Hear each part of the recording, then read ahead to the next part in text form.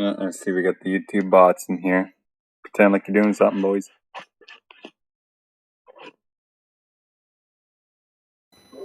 Slash shuffles papers.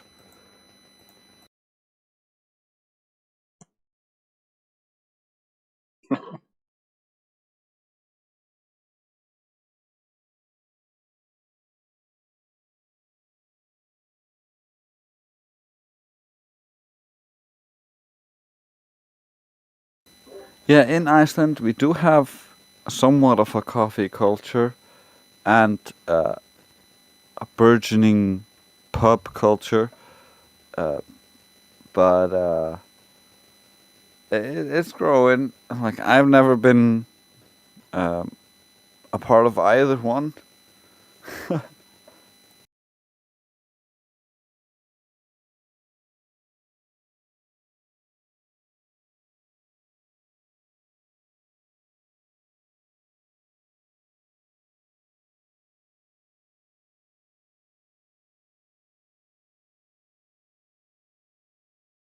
It's a lovely place to live, Iceland, as long as they're using harp to manipulate the weather and allow the Gulf Stream to reach Iceland and us to have moderate weather and not like Arctic weather. We've had really nice winters the last decade, so I'm not really complaining. If it goes back to being bad winters, I'm moving to America.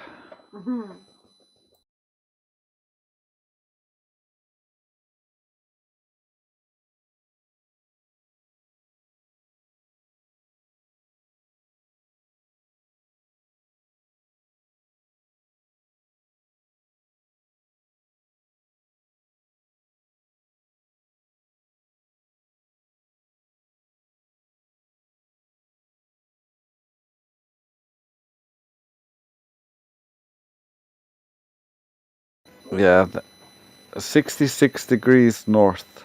Yeah, you're right over the census, over the fences.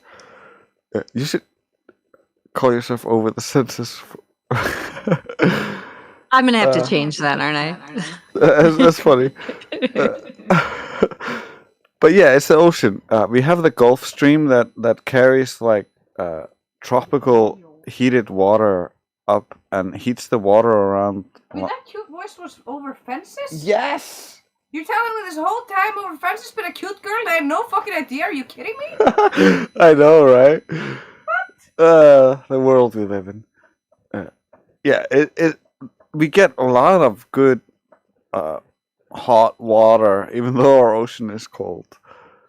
And somehow that helps, and then it appears like there's something influencing the cold air to move in different directions from the Arctic, and it moved over Canada and into the US. So you guys had our kind of winters. So I thank you for suffering in our stead. That's what surprised me because I've spent a lot of time in northern Michigan, and it probably gets up to about the 49th latitude, and it's much colder and more snow, it looks like, than where you are. It used to be really cold here. It's been getting more and more moderate over the years. But if you also look at the hot spots in the oceans, El Nino has been on the west side of America for an extended period of time, and they say that's very unnatural. Normally, it shifts around, and so there's a weird things happening with the climate, and somehow that's allowing us to have these moderate winters, whereas when my grandfather was alive, he crossed the fjords over the ocean being completely frozen over. So, like, we don't live in that kind of conditions anymore, and I don't want to.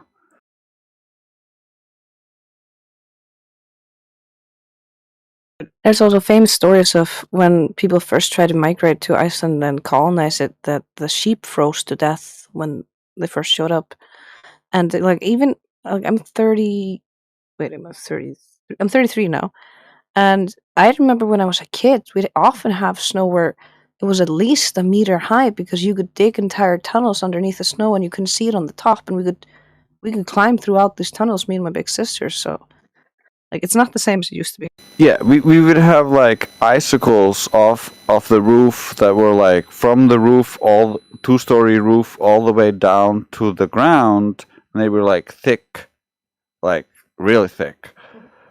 But that's how it used to be. Now it's like we barely get any snow during the winter. Like this is what it must have been like for Canada when we were having bad winters.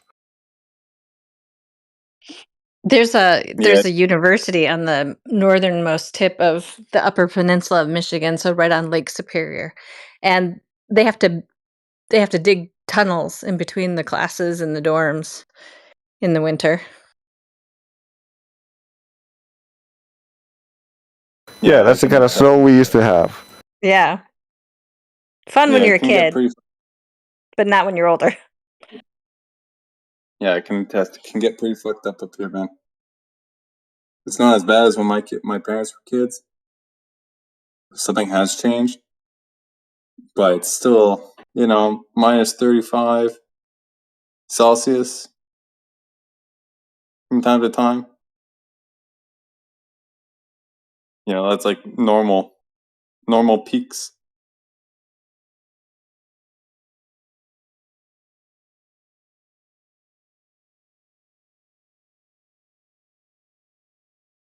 The humidity also impacts a lot how bad that is.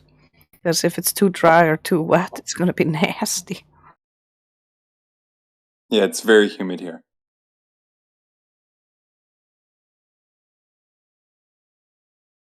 I gotta admit, my least favorite is when you get that frigid, dry cold, because it just dries up your skin so bad. And I already have sensitive skin, so like during winters, I always gotta put on hand lotion or I'll literally crack apart.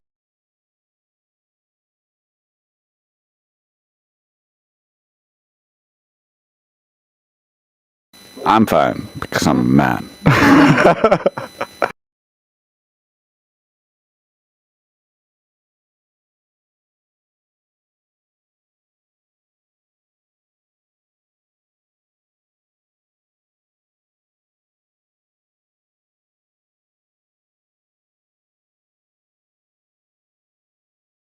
Yeah. Be real fun if some Globers came in here and we could try to get some information about how the Earth is globe. But they won't show up. I'm telling you, we should go to politics. I'm telling you.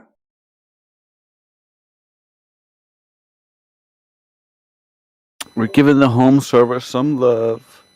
If you're out in YouTube land, this is 24/7 Flat Earth Discord. And we're at the home server right now. We were at English Hub before, having good conversations until it died down a little bit, so we're here. Maybe we'll go to politics next. Oh, where will we go?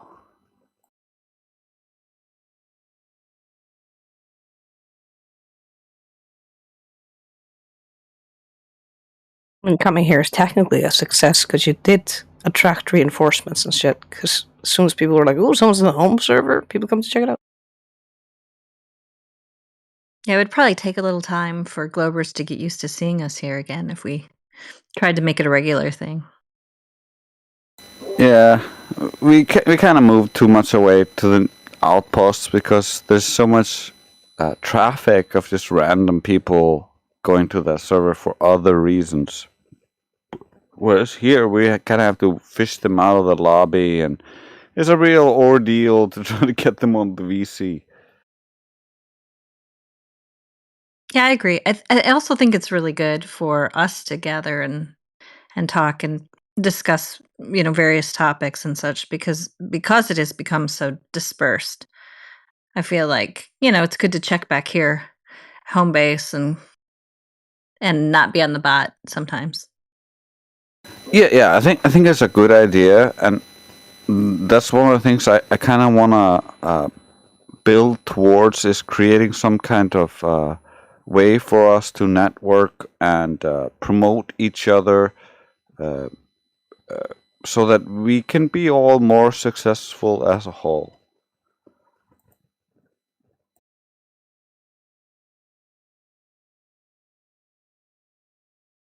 Some sort of website, some sort of maybe we have channels linking different things, but we need someone to promote those things. We need to get each other subscribed to the different YouTubes, Rumbles, whatever it is, just so that we get the numbers up, because that's what these average Globers NPCs kind of look at. They look at the numbers, they look at the popularity, and so we need to kind of help self-promote, help promote other people in our circle, so that we can kind of get further, instead of like kind of stagnating a little bit, because we're not. Some people are creating things and it's working, but we need to kind of work together. Well, I think we also have a pretty major cultural problem right now that we're trying to work against.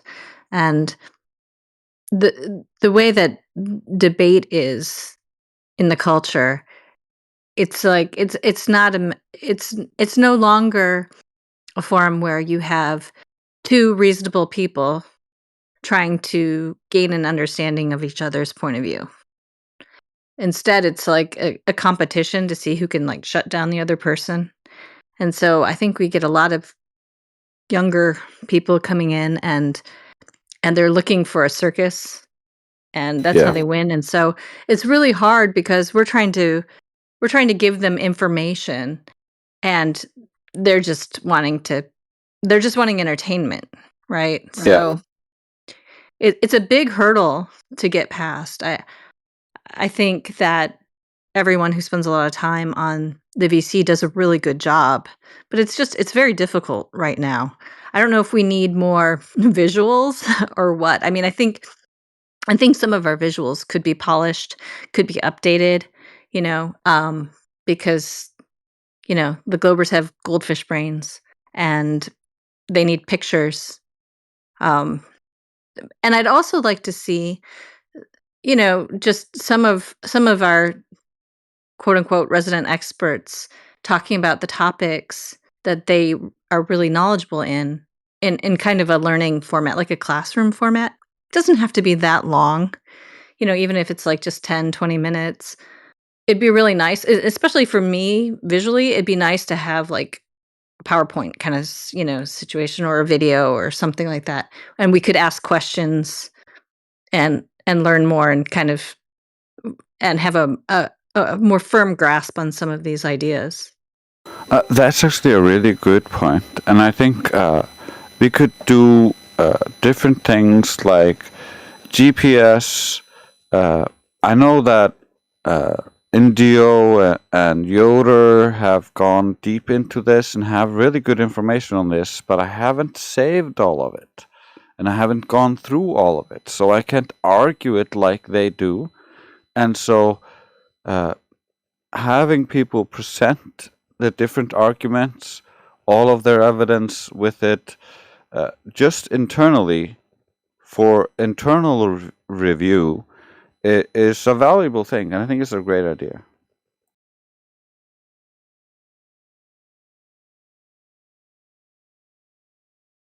One thing worth maybe keeping in mind is we do still have the 24/7 Flat Earth website still running. It's been up for maybe about 6 months to a year, with some of the last things that were done between I think it was Dandelion and I, just finessing it a bit and putting or maybe migrating some of the stuff that was on the old wiki page that was up at some point that India threw together. It's got ample real estate on it. I mean, like digital real estate, So we can do a lot with that. I think Drace, we talked about maybe putting some stuff up there a little while back. That's all still up for grabs, man. So if you guys have our problem is that we're too much like, we're not gonna ask anybody to do anything. It's up for grabs if you want it, and that's mentioned one time, and people forget about that stuff. We need to internally keep better track of this stuff. Keep people appraised of what's happening. Do we need a like a board for people to do their chores? Is that it? Like, yeah, kind of. Nobody's doing their chores, and so nobody's cleaning the room. That the toilets is dirty, and so we need somebody to be like, bro, like, who's in toilet duty today? Well, I mean, I've always got the website duty. I was anticipating somebody to come up with an idea and be like, "Hey, what do you think?" Bro, talk to me anytime, and I'll brainstorm with you about the website. I'll work on it with you. All you need is to engage me. There's so many people that are just like ready to be engaged. And they forgot about. They don't remember. That's true. They're busy with their own lives, but like a task they could do that on the side. They just are not gonna like say, hey, I'm willing to do the task, because they don't really know that the task exists.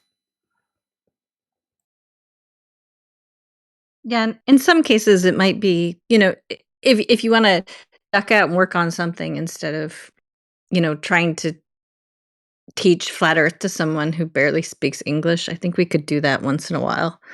But also, to be honest, like, I didn't even know we had a website. That's the first time I've heard that. And that's crazy. Yeah, that's what I'm talking about. I helped a little bit with the wiki, a little bit. I worked a little bit on the fallacy section. I didn't even finish it. Like, if you're using any of that, let me finish it. Talk to me, bro. Cool, man. Well, check it out. I'll put the link in the chat. If you guys have any ideas, I want to redo the wiki. I want to revive that, but I don't want it to be fucking Wikipedia. I mean, it was cool and all that, but these guys are so dumb. They're like, I'm not going to Wikipedia. It's not Wikipedia, obviously. It just uses the same software that Wikipedia uses. It's content management. Yeah. Well, they're just so dumb. They think it's actually Wikipedia, dude. Yeah. Well, what Dandelion and I did was take, I think, one of the first page that was available that just had a large number of common arguments or topics or whatever. That was like the most easily accessible one. The Q&A page. On the 24/7. Yeah, the Q&A page, the question answer Q&A page. Exactly, yeah. And we just reformatted it. So if you go to the website here, I just put in the chat, scroll down to the FAQ section. It's kind of just, reformatted. Same content.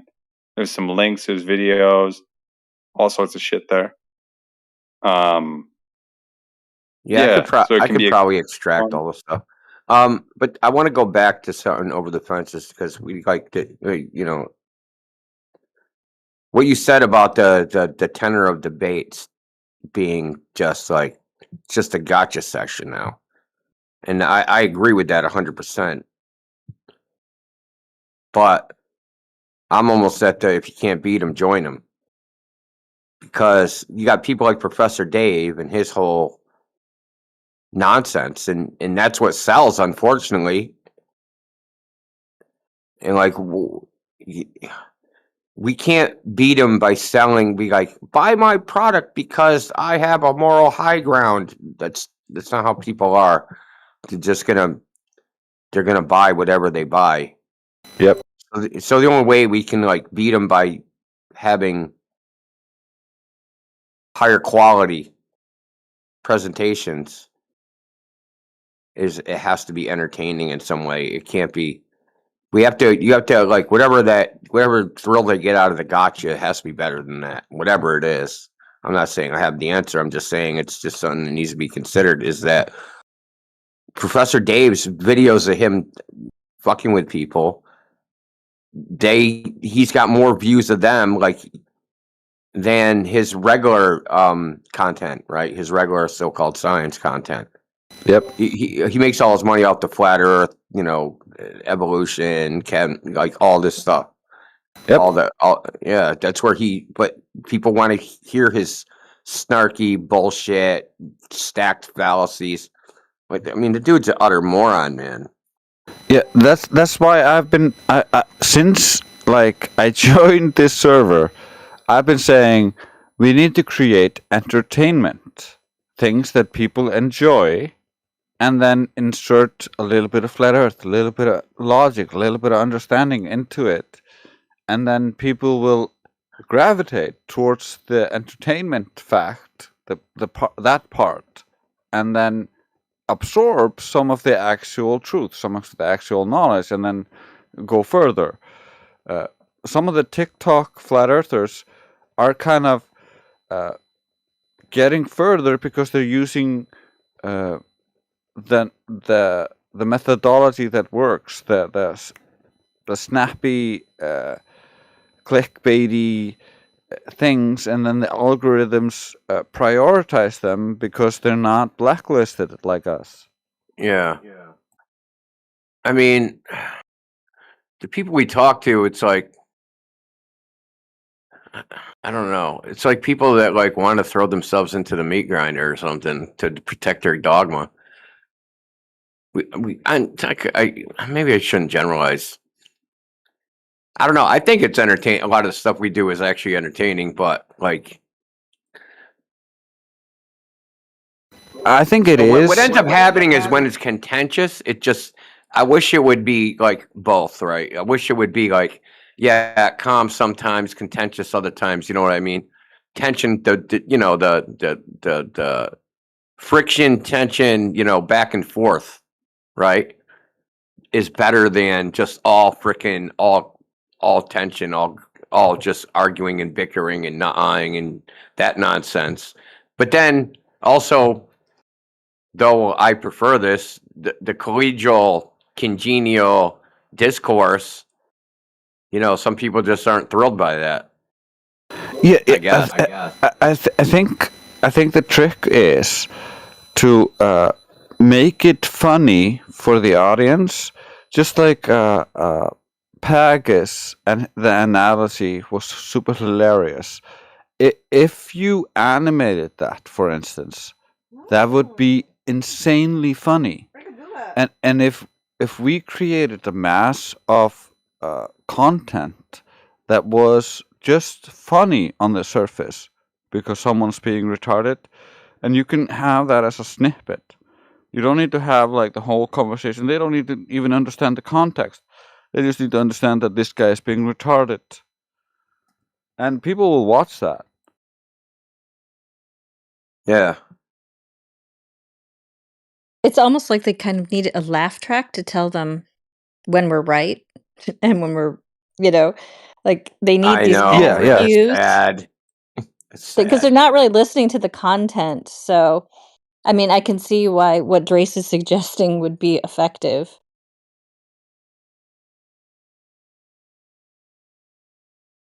It's also just disarming as fuck, because I can tell you, when he first told me about FE, the first thing he did was show me a 2-hour compilation of NASA fails.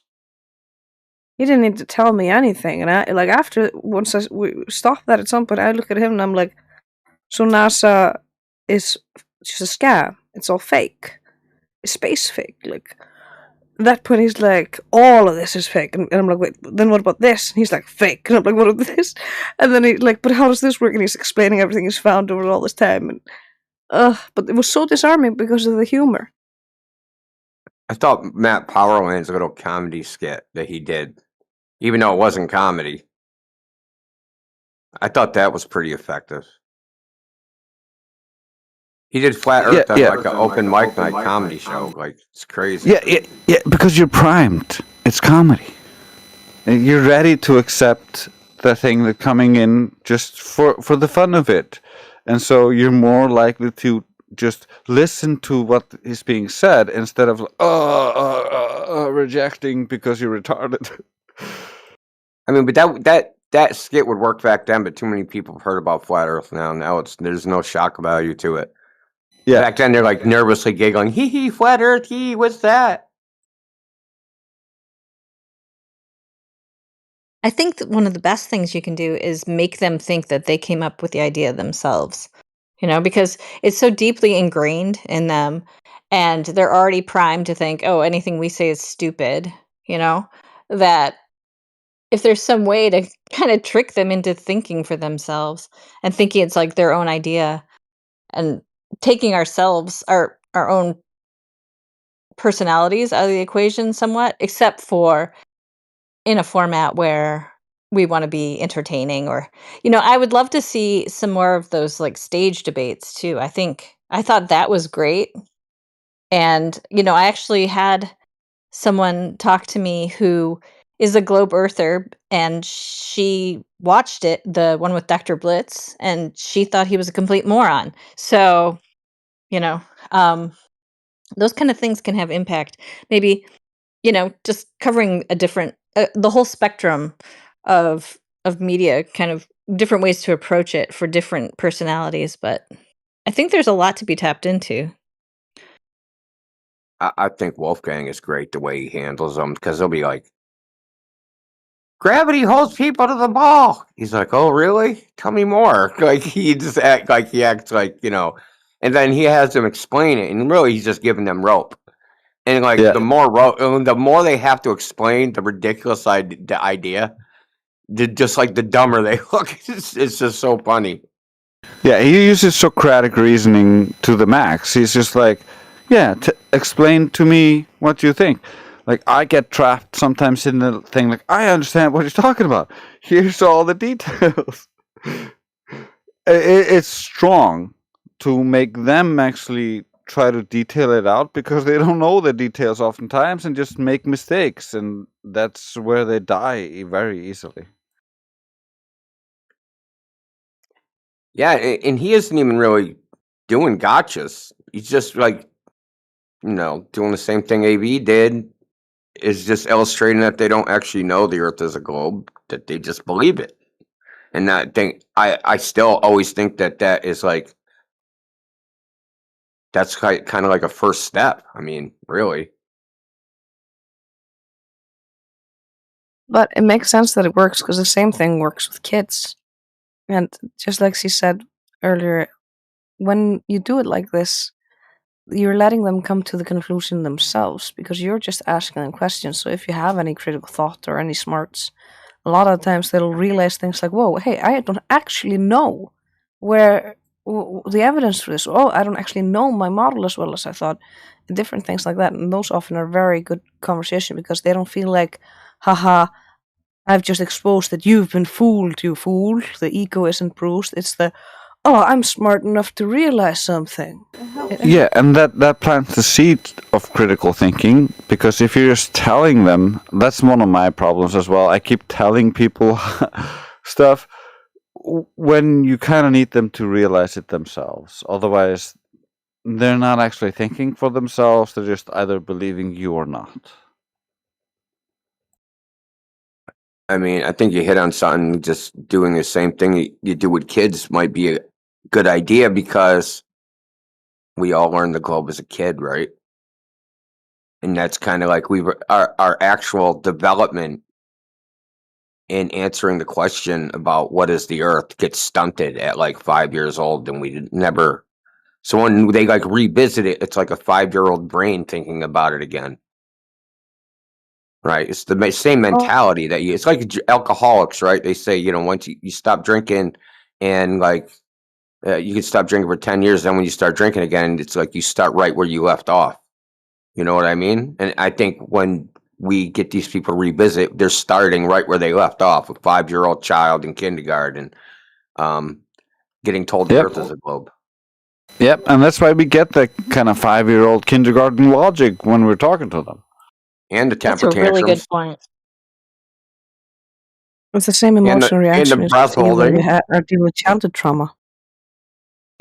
They hold their breath, throw themselves on the ground. They do everything. Little brats, brat goobers. Also, generally, tricks like this and psychological and communication tricks that work on children generally work on adults as well. After all, kids are like the purest form of human you can find. They're not been programmed as much with other stuff. They're just human, and they have so little experiences. It's probably also why the cabal always goes for them young when they want to experiment and try to mess with people. Yeah, and history has shown us that, like, that experimentation has borne fruit. They have MK'd Ultra people. You know, something you said about how Wolfgang does this, and made me realize that they often want to tell me the same story they learned in third grade. And because I know the story, obviously we all know the story, I'll just stop them, or I will say, yeah, yeah, you don't need to tell me. But maybe instead it would be better just to let them think that they're teaching us, and thereby expose the holes in it, because we can just act like, oh, wow, really? Okay, so explain this, and maybe Yeah, seem yeah. a little more less antagonistic and more like, "Oh, you're so smart. No, tell me about the globe," and let them kind of stumble over it. Yeah, exactly. That is the beauty of Cyclone or Wolfgangs or how AV used to do it. Uh, you get them to try to explain it, to try to word it out, and in so doing, they will realize internally that they don't really know what they're talking about. They're just talking out of their ass. But if you tell them they don't know what they're talking about, they're talking out of their ass, they get very defensive. So they kind of need to realize that themselves. The same thing, kind of with a good example I once heard from a person whose job was telling visitors in an aquarium about some fish. But basically, it's the humans love learning and they don't like finding out that they're wrong. So, for instance, when somebody points at a fish and says, "Oh, look, a tiny puffer fish," if you say, "Oh, you're wrong, it's not a puffer fish, it's actually a northern angle spinefish," or whatever the fuck it's called, they're gonna leave that interaction being like, "I've lost all interest, I don't want to know about this." But if you come in with, "Oh, what a cute little puffer fish," and the guy goes, "Ah, you're correct to think it looks a lot like a puffer fish, but in fact, it is this kind of blah blah blah blah spinefish," and then you can teach them more about it, and they're more ready to hear you out, because instead of being made to feel dumb, if you kind of validate their opinion, their belief, or the other thing in one way or another as reasonable or acceptable, they're more open to hearing you out when you correct them. Where you're like, "Oh, that's a classic something that like people often confuse these two because they're so similar. You're right about the this or that. If as long as you find any kind of positive encouragement, people are simple. You just need to make them feel good for them to want to stay. If they feel bad and they feel dumb, they're not going to want to stay." Very true.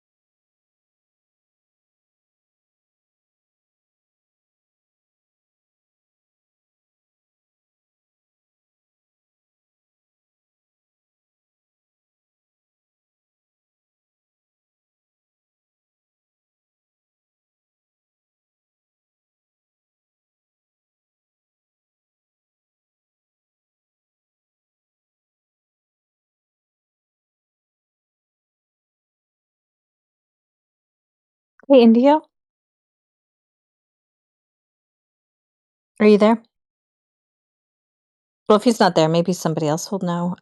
I'm curious if we know what the numbers look like uh, here at 24/7, and if they are still remaining pretty steady, or we're seeing an increase or a decline, or just what's the state of things right now? Does anyone know?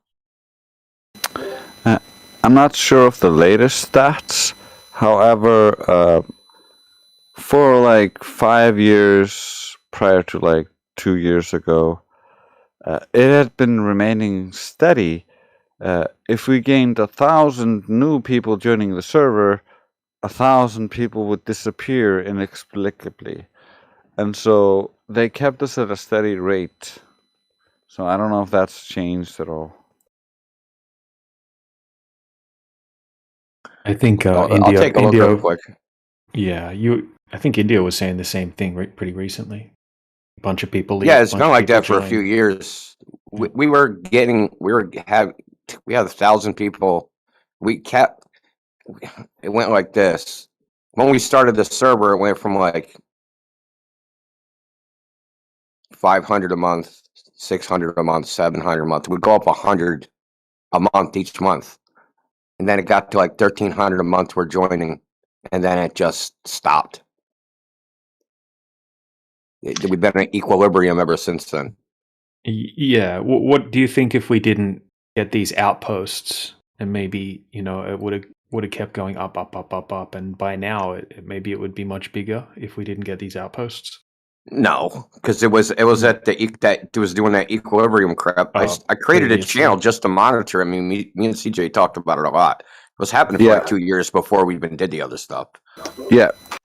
The only reason we created the outposts was because of this kind of shenanigans where no matter how many people, how many raids we got 10,000 people during this couple of days.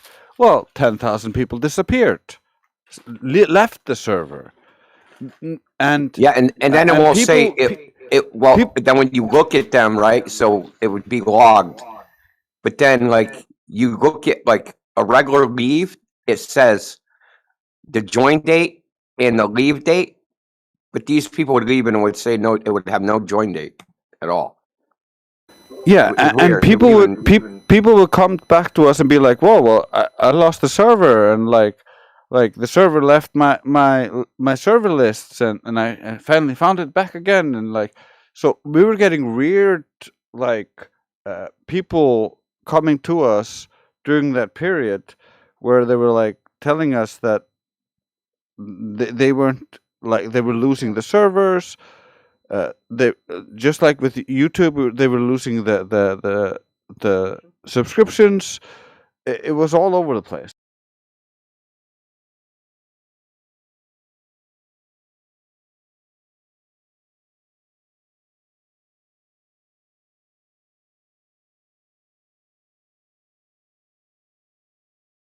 Does anyone have any idea on how many people we get back here as a result of the outposts?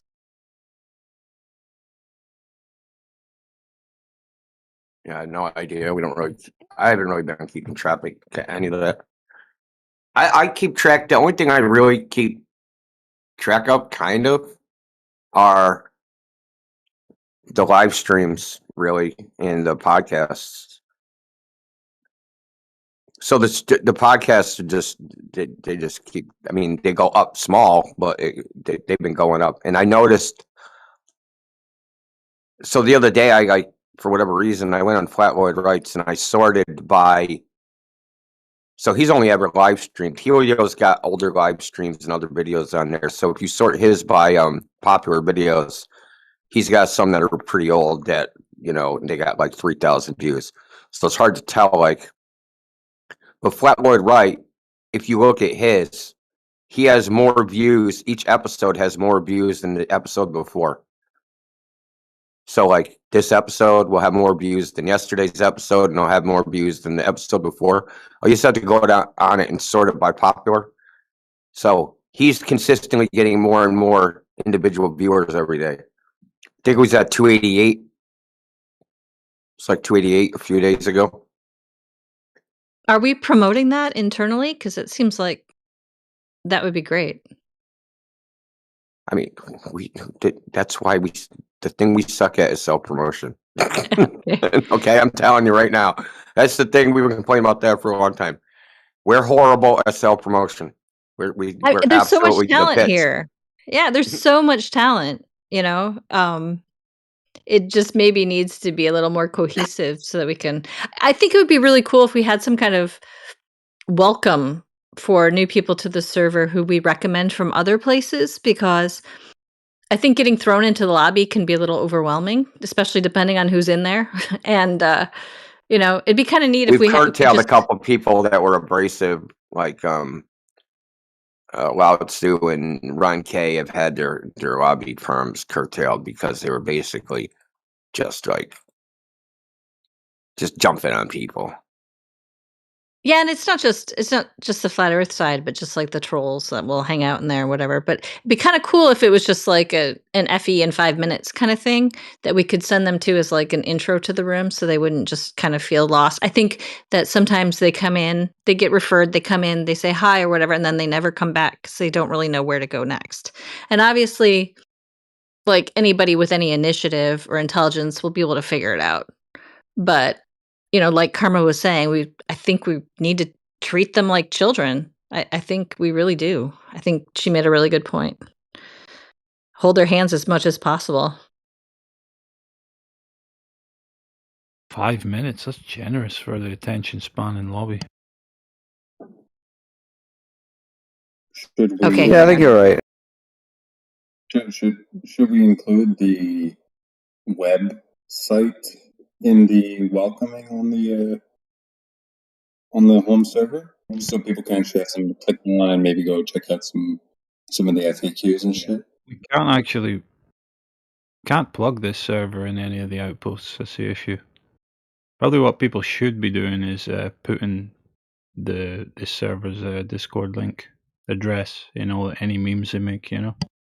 Yeah, we can bypass their city rules by using the website that we have access to, that one of us is creating and they're contributing to. If we create it so that it leads to the Discord, you can simply link that website. Well, Yeah, it it leads all directly to the Discord, and the more user friendly you make the website, the more it can funnel from these other places. Yeah, so the site currently has links to all of our outposts and our main server right at the front, and then right below it has the FAQs. So either we link that, and then they do kind of like what you're talking about, Drace, or if we have the link on our own home base, like in the lobby, as like a header, paragraph, part of a header paragraph or whatever it is, introductory thing. We can encourage people to check out the FAQs, just scroll past the buttons unless they want to jump, to another server that we're in or whatever. Yeah, I see it. I'm looking at it. It looks dull and boring. We need to. It is very dull. Yeah, we need to spruce it up a bit. Create some kind of hype so that people want to be on that website and check it regularly, and that kind of stuff, so that it creates more of a flow towards the Discord, and then you don't have it as just a text at the top with nothing there. You have something to catch their attention. You have something like the Discord with some icons and stuff to give them like sense. Oh, this is normal, because they operate in this world of everything looks iconized. All for that. Anyone got any design ideas? Throw them my way, or we can brainstorm or whatever. Been open for that for a long time. Okay, so I'm gonna tell you guys. Oh, hold on a second. Let me just go over this. So for the last, I've gone through this a couple times. I've said it on the live stream. So for this month, the last 30 days, 675 joins, 611 leaves. So the few times that we've talked in here about it, same thing. It's about this. It's within each other, like within 20% of leaves and joins, and it's been that way for a long time. I don't know why it's happening, but it's been happening for a long time. We're being nerfed, or not nerfed. It's like they're trying to make sure we don't crack 30,000.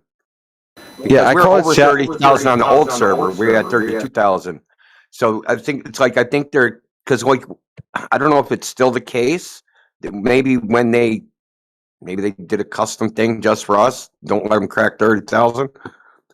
But it used to be the case that if you cracked 30,000 people, they had to upgrade your server. You had to email them and ask for your server to be upgraded.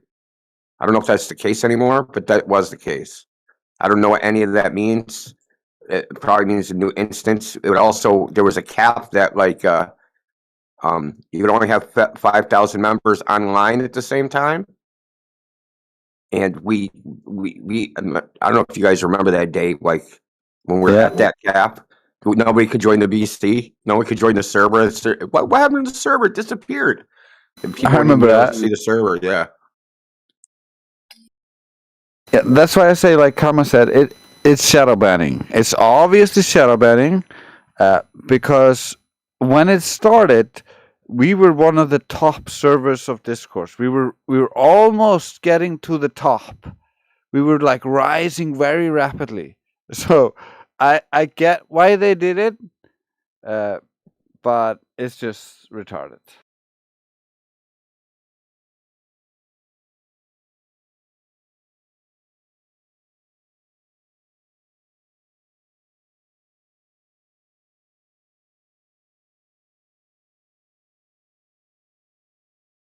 Now, after years of in suppression, 3 months, sorry, we're at a surplus of 357 in the last 3 months.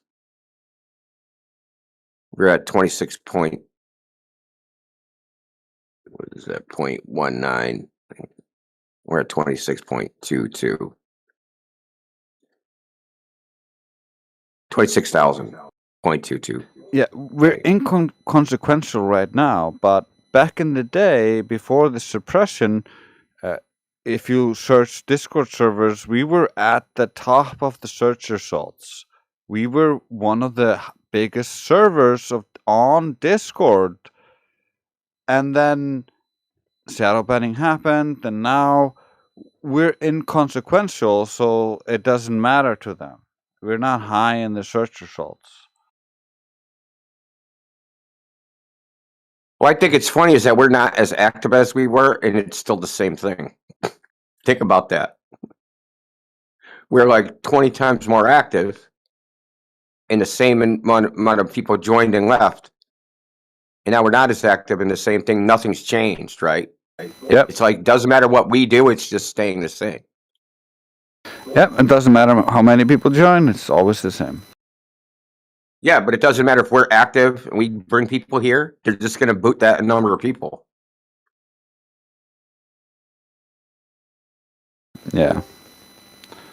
It's pretty sad, but at least this server operates as a archive for all of our information, so they can just get fucked.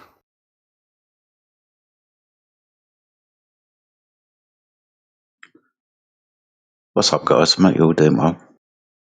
So, man. So, been listening since I joined. Really interesting chat. Just come up with an idea.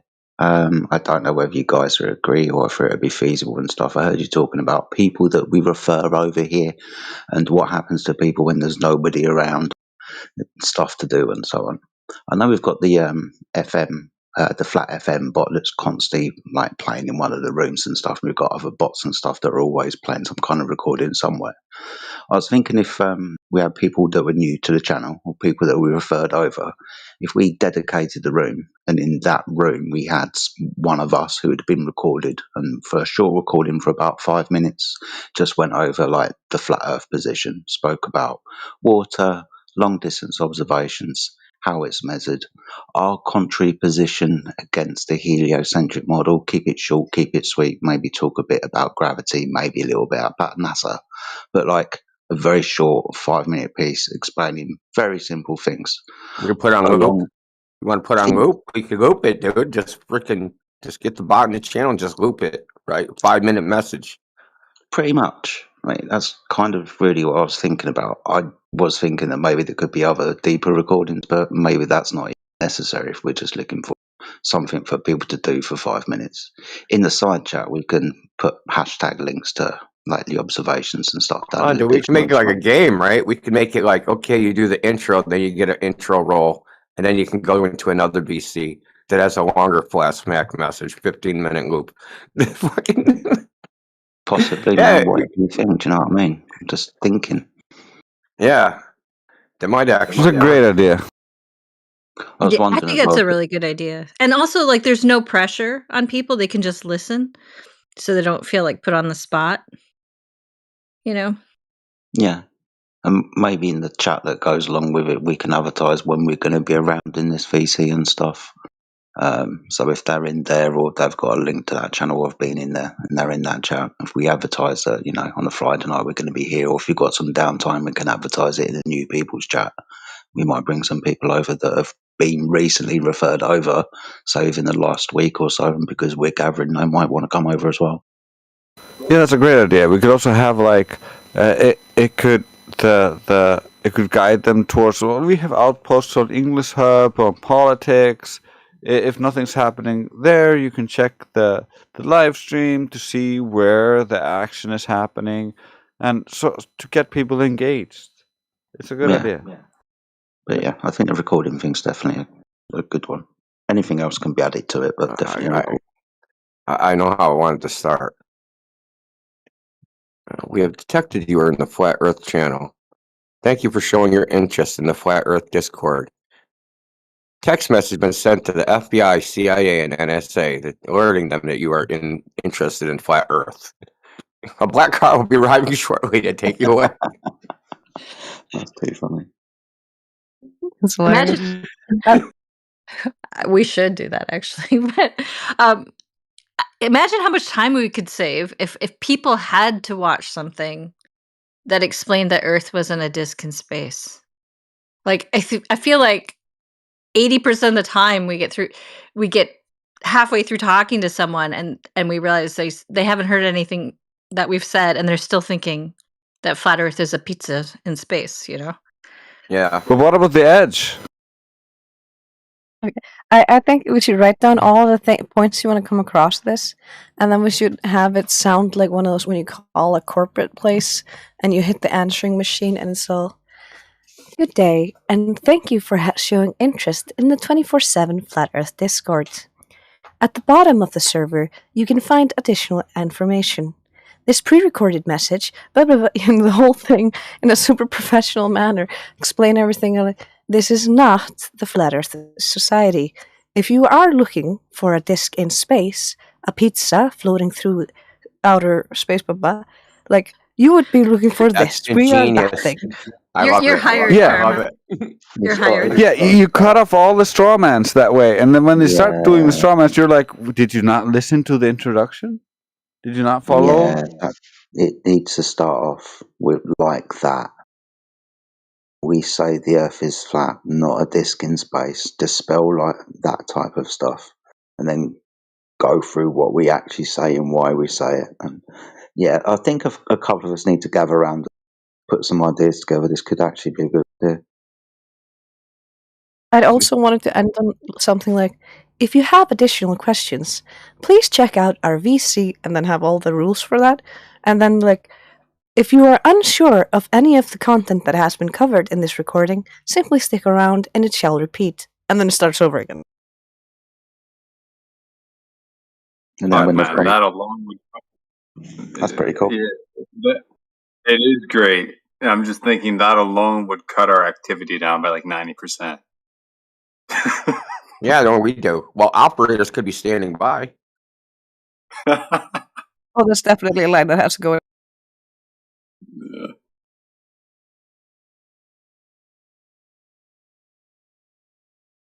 I'm also really used to doing the professional voice on the phone if I know what I'm supposed to say.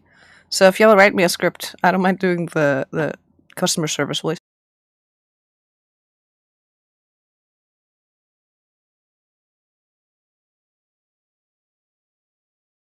I don't know if we should have you do it. It sounded good, but you're not annoying enough. So Do you want me to do it in an Icelandic accent? Or... no, like when they in America, it's just like when I get to that crap, I'm like these fucking annoying ass people. Yeah, that's when you're dealing with a shitty company. We're not a shitty company. Yeah, that's right. We're a good company. We're the good guys. We could get Siri to do it, and then they'd all feel comforted. That would also be hilarious. Should we do an Elon Musk's voice? Hey, Trace can do that. Trace can do the whole thing in Elon Musk's That'd be voice. great.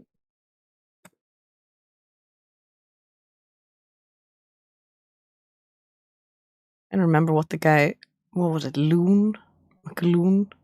Yeah, McToon's voice. We can also use that because he has a really annoying voice. If you want to know. Oh my god! Please, if you want it annoying.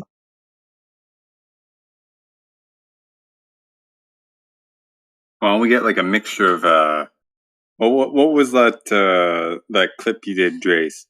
It was Neil deGrasse Tyson, McToon, and the other guy, right? Father Balls. There you go. Yeah, get like a little trio going on. They're arguing and then talking these points and shit. That would be fucking hilarious. That'd be easy.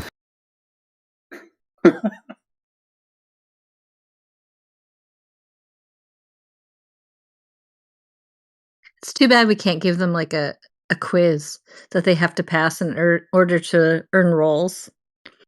You know? Like when they say they want because they're always going on about how they want a Glober tag. So it'd be great to have like, well, sure, but you have to pass this test with an 80% or higher. Here you go. And then they can find out how little they know. We could actually do that, probably. That's a great idea. There's probably a way to code a bot for them to answer questions. It's possible. It's also, you can just have the human element, man. If you have a script somewhere where a person who can give roles, has that authority, has access to, and it's pinned at the top or whatever, then it's just like, oh, you want the role? Here, let me pull up the role interviews. What role do you want? Yeah, but even with a bot, you could make him go through like A to D questionnaire where he answers the questions, and then you could have a person go through the results.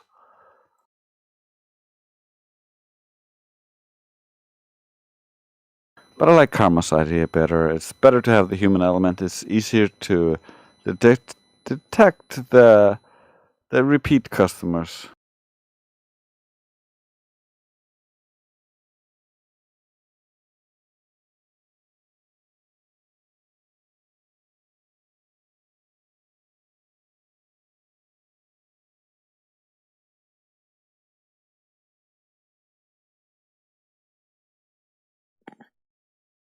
All right, I'll put this out there now. I am going to dedicate my Saturday to website adjustments.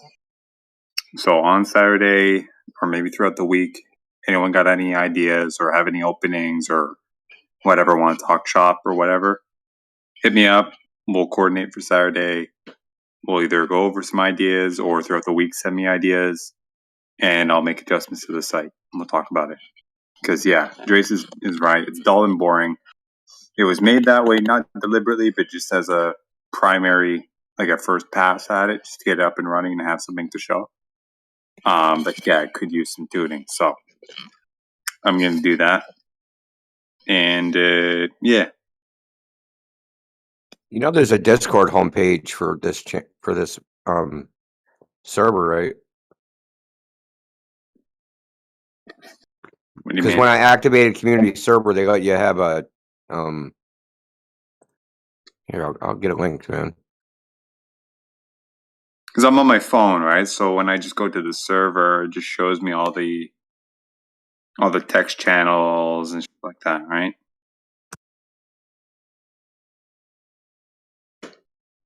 Is there more to it? What are you talking about, man? What are you Talk about talking it. about? This is what I'm talking about. Let me see. Hold on. That link I just posted.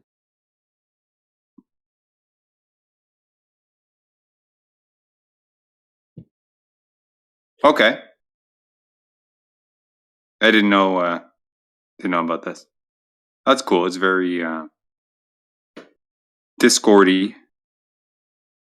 Yeah. Fair enough. Cool. So we have that too. That's our problem. We have a bunch of things. It's not coordinated. We need to kind of merge it together into a coordinated whole to project out to the world a stronger position, because it's kind of getting buried in the algorithms everywhere, and each one of us kind of needs to create an outlet. Some of us are very censored already, so everything's not going to get through, but some of it is, and that's where it's going to shine. Can't we just make like a text channel or something that is called something like, I don't know, PR or something, or sharing, or I don't know. You'll figure out a good word for it.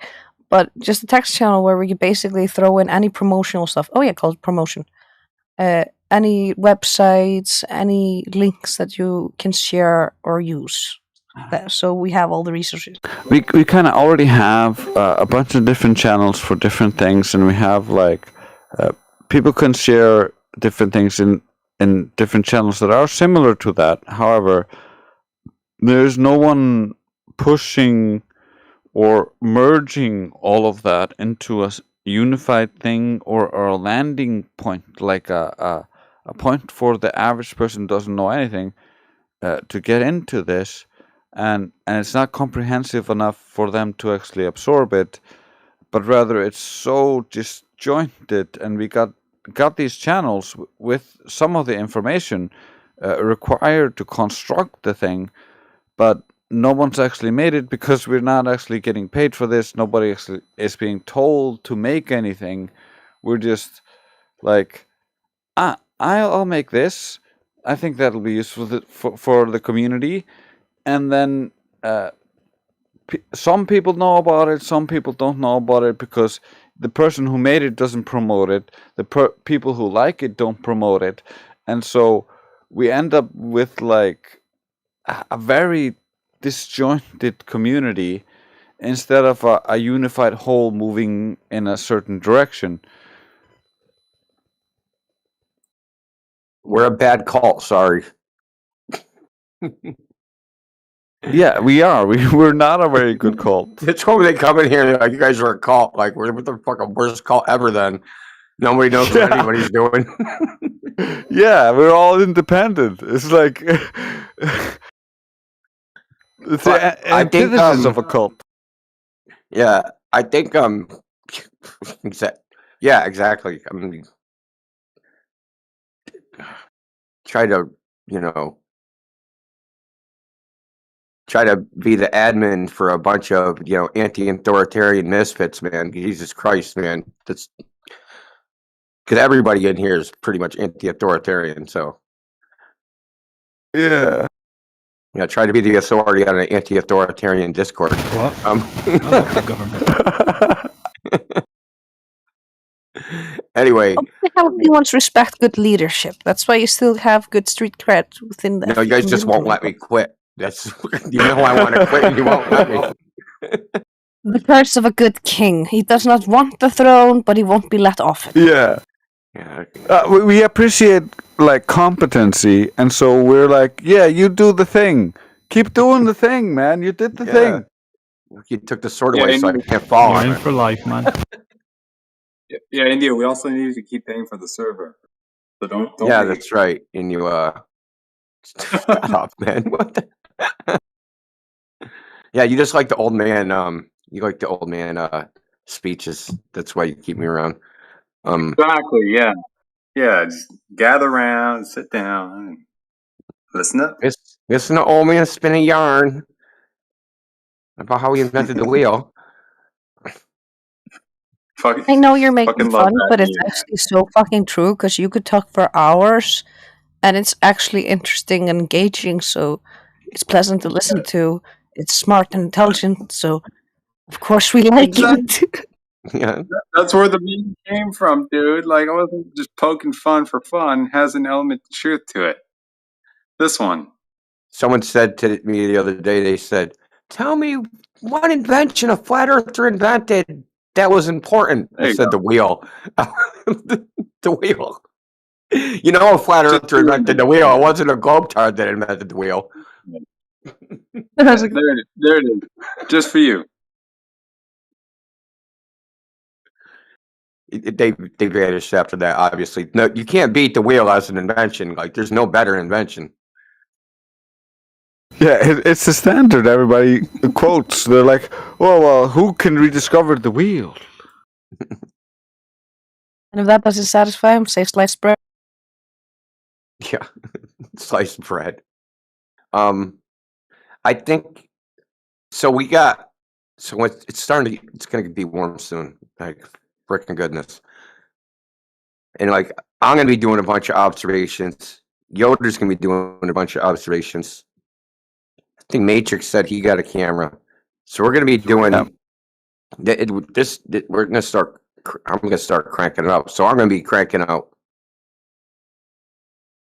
content. So, and DJ, they said DJ used the last one I did Yeah. against McToon, and McToon freaking spurred out or something. I want to hear that. Yeah. I'm planning to do this. I'm planning to do the same thing. I'm planning to buy a camera that I can use for infrared and do observations to confirm my optical framework. So all of us are going to be doing some good experimentation that is going to fuck them up. Yeah, I got plans to make a ton of content this year. I'm gonna be doing tons of just 101 stuff. I think there's a huge gap at the moment where all the like when people come in and they say, "Oh, like, do you guys have some videos we can go and watch?" I don't know what to send them because I don't want to About send what? them all any of the Eric DeBay stuff or the ODD stuff or Oh, anything like yeah. that. So I'm gonna, I'm just gonna make a lot of 101 stuff, just covering the basic questions. So, the same 20 questions they all ask when they come in. So Yeah. different time lengths and stuff like that. Right now, I'm working on a the McToon debate that I had yesterday. Just got some interesting ideas with that. I'm going to put together my own Where was video it? where I Where'd you have it? Where was the What's debate? that? Oh, Where it was the in debate? QOps. Yeah, QOps server. It's Because someone it's last night like a sent me. mm-hmm. Charlie Handsome sent me a link to that anti-truther live. Yeah, that's where it was. Oh, okay, that's where it was. Yeah, I've got the replay. I've downloaded the McToon one, but McToon's audio was cutting out. His audio was cutting out sporadically, like the whole time. But the anti-truther league one, the audio is perfect. So spliced that with good. Yeah. So he was on his stream. He was on his. He was live streaming. He was live streaming, and QOP was live streaming as well, and it was hosted on QOP server. Oh wow! And I was listening to it. I wasn't planning on debating him or anything like that. It was like I was sitting there. It was 5 a.m, and I was listening to him. He was kind of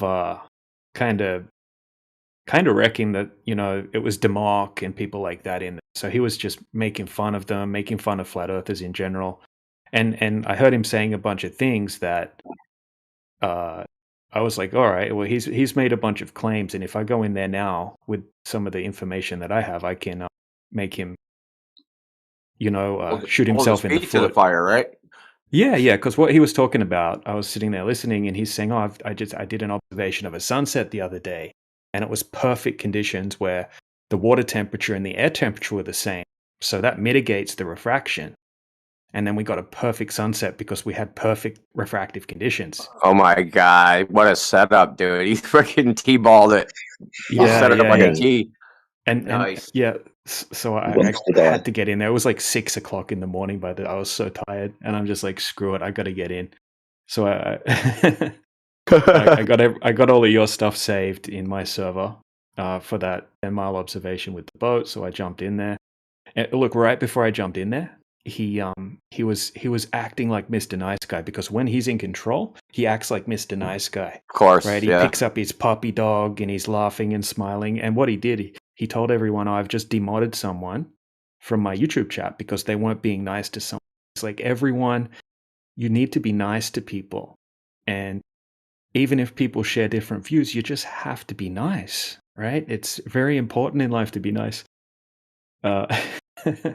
He was And then- saying that dirtbag. Yeah, he was saying that. Wow.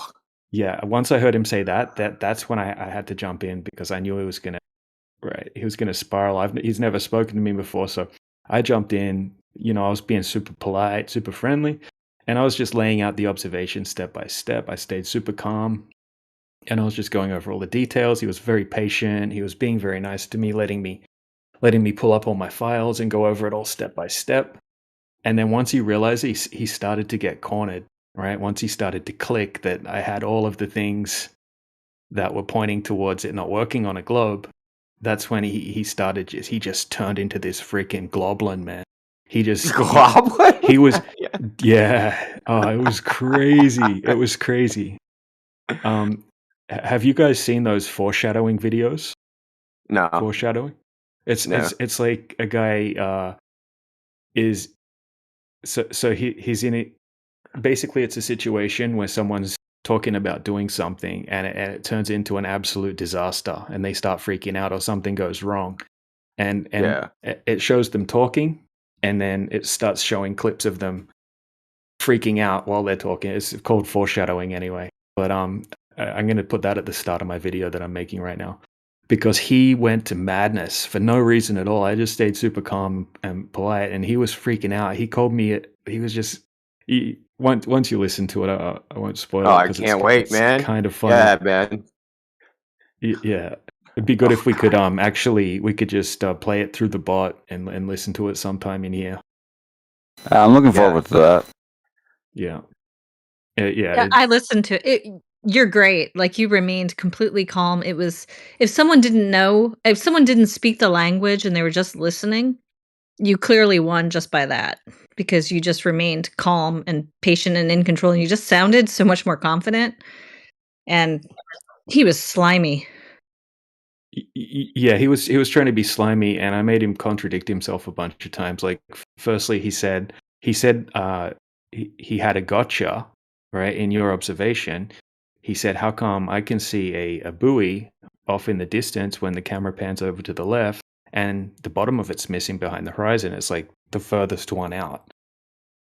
And I started saying, well, that's absolutely ridiculous, right? Are you saying that you can't have bottom-up obstruction on a flat surface? And he said, yeah, you cannot have, it's impossible to have bottom-up obstruction on a flat Earth. Mm-hmm. And like, he was just setting up for failure right there, because I started getting into sinking refraction. I asked him, do you know the definition for sinking refraction? He said yes. And then he laid it out exactly how it is described by the mainstream. And so I was like, okay, so that means that something could appear to disappear bottom up. Like, I read out a bunch of definitions. I said, so something could appear to disappear bottom up on a flat surface, yes or no? And he just went silent. He wouldn't respond. It's actually, it's kind of funny. I won't spoil any more. Oh my God. I've been trying to get them to admit that for freaking 10 years. He admitted it. He said, so first he said it's impossible to have bottom-up obstruction, and then about 10 minutes later, he said you can have bottom-up obstruction on a flat Earth. He was forced into it. He couldn't go against it, because he would have, How long till it's ready, dude? Yeah, he's been trying to avoid that one for years. Yeah, I'm working on it right now. It should be ready in a hour. But I mean, take your time. There's no pressure. I mean, we're chomping at the bit, but seriously, no pressure. Yeah. I mean, all of the audios, like, I got that right now. You can just skip to the part in the live stream and listen to the whole thing anytime. I'm just putting together a better edit of it, but I've got a crisp, clear audio version on QOp's Livestream, and we can just play it now if you want, or later or something. I know. Well, I don't want to steal your thunder, man. Are you clipping it, or are you just gonna play it like? Oh no, that's fine. Yeah, we can just stick it on now. That's fine. That way I don't have to rush my production. You didn't have to rush anyway, man. You be thinking about these guys. They're fucking on me. Gotta get this out. I just want to hear him get fucked. Come on. All right. I mean, I'd I'll have bring it to up. grit my teeth waiting for listening to McToon's voice. It's good. It would be yeah, it's good to watch his expressions on his face. Yeah, I bet. On the live stream, it's kind of funny. But yeah, I'll just bring it up now. Here, I'll just check what time it's at. We can just seek forward on the bot, right? Just remember, once you finish the video, once you've edited it and stuff like that, to let all of us know so that we can publicize it and That'd be let awesome. everybody know so we can watch it. Awesome. I will. Yeah.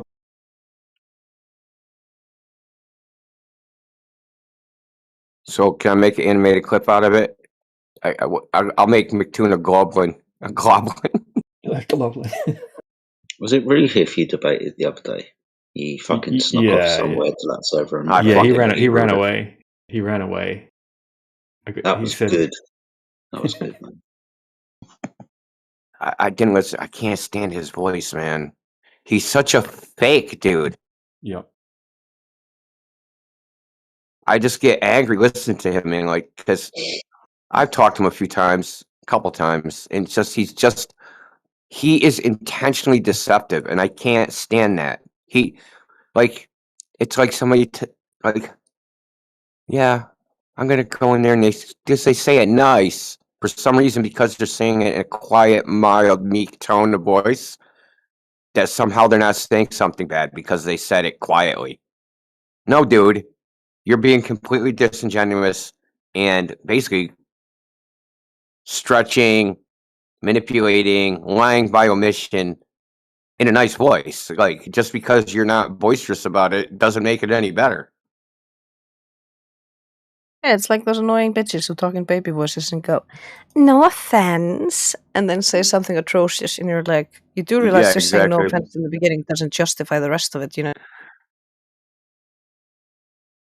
Yeah. You're gonna get triggered at what they're saying at one point. I'm already triggered. You're gonna get triggered at one point. Yeah, but then it gets. Am I in it? Did they mention me? Oh yeah. Oh, dude, really? Yeah, it's all about you. Yeah. Oh, fine, son. Then. Yeah. Oh, hell yeah! I'm just trying to find the exact point where it starts. It made me so mad I had to pause it several times. So just be prepared. Oh, dude, I love it. I love the hate boner, man. Yeah, because I was listening to him. He debated QOp. Yeah, he debated QOp on QOp's server, and I remember him saying one thing. Like, he was kind of walking over QOp because QOp's kind of new to FE. But he was saying how why are all flat earthers such pussies that they can't present single long distance observation and then go over it, right, and put the math to the test, put the globe math to the test. Why are we all such pussies that we can't do that? Isn't that what we do every? Yeah, you told me about that. They said that. It's so ridiculous, man. Just it's like when they say there's no evidence for a flat Earth. It's the most ridiculous thing. It's like they're gaslighting. Yeah, they have to be, right? That's why I just asked them. I go, well, why do people used to believe it in the past? And what they'll say is, well, they were stupid. Yeah, but they still believed it based upon the evidence they had. It looked flat. That was evidence, right? That's what they based. So there is evidence. You might not agree that evidence proves the Earth is flat, but it still is a piece of evidence, regardless. All right, I got it ready. What's the command for the music bot in this one? / or play? Yeah, / works. Yeah, it's /. All right, and then I'll just start it, and then I'll seek it to 1 hour 32. A second. Work. Sorry, I concede you win. You flat earthers are superior to my humble globe zealots. You guys hear that? Well, no, I just freezing temperatures. He probably has him muted. That might be the logical thing to do in those situations. That's why.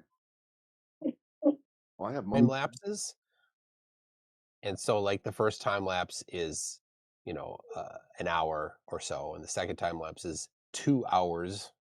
So each time lapse gets longer time embedded in the time lapse. So all right, here we go. Oh, so you can see the trails, but you can also see them moving. Yeah. All right. I have, it's on my Dropbox, but I have Dropbox off while I'm streaming. So I'm sorry, I can't pull it up right now.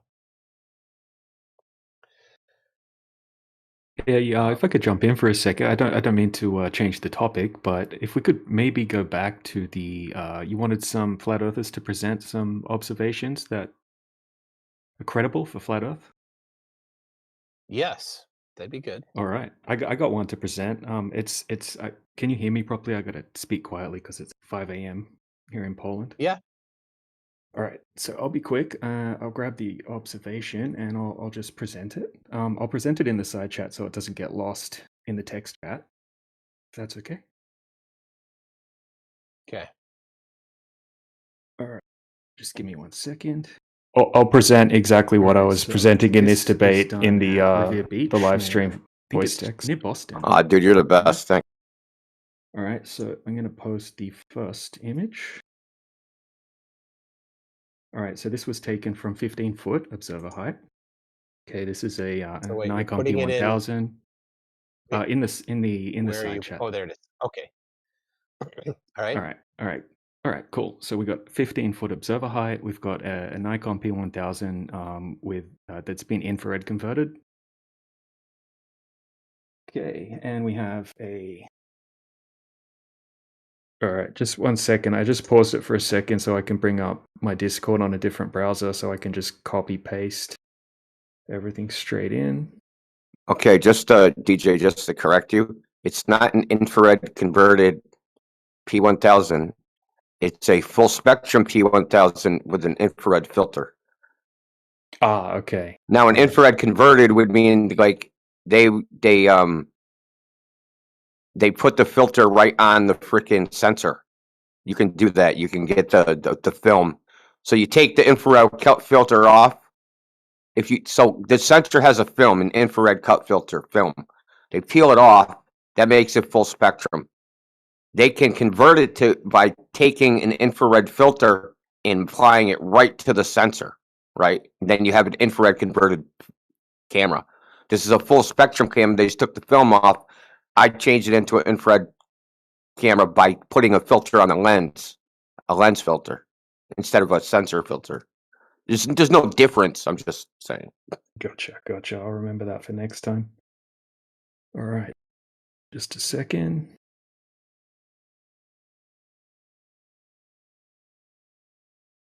The good thing about it is that you have flexibility because I can buy any number of infrared filters, right? 750, 830, or 840 or something, or 850 and 930, and they make even 1100 ones. If you do the internal conversion, can you still use it normally, or is it just infrared completely? I think it's just stuck on infrared. Oh, that's ridiculous. Yeah, I'd definitely not do that.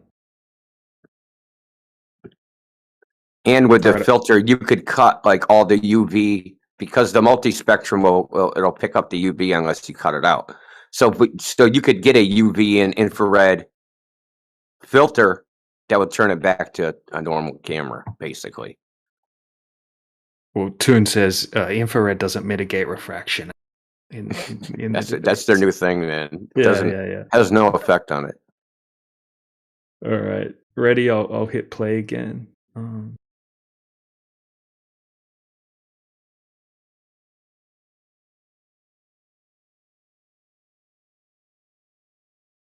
Go.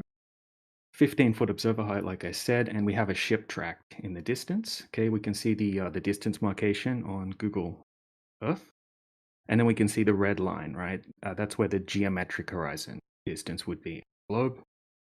Okay. Now, all right. So now, right. Next up, we have the ship. All right. So this is the screenshot from the ship tracking. All right. Just a moment. Here it is. Okay. So we have the coordinates here. Scarlet Isabella, and if you have a look, the coordinates match up on the Google screenshot. Okay. Okay. All right. Next up, we have a buoy that's basically between the ship and the observer. Okay, and the time that the observation was taken was around 3 p.m. And we have a reading from the buoy of the water temperature and the air temperature at 3 p.m. So I'll just post the data from that in the side chat. 1 second. All right, so here we go. There's that. And the temperatures. 1 second. It's the next one.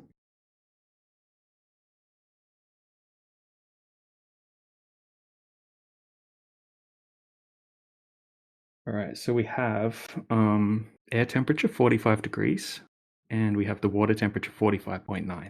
Pretty close, right? If anything, it would work against flat Earth, right? We could have a slight bit of upward refraction, maybe. Okay, so now. Well, all right. How far up is the air temperature at the top of the buoy? Yeah, so you Or do you can know see where? a picture of. Well, it's just it's reading the air temperature. Yeah, it's probably not too far up above. Yeah, I'm not sure how tall the buoy is. Could look up the height of the buoy, but Okay. yeah, it's the reading that would go onto the the weather report, that kind of thing for that particular area. Yes. Okay, so next up, all right, so here's just a picture of the clock. So a picture of the clock was taken at the location just to show you that the observation was done at the time that buoy reading was taken. Right, so the guy that did the observation, he specifically, like you did with your sunset, right? He waited to find a day that was going to have pretty much uniform water and air temperature, and he's using the infrared as well, which helps a bit. All right, cool. Okay, next up, just a picture of the camera setup.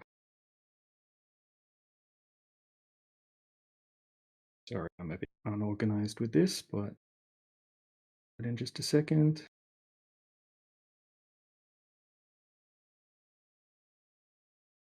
All right, here's the camera setup.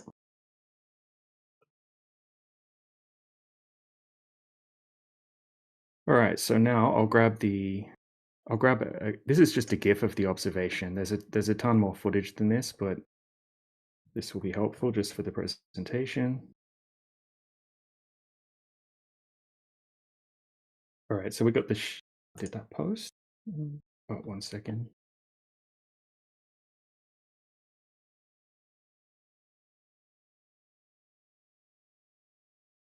All right, it's just uploading now. All right, so this is the observation through the infrared from that camera. And what we'll see is the ship that's 10.6 miles out. Okay, and you can see the whitewash on the bottom of the ship. The ship's 10.6 miles away. And we have the geometric horizon distance should be at about 4.6 miles. Now we've pretty much mitigated the refraction issue as much as possible here. If anything, the refraction works slightly against FE.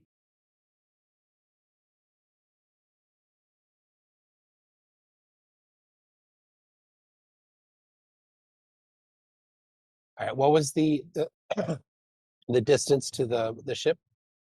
10.6 miles. Right, so it should be about 22 foot hidden, something like 2 stories, 2-story building, a bit more than that. Yeah, I wouldn't. Was the buoy also at 10 miles? The buoy's in between the two. So if you scroll back up to the picture of the buoy, okay, with the data of the buoy, you can see the buoy just there. It's basically in between the ship. You can actually see it when he zooms in.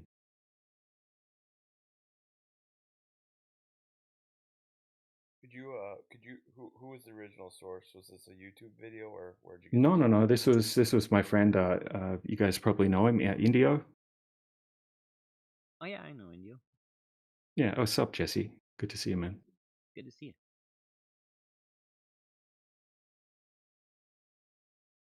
All right. So yeah, I can post Indio's video of it. 1 second. So this is his video. It might have a bit more footage than I showed. If you contact Indio, he can show you a ton more footage of it and give you a bunch more details. But here's his video about it. All right. So with that, water to air temperature, like we really, I mean, to have this work on a globe, you would have to have a refraction coefficient of something like 0.8, right? Like a huge amount of extreme refraction. We don't have the conditions. We don't have the meteorological conditions get present. I got about 0.3 as a necessary refractive condition for that. All right, so I'll just pop in a screenshot from Walter Bisland's. A second. According to Andrew Thomas Young, it takes about 0.13 degrees centigrade per vertical meter to have circulating rays. In other words, the ray of light matches Earth curve. So, and it wouldn't even need to be that much, since the observer was not at they were a few feet above. So it wouldn't. Well, the observer's at 15 feet, right? And we have what would cause upward refraction. Okay, so it would work in reverse to that. So we're not going to get. But now, why did you put hidden 0? Hidden 0? Yeah, that's why it's got hidden 0. Oh, that's because yeah. Okay, cool. So what I did with this one was I slid the refraction slider up until the boat had 0 hidden height. Okay, and that would have so to have 0 hidden height on the boat, which we see in the observation, you would have to have a refraction coefficient of 0.81. I mean, even if we put in 0, even if we put in, I'm not seeing 0. Okay, we can see the whitewash from the boat. Yeah, we can see the whitewash from the boat at the bottom very clearly. And to have 0 hidden height, basically you would have to have a refraction coefficient of 0.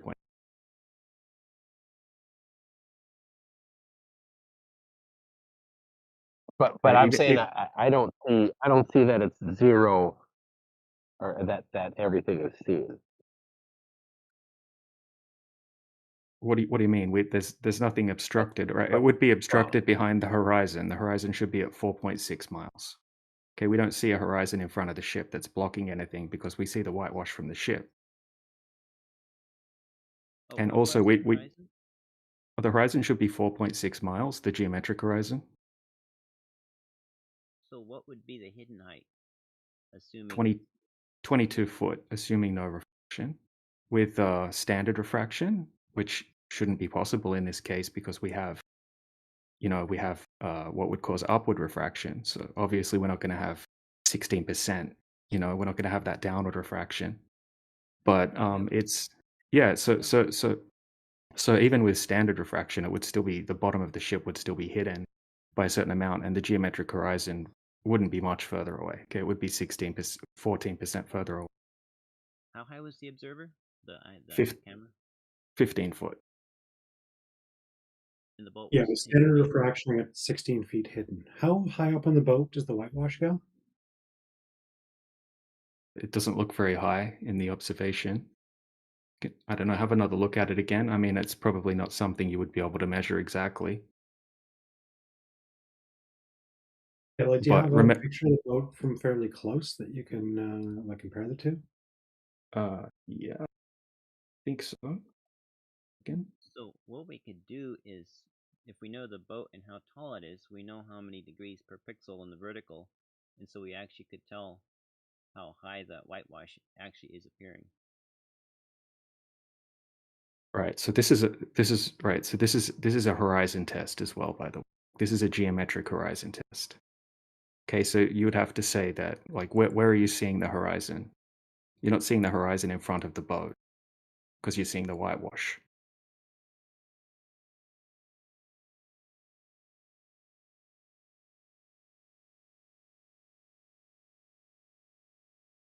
The amount of refraction you have to have a horizon at 10 miles, okay, that would be 0.81 refractive index. We don't have the meteorological conditions present to have that observation.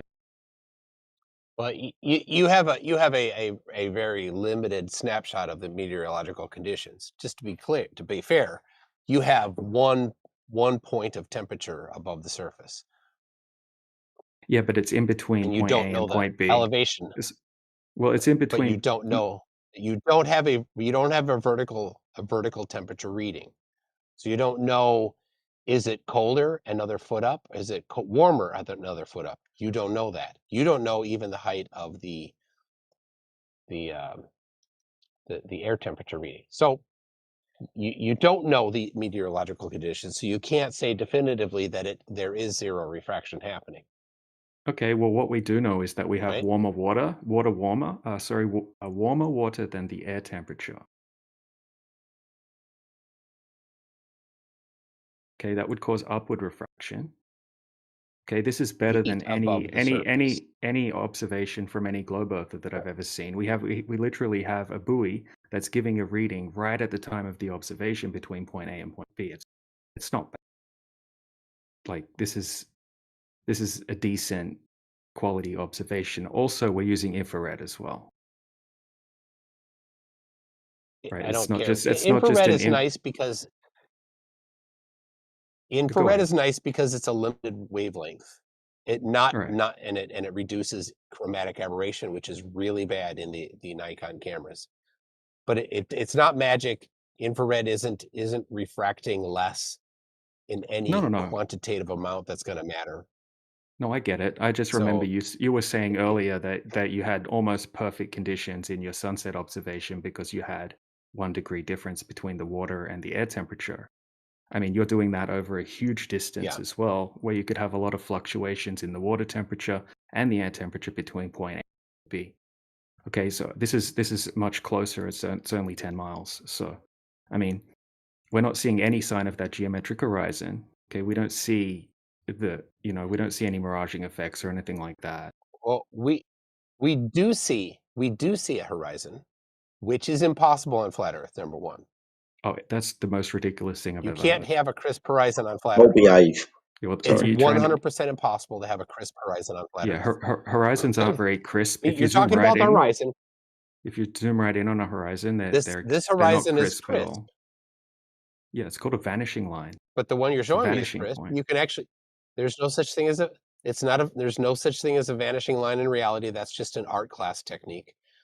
But you No, can there see is the such a actual thing. in your Oh, picture. so You can see the yes, waves. you want to deny perspective. You You can deny see that we the have a individual vanishing peaks point. of the wave. No, Yeah, you yeah, can't have the a horizon on vanishing point flat Earth. That's the most is ridiculous just an thing. art. That's right. It would be blurry It is blurry. When you zoom right there in would on be a horizon, nothing it's blurry. stopping the light from the 1,000 mile away other than the blur of the air. Well, you're kind of getting a little bit off track So right you now would never because have a crisp. you meant to be talking about this No, but specific observation you and the said this distance is of the our horizon. no. So now you've You changed the said topic. You've changed quote the topic from whether you quote can have a horizon quote on a flat Earth or not. See, now quoting you're you. changing. weren't you just were just Dickhead. saying you were Dickhead. just look. Quoting you. I'll mute you, Dickhead. dude. Quoting you. I'll, Dickhead. Quoting you. Quoting you, dickhead. Quote, this is a horizon test. Unquote. I'm going Your words, to mute you dickhead. if No, don't. okay. I mean, you can Did mute you- pretty much everyone, but not make me streaming. Did you? Hold on a second. Just for a second, right? I'm gonna unmute you in a second, dude. Don't start screaming, dickhead. You just stop someone having mod powers on your server because you told him that you're supposed to be nice to people. I've been nothing but nice and respectful since I Unquote. came in here, and now you're just screaming and calling me a dickhead. No, You're no, making no. yourself Go back look to the terrible. part where you said you're over talking me, and you are the one that brought up the topic. Me. This is a horizon test. Yeah, a geometric horizon test. Did you not say this is a horizon test? Yeah, for the Did globe. you the say globe, that? The geometric horizon test. Got it. Yep. So we're talking nowhere about to be that. So we're found. looking at It's the nowhere to crisp be found. horizon, something that doesn't work for flat Earth. It's nowhere to. This is a globe test. Don't worry about So flat you Earth. The globe falsified fails flat Earth this. in this observation. How so? You're coping The hard flat Earth right now, fails dude. this.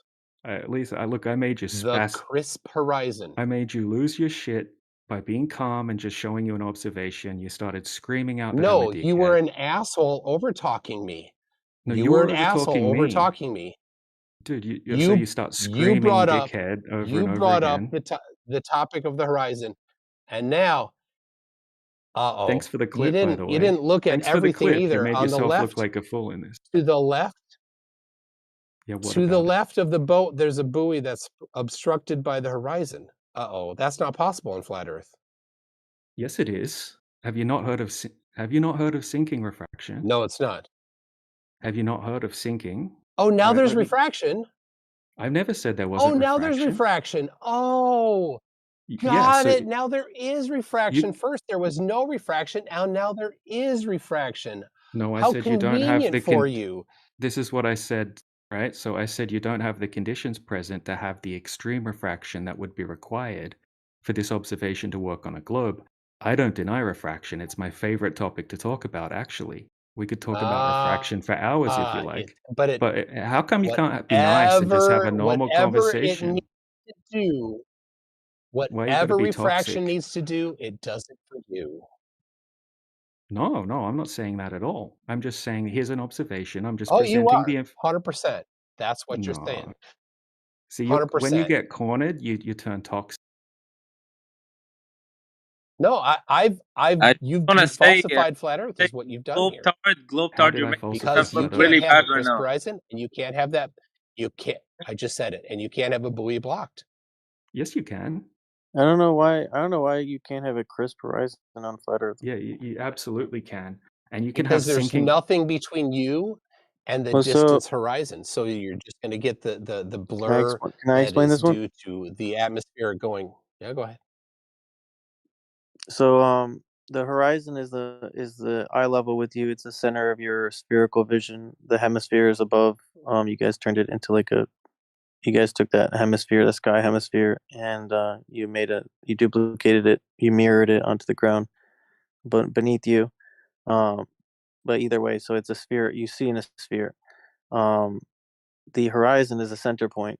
So no matter what world you live in, that center point is gonna have a limit to it because the sphere is spherical. It's not a Euclidean infinite vision God mode. So because you're standing on the ground, because the ground is basically very close to that eye level horizon center of your vision. It being close to the horizon is going to cause things to disappear bottom up because the angle from the things farther than your limit are basically converging into. Yeah, I think converging would be the right direction. Converging, maybe. Either way, it's basically intersecting with that limit of where you can see, and optically you're getting basically a cutoff close on the bottom because the ground is already basically at the center of your vision. Therefore, the things that you can see below it are less than the things you can see above the ground. because there's nothing in the air to really cut off things. So that's why when you go higher in the air, you could see farther. I would also like to add, if you go on Google Earth, where the canopies where he's at, I put it in chat. It says 9 meters, so a little bit more than 15 feet. Just like last Clearly, week. Remember that? yeah. Clearly, it's not 9 meters. And last I week, remember okay, that. yeah. So I looked that up. So in the forget the exact name of the channel, BLSM 69, whatever it is. Okay, that was done in 2019. Okay, and it said 8 foot on his Google Earth screenshot. Okay, now they change the data sets sometimes. Okay, and in Yep. coastal areas, it can change by a couple of meters. It's Yep. it's not uncommon for that to happen. So it showed 2.3 meters higher in 2026, right? So if they change up the How do you know data that? set, in How do you know that? because I looked it up. It's They common for that to No, hold on happen. a second. No, I understand what you're saying. Are you saying that you know it read 2.3 meters lower last 5 years ago? No, I just see that in his video he took the screenshot from Google Earth, and Okay, it said because 8 foot. Okay, and because now there's it says 5 meters, but no, that's no, no, 2.3 meters different. And they change data sets sometimes, and no. that affects areas close to the coast. DJ, there's a comment less than 2 months later that says the exact same thing as I said. So you want to try that again? Yeah. Post the comment. Okay, sure. Anyway, I'd like to continue Yeah, talking to cool. McToon Yeah. because he doesn't seem to think you can have bottom-up obstruction on a flat surface, Well, which no. is Why are you running away is from your claim well, I was now talking to at McToon. I was the talking height? to McToon. I Oh logged yeah, on but at you're right. 5 a.m. in the morning to talk to McToon. We can go over that after I finish talking to McToon. Oh, but it's wait, your claim you just presented has the elevation off again. The observer elevation is off again. Why is this a common theme with your presentations? Well, you haven't showed the evidence for this, right? I just Show put it in exact. chat. All right, let me have. Yep. Look at 10:46, or sorry, 46 after the hour. Yeah, where's your marker? Where's your marker placed? It doesn't show it. I don't know why I didn't capture my cursor, but my mark. Not your cursor. You should put a little marker there, right? So Yeah, it's I'll go back and do. I'll go back and do that. But that. it's right over the canopies where he was taking the pictures at. Which canopy? You need to put it on the exact spot that he was at. Yep. Yeah, it's right next to the clock tower. Right. So also, Indio was extremely careful with this observation as well. Like he made sure he even took a picture of the clock. Yep, I Okay, took it. he's not going to lie about the elevation. Okay. It's dude, you know, Indio is not a liar. Anyway, Oh, he is a liar. That is well done. you're a if you think that Oh my things god, you, that's if so you think funny. if you think that you can't have India lies a lot. Oh bottom my up gosh. if you think you can't have bottom up disappearance on a flat surface, that's ridiculous. Let's go over it. I got Oh my god. citations. I can show Oh you my god. demonstrations right now of bottom up disappearance on a flat surface. What's the definition of sinking refraction, McToon? What's the definition? Do you know it? All right. I can tell you. It's where it's where you've got an inverted index of refraction gradient. And what would cause And that? it can cause things to be lower than higher.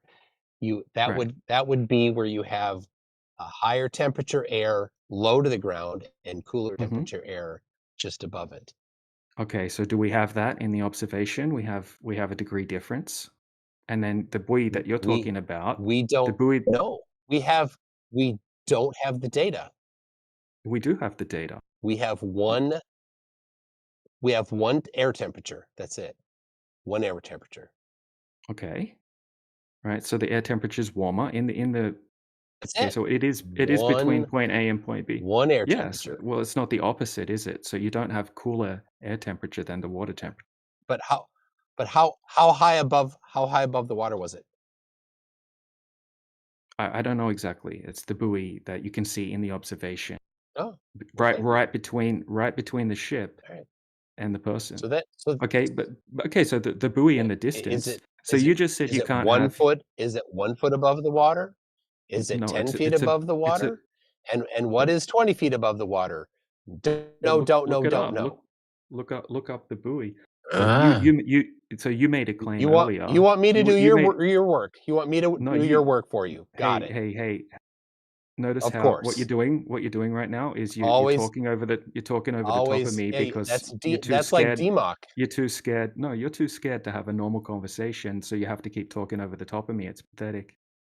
Great. So you claimed that you can't have sinking refraction over a flat surface, but you just said when you have an inverted refractive index, okay, an inverted temperature gradient, you can have bottom-up obstruction, and that would happen just the same over a flat surface. Okay. The definition of sinking refraction is something that would normally be visible on the geometric horizon or geographical horizon, apparently sinks beneath it, even though the line of sight is geometrically unobstructed. So you lied just then when you said that you can't have bottom-up obstruction on a flat surface. I can show you demonstrations on a flat floor as well, where you add cool air up into the top portion of the room, and I'll just let me clarify. finish. Just let me finish talking, and then you can clarify. I'll not That's how clarify then. that's how a normal conversation works, right? I finish talking, and then I wait for you to finish talking, and we have a normal conversation that can be a friendly conversation. Okay, so if we have those conditions, we can have bottom-up obstruction on a flat surface. Do you agree with that or not?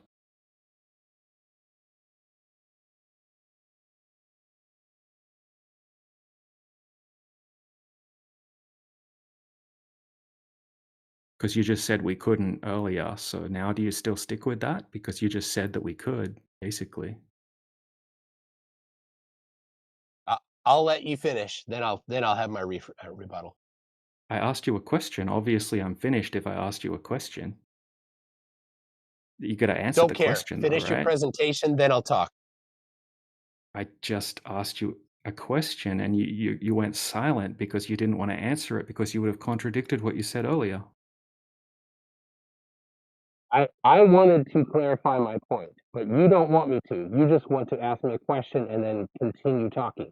Not going to happen. When you're done No, talking, I let didn't. me know. I didn't. Then I'll I have didn't my continue talking. I asked you a question and then I stopped talking, and then it was just a silence, right? Because you didn't want to respond, because you know the answer is yes, you can have bottom-up obstruction on a flat surface, because you just stated that you could earlier when you have sinking refraction. I can demonstrate it on a flat floor right now if you want, and just show you that you can have it. But you already know that All you right, can I have will. it. I will know. I guess I won't. You sound like you're upset now. Are you ready to because let me talk? Are you ready to let me talk? Are you ready to let me talk? Mute I've been yourself asked. and stand by. Okay? Mute yourself and stand by. I'll You're going to wait for you answer to my mute question. yourself. Just answer my I'll watch. question. I'll watch. I will Answer my watch for question, or your you're just icon showing to that you're a turn liar red if you don't. So that I know that you won't overtalk me. Just All go right. ahead. Just Mute mute yourself so I know yourself. you won't be overtalking me. No, you can answer my question first. So I you asked you a don't want direct to mute question. Just say yes or and So you no. won't let just me talk. come Got it. on, I man. You asked you don't a want to let me question. Why are you scared have to an answer my you won't let me question? have an I'm not Dude, scared to answer your you're question. so bad You are faith. scared Yes, to let me have an uninterrupted response to you. That's what no, you're you scared of. can answer the question and then go on your Go ahead. rant with your whole Mute response. yourself. Mute Just get to yourself the when point. you're ready to Just let me Just talk. argue. Stop the let squabbling. Get to the Nicktoon point. go, please. All right, to clarify my point about you can't have a buoy blocked beyond the horizon, because you were making it a point that this was a geometric test. If it's a geometric test, that means that you have excluded refraction, that you are not including any refraction conditions in this at all. But now there is refractive conditions. You've changed your story.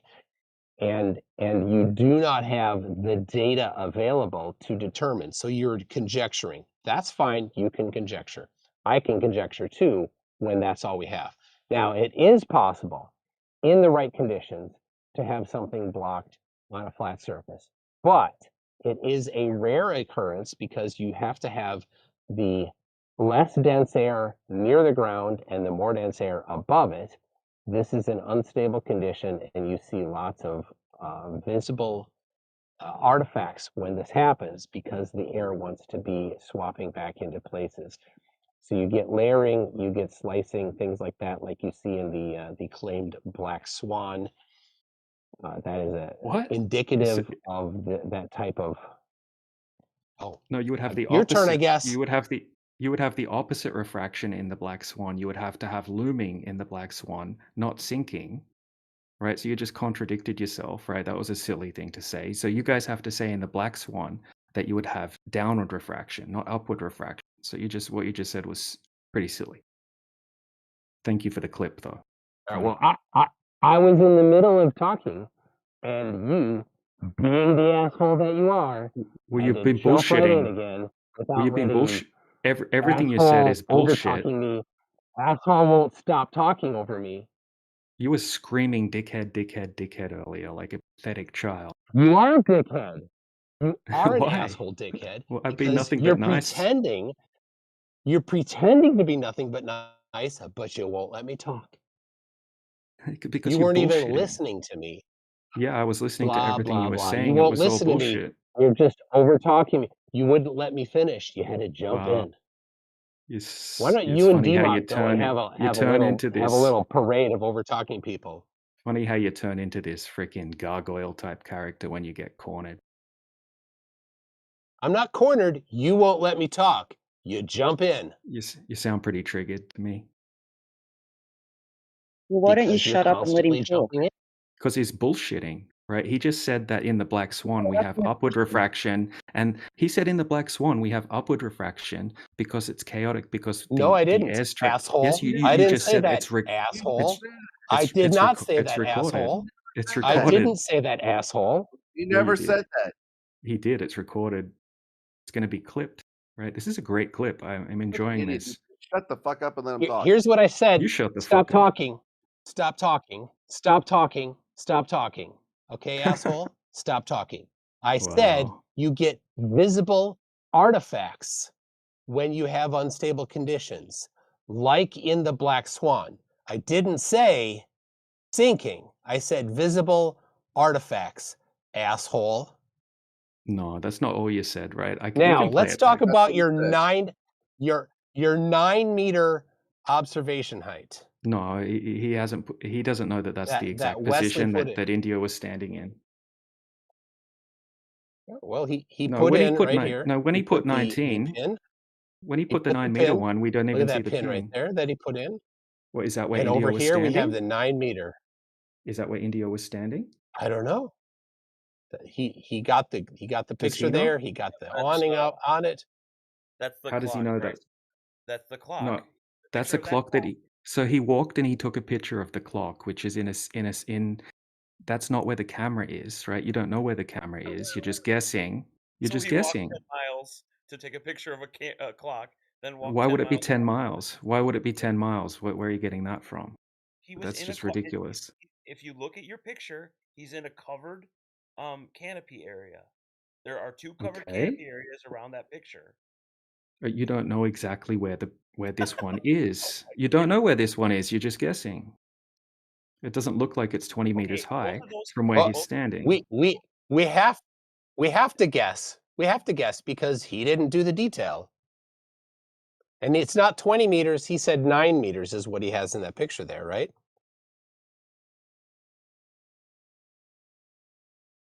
Yep. And there's Yeah, 2 look. canopies right by that clock. There are other canopies up and down the beach, all of that which range between 8 and 10 meters. So Oh yeah, you checked them all, did you? I checked 4 of them. Yep. If you want to find another one that's smaller than that, go ahead. That'd be weird if Alright. it was. But Well, look. This is what I'll do, right? I'm not here in bad faith. I'm yeah, not you here in did bad this. faith. No, I didn't. I was presenting an observation. No, I presented an observation that someone did, and he had a screenshot from Google Earth that said that the elevation height was 8 foot. Now, you guys, you hardcore conspiracy theorists, right? You're saying that he photoshopped that in or something like that. That's so good. Clip Well, that. that's what you guys say now. These observations have to have been faked because they destroy the globe, right? So that's why you guys are coping about these things. You happen to say that the flat earthers are lying because you know these observations wreck the globe. So you guys have to say, oh, it's the flat earthers are faking Flat everything now. earthers lie. They do lie a You lot. I lie. mean, it's You pretty just bad. lie. You said you can't have bottom up obstruction because you said the buoy, right? We can see a buoy way Oh, off in the but I was distance that's clarifying, but you obstructed. wouldn't let me Don't talk over clarify. me. No, look who's You you're don't just want to let talking me straight over the top of. clarify. Don't talk over the top of me. Yeah, Let me because you finish don't. my Yeah, sentence. you just want to make like I'm lying No, because you're cornered it fits your again. narrative. Hey, don't No, talk. I'm Let me not finish what cornered. I was saying. You're Okay, so did you No, say no, no. the I'm not going to let you did you finish what say you're the saying. following? I'm going to just Oh, talk over you really? like you talk over me Bro, because you're gonna all get you mute. do is talk I'll over just me. mute you, You bro. can't let me talk. Bro, I No, Go told ahead. you I twice. was Do that. talking. Go You ahead. can't mute McToon, bro. He's streaming. We're streaming. Well, He's the reason look, everyone's here. bro. Can't mute him. Yeah. It's but queue up, right? He's just interrupting me. He's talking straight over I the know top of me. Globers are annoying as fuck, but he's the show right now, so don't mute him. All right. Well, I can just leave if that's the case, dude. No, just Okay, deal with. I bye. mean, you're Well, both doing he's good. not. Good job. Yeah, he wants me to go. He'd love me to go right now because Are he's these getting wrecked. debates always so pointless, like with all the squabbling? Okay, So, thanks, Yeah. thanks, feminist that queue doesn't up. want to hear the debates between Hey, guys, but you're queue gonna up. listen I I just just want think to. that like anyway. you guys aren't actually talking about the points. You're more talking theatrics around the points. Just get to it. What you're doing is trying to make literally a point. meta. What you're doing is I meta. know, so Congrats. get to You are it. very ironic, woman. Good job. What Yeah, does look, being a if woman have to do with anything? Because you're being meta, and you're trying to talk about Point meta, something out. and women It's always like do it's that, just and really you guys actually annoying. don't. You want to hear guys make points because you don't make points. That's not true at right. all. I just want to hear the actual This is debate. meta. This is meta. All right. Thank you. Well, look. Let's That has continue nothing it. to do with it, though. All right, McToon, did you say that the buoy, you said there's a buoy behind the horizon off in the distance, and because it's obstructed bottom up, that wouldn't be possible on a flat surface. Did you say that earlier or not? Because you said there's no refraction happening. No, did you say that earlier or not? You can't have bottom up obstruction on a flat earth. You said that. I was going. Remember when I clarified, but you weren't listening to me clarify. I'll let the rest of the people who were Did you listening to say me it?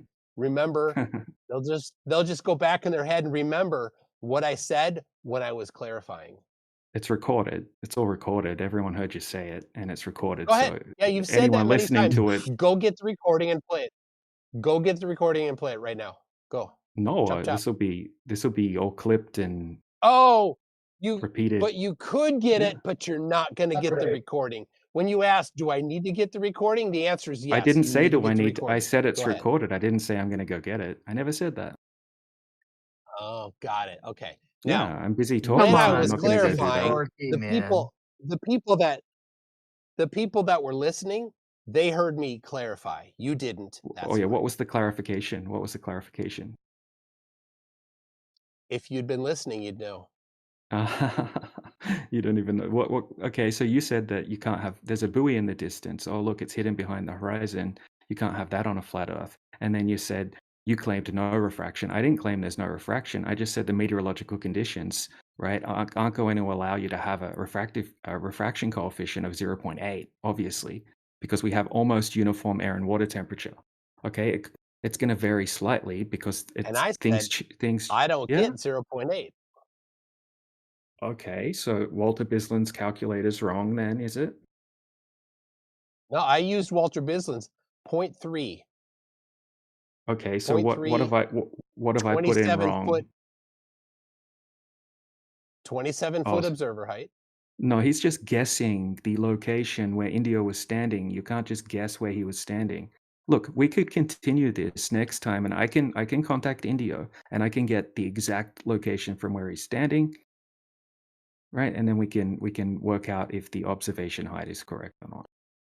If that's what this is going to come down to, Awesome. then okay, Yeah, then we yeah, can and we also can continue it another get the time. get the vertical temperature. Get the vertical temperature of the buoy, not just one point, but multiple points. That'd be great. Okay, so the meteorological conditions for you to have this crazy refraction coefficient. Makes sense. What? Yeah, that makes sense. I mean, that could skew the data, so why wouldn't you want that? Want what? Vertical information about temperature. Well, what we do have between point A and point B is a buoy. okay, that has the water temperature and the air temperature reading. Okay, so even in the like the transcontinental arc of the parallel, they weren't taking uh, uh, readings right up to a certain height. They were just taking one reading down low at half a meter, and then they were taking one reading at 2.5 meters. Okay, they didn't have a perfect pressure and temperature reading, the vertical refractive index reading. In fact, none of the Glober's observations have that. Not one that I've ever seen, right, has that. Okay, But in McToon, an extreme case like this, wouldn't that be useful? extreme There's case. utility. Well, how's this an extreme case? Who's this guy that I'm talking to? Thought I was talking to It's Lush. McToon. Hey, hi. You sound drunk. You sound His drunk. I don't name want to is talk to some Lush. drunk. Yeah, I don't want to talk to some drunk guy. All right. Later. Later. I don't know who Lush is, but that's a good name. Anyway, McToon, it's been fun. Oh man. It's 6 a.m. here where I'm at, so I appreciate the conversation, even though it got heated, even though you kind of lost your shit a bit. You know, Hey, try to stay DJ. a bit calmer. DJ, All you're a right, loser. yeah, there we go. Coping. All right, sorry. Okay, thank you, Sarah, for calling me a loser. Yeah, that was very contributive. Yeah, really Just helped talking the. the facts. Just like pointing out I'm a woman is really contributive, Now right? the other girl's gonna jump in. Yap yap yap. Yeah, All right, because you don't so have a point, and you have to deflect the fact Wesley, it's your that turn. having Yap sex oh yap with a my bro. god. female. So You have no point. Deflect more, McToon, loser. yeah. So I'm not making hyper-specific claims here, right? So when globe earthers make hyper-specific claims, obviously you would have to have extremely accurate readings of the refractive index between point A and point B. I'm not making a hyper-specific claim. I'm just showing you that we see a boat that's 10 miles away. The horizon should be 4.7 miles away. We have roughly uniform air and water temperature. In fact, we have slightly warmer water temperature. Okay, and you don't have the conditions that would make this work on a globe. Okay, we don't have all of the data that would love to have temperature and pressure gauges all the way along between point A and point B, but you guys don't have any of that for any of your observations You anyway. don't have the observer height. Yeah, we do have the observer height, but you think it's a lie, right? It's So you have to ambiguous. say it's a lie. So 27 look, feet. look, that's 27 what this feet. is. No, no, It's not he's just guessing that. No, it's not me that's done it, right? I'm Yeah, just I'm showing you an India was observation. just guessing. Yeah. No, India was just okay. guessing. Dude, I'm Right. I'm looking at the dropped pin height at Revere Beach, and it's showing it at 2.9 meters. That exact spot. So somebody's just making stuff up. Can you post that in chat? Because I'd like to see what you're using. I'm using Google Earth. Yeah, can you drop it in chat? Because I did the same thing. Yo, is the Earth flat or what? I see 9 meters. Yeah. Yeah, how do you know that's where India is? You're just guessing. I did all the canopies that Oh. were around the clock. Okay. If just all you Alright, have look, to do look. is have Indio provide the GPS data of where he was, and then also provide the whole camera shot from zooming in to zooming out. That would be nice too to make sure. Yeah, he's got all of that. He's got a ton. Okay, He's 'cause it's even not in got it not in in his. different wavelengths and everything. All right, Yeah, so it's I not. did post a Why video do you that talk over? Why do you talk over? Why Um, and post the whole? It's not in his YouTube video. He does so- that a lot. Yeah, I Oh, noticed. yeah, dude, McToon, you're full of shit. You've been doing that the whole time, right? You've been over talking me. Yeah, you're not fooling anyone. You're just fooling your little cronies. Sorry, I couldn't hear you. I couldn't hear Wes. You were over talking. Could you stop talking? I want to hear Wes. So I have the screenshot showing it at 2.9 meters. I can send it to one of you guys, but I can't post in this chat. Oh, Travis. Blame Hey, you off that. Travis, if you DM it to me, I'll post it in the side chat. Thanks. Awesome, thanks. Bet. Why does he use the side chat? Just put it in the main chat. No, the main chat gets chaotic and everything just gets. That's why I was presenting in the side chat, because people are posting and then what I posted last gets lost.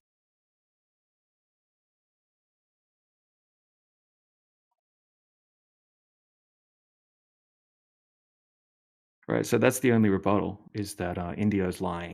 Okay. Cool. He's known to do that.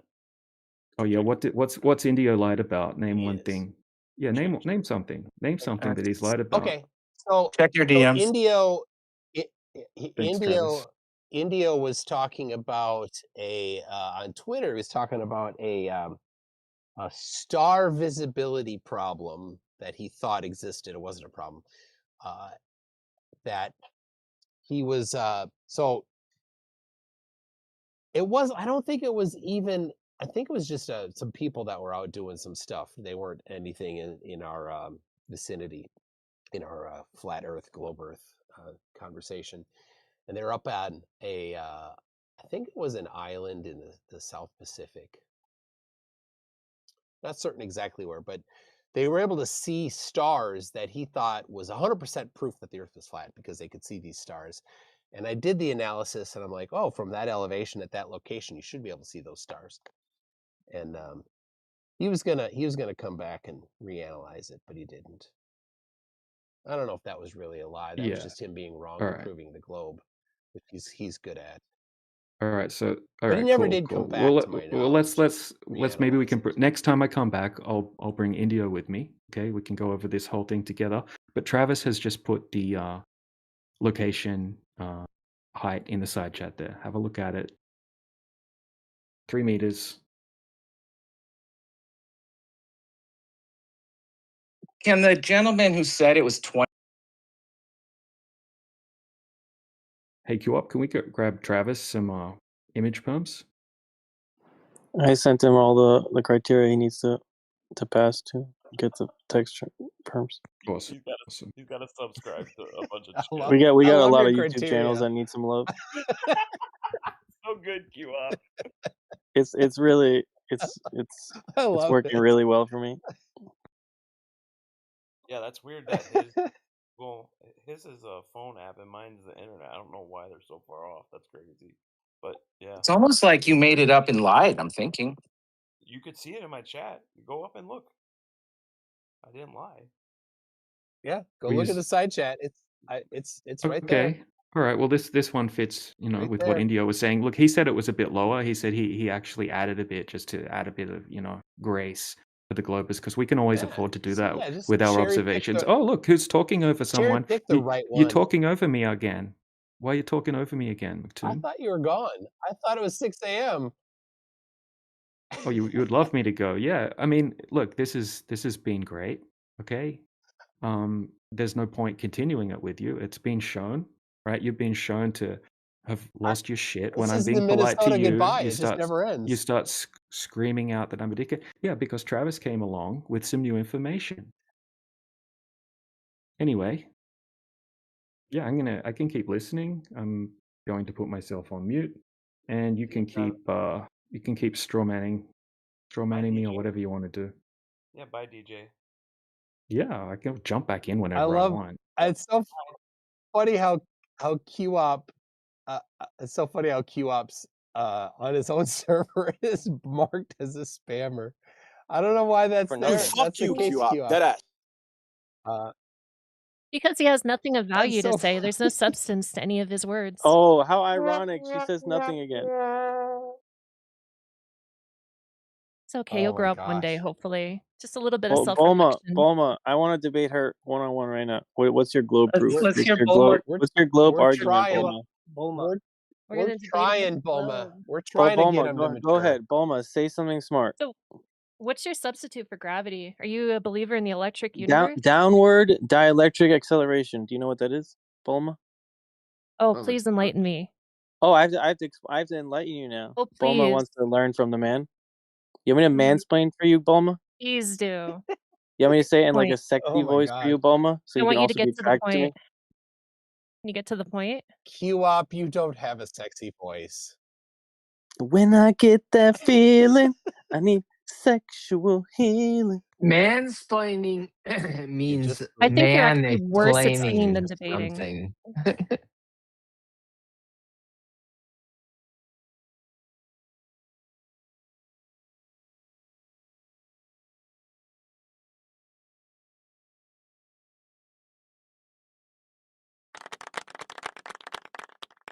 Yeah, I stopped it there. That was basically it. It doesn't get brought up again. Yeah, that thing that he just brought up. That was a complete and utter lie, and he knows it was a lie. And I'm gonna tell you why. Because I brought up to him. I went into what is it? Earth Awakenings when he was over there, and I mentioned it to him that he ghosted me on that thread. So he knows that he didn't answer me because I went and I got still Stellarium doesn't what he said was Stellarium doesn't correct for refraction. If there was refraction in it, then it would work on a globe. So I went and got software that's used for aiming telescopes called C2A. Yeah, and it don't work on a globe either. So you can see the entire Southern Cross from 28 North, which is the Canary Islands. And in this program, you can add atmospheric refraction correction and the elevation of the observation. And both of which, when you do them, it's still you're not supposed to be able to see the entire Southern Cross, which the guy did, and he took a picture. So I did answer him because I'm going to post the tweet right in the chat right now. Dude is just a compulsive liar. But DJ, that was phenomenal. Seriously, that's probably the best. That's the best takedown I ever heard of him, but probably one of the best I've heard in a really long time, dude. So thanks for taking my video and taking that ball and carrying it a little bit further. That was great. Dude, thanks. Yeah, it wouldn't have been possible without your videos. Appreciate it. Absolutely brilliant. I've been laughing in the background, man. Especially when he started to implode and started calling you an arsehole over and over. Really flipped. Because I could hear his voice change, man. He sounded like he's about to start crying. Yeah. Yeah, my favorite part was when he wouldn't answer the question of whether you can have bottom-up obstruction on a flat surface. He just went silent. For a good 15 seconds, didn't say anything, and then it was just attacking you. I just posted my answer that I didn't give him. He never answered me, so.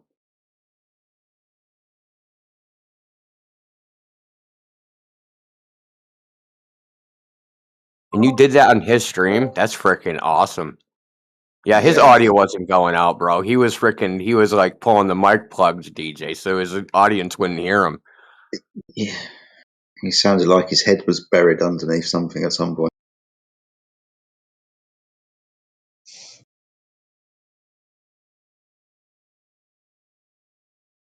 If he's got anything about him, he must look back at that and realise that was really embarrassing for him. If he's got anything about him at all. I was kind of, I mean, I don't care, embarrassing himself all he wants, but you have to be some kind of stupid to not be embarrassed by that. He's trying to cover himself by trying to attack DJ the majority of the time. It's really weird.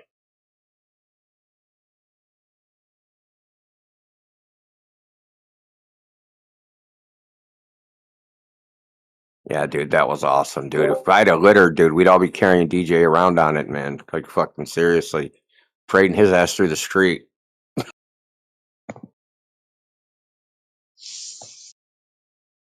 That was awesome.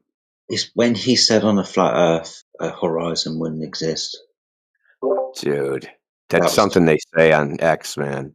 That's just there wouldn't be a crisp horizon on a flat Earth. It would be blurry. Well, okay.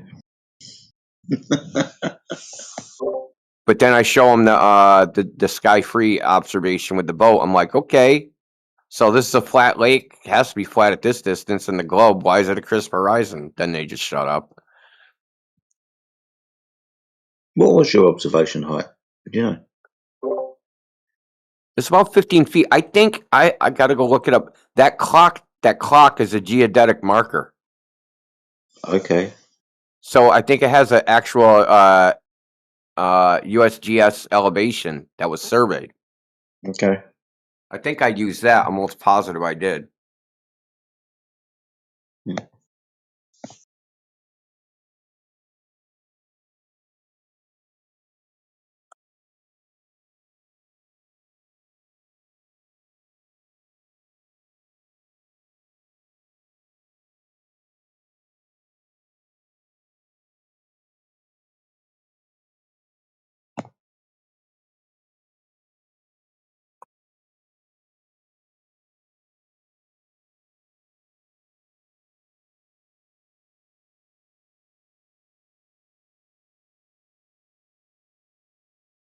Yeah, I did. I used a topographical map. Yeah, hold on, let me find it. I'll pull the map up.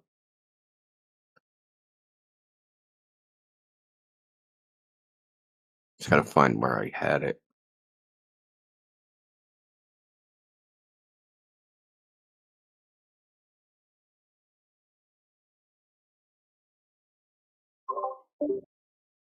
I just like at the end of the day, if you round up all of our arguments together, it's you're all liars. Ninjo's lying, DJ's lying. DJ's a really nasty person and keeps over talking everybody. He's a liar too. Yep, everyone's a liar. Height's a lie, the distance a lie, everything's a lie. The only reason DJ didn't snap out is because it was 6 o'clock in the morning at his house. He had to control himself. It had nothing to do with me too. And he was like, "Man, I'll get freaking murdered by the wife."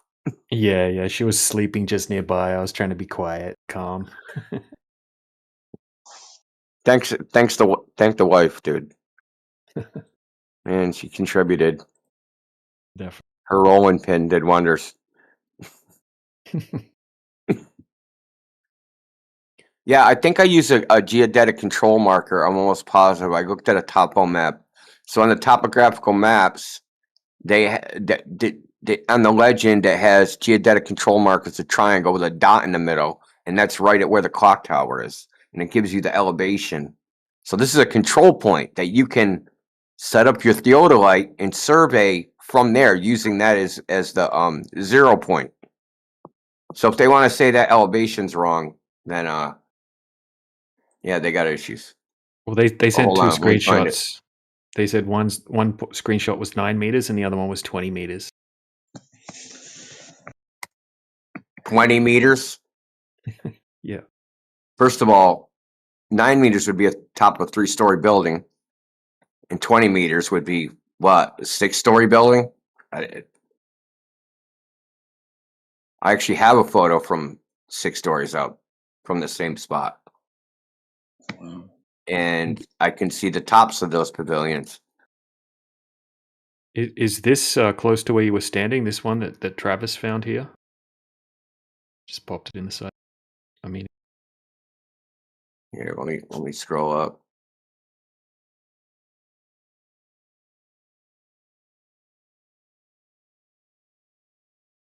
Yeah, it was about there. Yeah, I was more toward the wall, because like so it's a pavilion, right? And so there's like a wall on the beach side, and it's a picnic table right against the wall. I set the camera up on the picnic table. You can see the wall in the photograph of the camera I took. So he's off by, but it's the same. This is the same level. It's a concrete pad. You know what I mean? mm-hmm. Underneath this, it's all the same height. There's nothing different.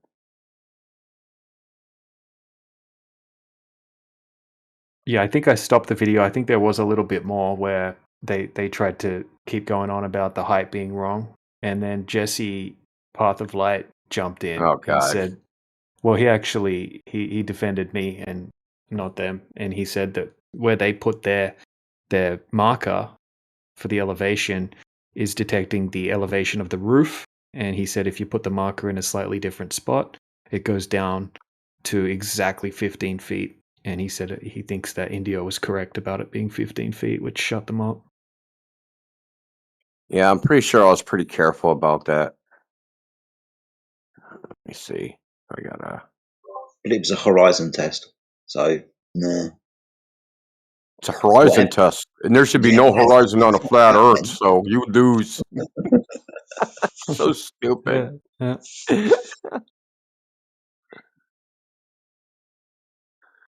God, the desperation.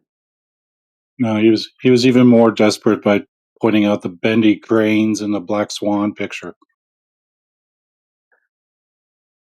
That was a nicer slide he tried to escape down one.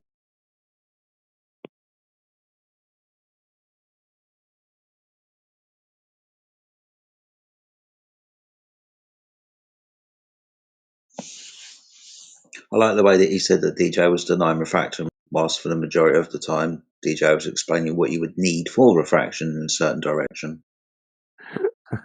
Dude, because all they have is their script, man. Literally, DJ knocked him off script, and all he could do is go back to it. Right? He went back to the same old tropes that he uses. Right? He just tries to use tropes and slogans and gimmicks and all sorts of stuff, dude.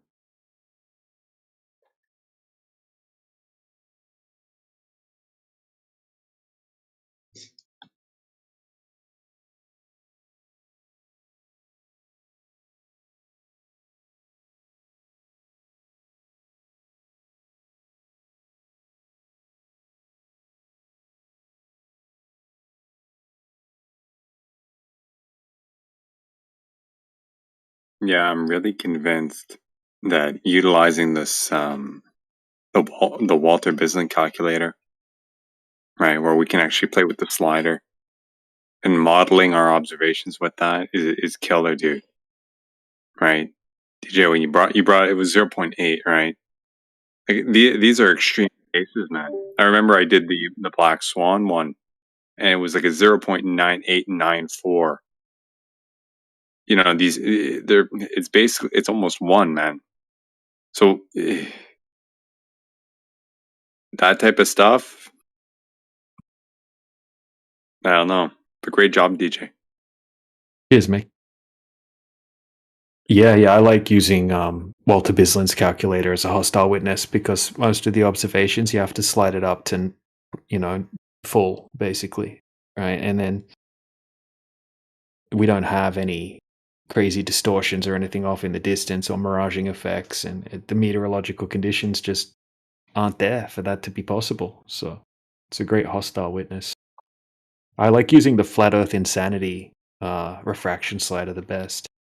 Because it's called Flat Earth Insanity. It was made by an anti-flat earther, but it only goes up to 120%, which is still a crazy amount, but it doesn't work for any of the observations. You max it out and there's still a stack of hidden height. It's a funny one. 100, is it 120% greater or a total value of 120%, as if it were like 20% higher? Because that sounds just about No, like 100. the 0%. 0% is no okay. refraction. Yeah. Okay. And then like 16 or 14 to 16% or whatever would be 7/6. Okay.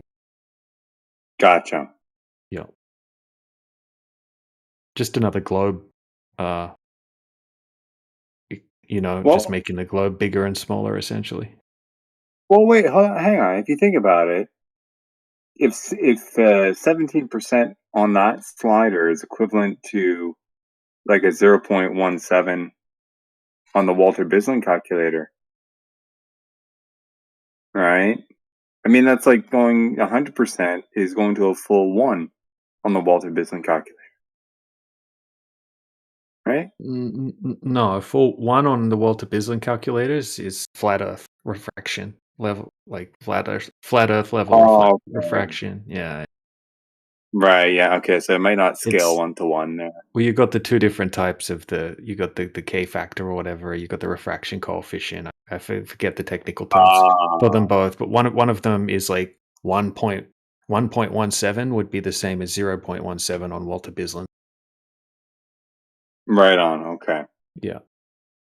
Yeah. The K value versus the refraction coefficient. Those terms screwed me up for a while. But yeah, it's context specific and they're more or less interchangeable, but not really. Because one scales non-linearly. Right, the K value. Right? Like when it goes to 1, you've hit an infinite radius, so to speak, right? Gotcha. Yeah, it's a killer, man. Great job.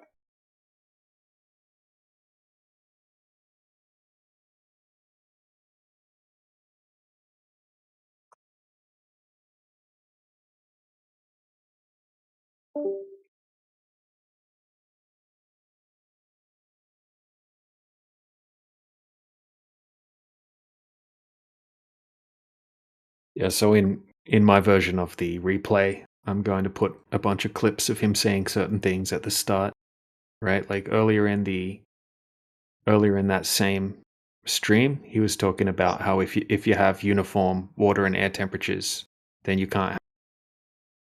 It mitigates refraction, basically, is what he was saying. Oh, I see what you're doing. Yeah, So it's going to be like the beginning of a TV series, so later in this series. Well, I just want to point out. Series, he said this, and this, and then later in the series, we're going to make him say that and that. Yeah. Just want to point out the blatant contradiction. Yes. Brilliant stuff, mate. Yeah, can't wait to see the Contradictions on how you should behave, and contradictions about fraction, contradictions about bottom-up obstruction.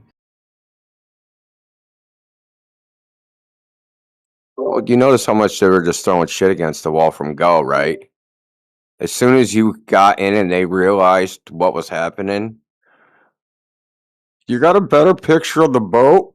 How do you know those are waves? How tall are the waves on the side of the boat? Like, the shit that they were saying, just like they just started getting more and more desperate trying to nitpick it. Yeah.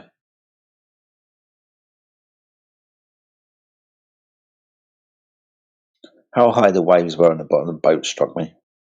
So, a couple of foot. Why would that matter? Like, why would it matter what the wake of the boat is? You're not supposed to be seeing a wake. Yeah, that's what I was thinking. Yeah, we shouldn't be seeing that. And you want to know how to. Have you ever heard them scrutinize the globe earthers tests like this? You mean like his sunset? Yeah, like his sunset. Where was the vertical temperature gradient measurements on his sunset? Yep. I'm sure I pointed that out to him. Maybe I skipped. Maybe I stopped it too soon. But I did say that. I think you You said that. eyeballed it. Yeah, you eyeballed it. It was fine. It was good enough conditions. He said. He licked his finger and he stuck it up in the air. He's like, "Yeah, it seems like inferior mirage." Well, he said that because he had the uniform water and air temperatures, he didn't get a superior inferior mirage like normally happens. So he's also okay. So why are we usually getting an inferior mirage then? Don't you require the opposite? Because they say that you always have this downward refraction because you have it's deviating downward towards the denser medium downward. But if you're always getting inferior mirages, that's the opposite density gradient or optical density gradient. Anyway, he's full of freaking contradictions. Funny. Hey DJ, when you make the video, make sure the closed captions are good, and then we can farm a ton of screenshots off of that and use them for memes. Yeah, right. I will do that. I got a really funny thing to do at the start. I don't know if anyone's Jedi's seen the foreshadowing videos, but it's to do with that.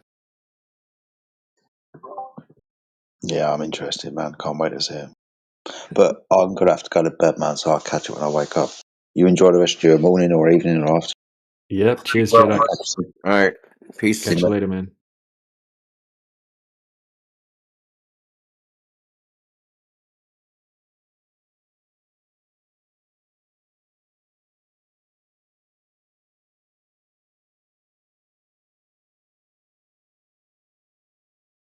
Yeah, DJ, I think we have a perfect thumbnail for your video. Yep. What's that? Did you see what Logie posted earlier? Oh yeah. The Globlin. The Globlin, yeah. I gotta. Damn it! I gotta scroll up a long way to find that. Hold on, I'll post it for you. Shit. I saved it. Oh man, I got a funny video. I gotta put it in the side chat. Check this out. Yeah. Gotta check this out.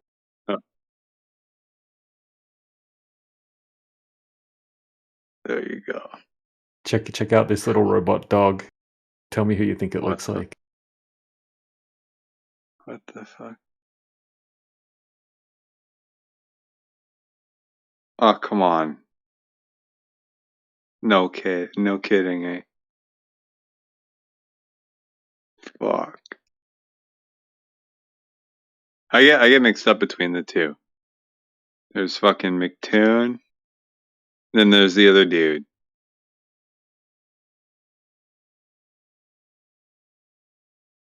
What's his name? FTFE. There we go. I get mixed up between them. They're both equally as pathetic. One's got the British accent though. Yeah. All right, there. I posted the other one there. That was from Karma. Put a little more love into it. Find that fucking hilarious, man. Loblin. God damn.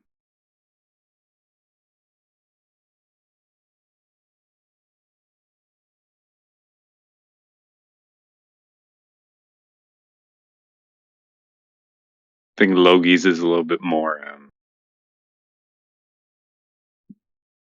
How do you put it? High res, for thumbnails and shit. And then the other one's perfect for like a meme or whatever.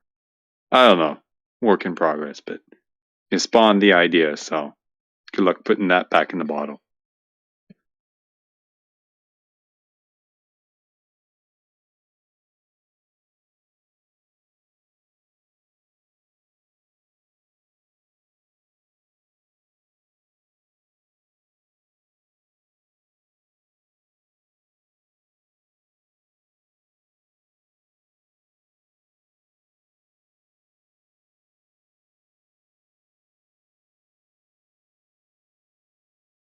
I could put on my conversation with Ruhif if you want to listen to that one.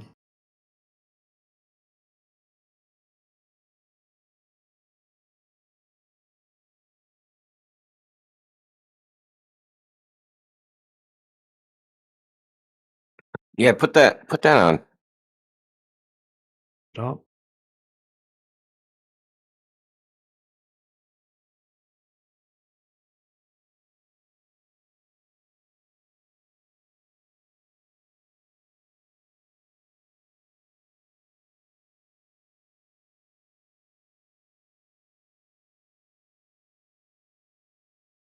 A good one to listen to also is Lanolin versus McToon a few weeks ago. Except the only problem was all of the anti-flat earthers were trolling the soundboard.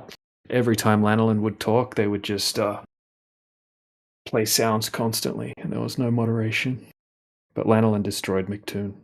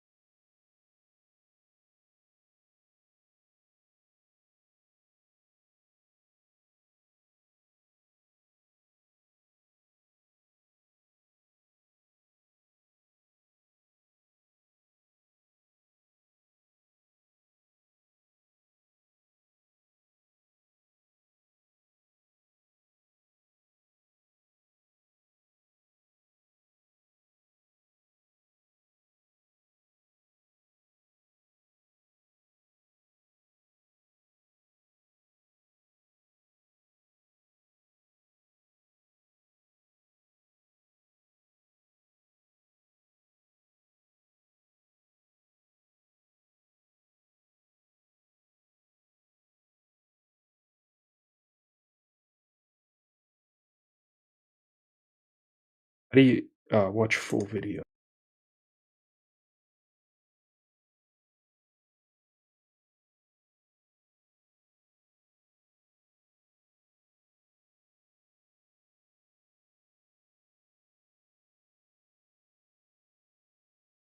Hey, Indio. Before you started, DJ, just a quick question. Yeah. You there, Indio? Yeah, I'm here. I'm salvaging my honor, dude. Hold on. Okay. No one's gonna say I got the frickin' height wrong. I was dead on the motherfucking money.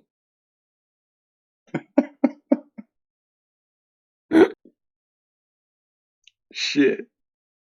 Just wanted to ask, if we're gonna start, maybe doing some more stuff on the site. Now that we were talking about it earlier there, and we, if we get more traffic and shit and more eyeballs on it, it just dawned on me. Do you happen to have like an anti-DDoS stuff set up on that, or is it just like all systems go, like nothing there? Anti-DDoS?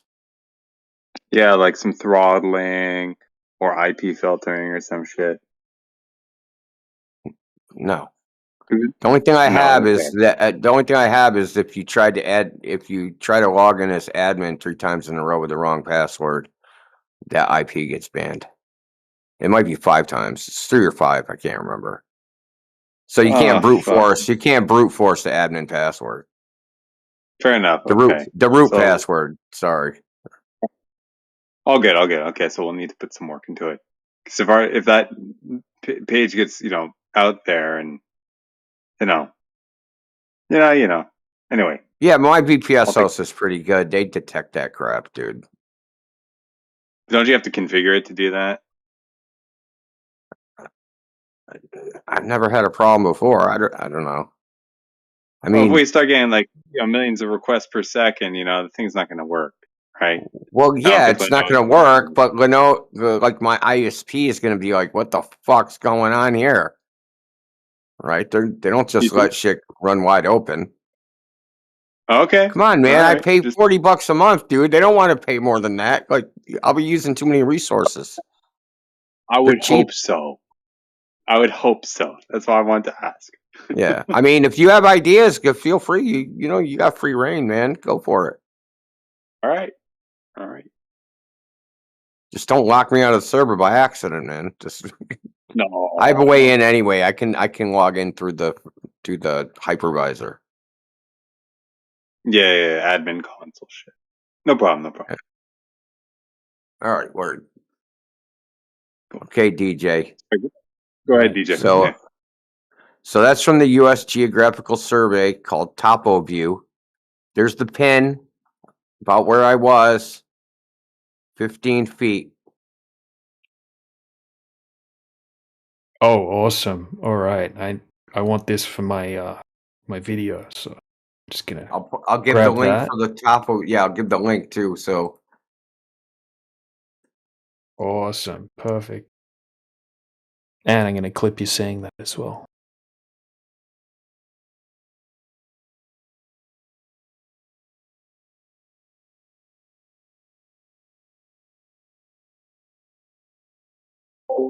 unlike McToon, I have honor to defend.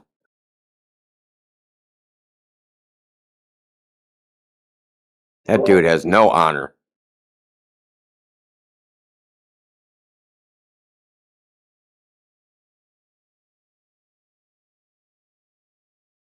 It says exactly 15 feet as well.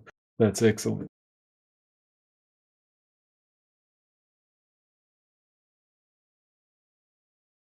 I knew I'd use the Geological Survey or something. I knew I wouldn't use Google Maps because Google Maps is too fucked up. And they say Google says that their vertical data is the worst.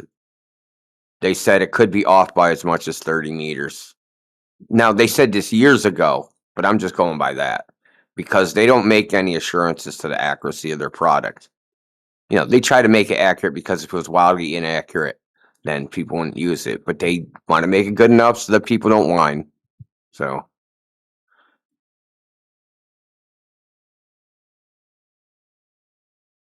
So can I use this site to find the elevation for different places? Yeah, you can just click right on wherever, and it'll you can drop a pin wherever you want on the topographical map. Yeah. So they have if you go up, so if on this main page, right up in the top right, it says location. Type in the location. Of course, this is only in the United States. So you type in the location, hit enter, and it'll give you a bunch of choices of maps that you could download. But the current one they use for this topographical data You just click on it, click on the point, and then in that same spot, right, will come up the elevation and the coordinates for wherever you clicked. Awesome. Yeah, because I presented the 8-foot black swan, and they looked it Yeah. up, and he put the little marker right where the guy was standing in the observation, and it said 5 meters. And they said that he must have faked his screenshot that said 8 foot. And then when I looked it up, it said that they changed their data sets, and it could change easily on coastal areas by a couple of meters. But they He went was with it. at Miramar Beach, California, right? Yep. Hey, I'm there right now. Oh, where my marker says 1 foot. I'll get his. Do you got the video handy? Because I'll just get the exact coordinates and type those in. Yeah. Yep. That'd be. Well, and that controversy. Make sure you make that dude apologize, or whatever. Say Oh, I something. will. Yeah. They were bringing it up in the McToon debate as well, saying I screwed up on my last observation about the height, and now I've screwed up on this one. That's what they try to do. That's their gimmick. They try to find something that might be incorrect, and then because you were incorrect on one thing, everything you say for the rest of all of time is wrong. Because that's how they think, right? They're trying to, like, this person can't be trusted. Don't listen to what they say, because that's how they think about the world. They think, do I trust this person? Oh, I trust them. Now I can do whatever they say is gospel. Yep. Tactics. All right. I've got Mental the disorder. coordinates here.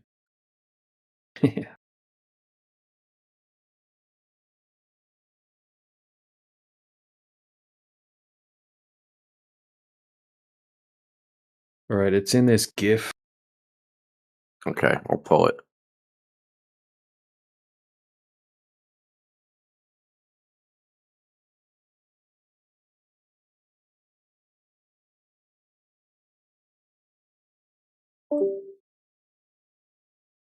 I don't think that GIF's loading. Open mic. I guys like a screenshot. Yeah. I'll just grab the original video, post that. Yeah, just post it. That's what I thought you were gonna do. Well, I'll hold on. I'll just play the video. I'll take a screenshot and I'll post that of the coordinates. All right.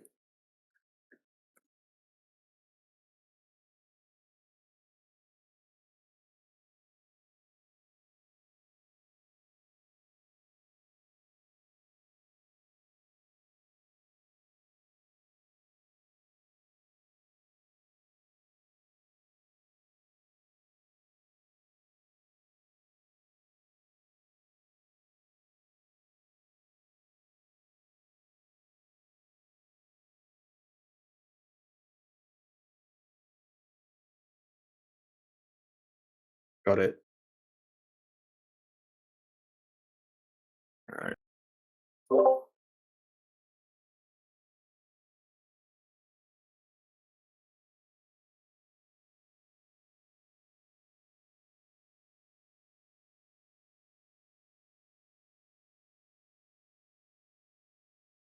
Right. Once.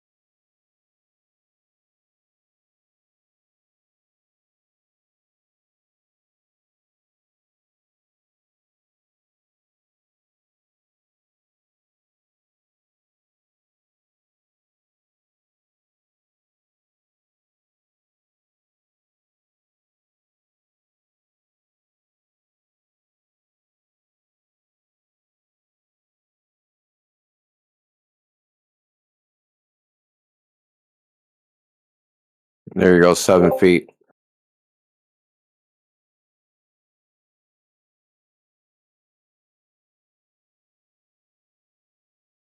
Oh, that's awesome. That's the exact coordinates, is it? Yep. Ha ha ha.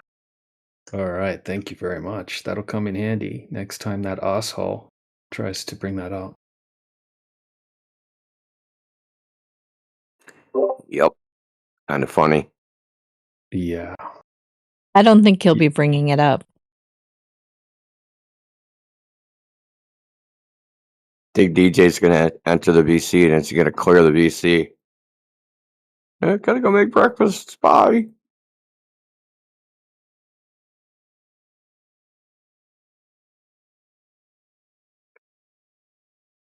All right, should I hit play? Yeah, let's rock. Tell us about your satellites, Raiden. Shall we agree?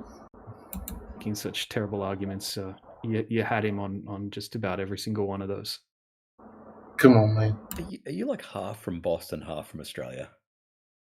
No, man. Oh, well, I haven't lived in Australia for years, but I'm from Australia. Okay. Yeah. You're an American ally. Dude, hold on. Wait, No, wait, no, wait. Europe, He but outed I you, spend a bro. lot of time talking. Yeah, man. Yeah. I never heard of a Boston Australian accent. What even is that? Yeah, I don't know where he got that from at all. It's a bit strange talking to Americans. Okay.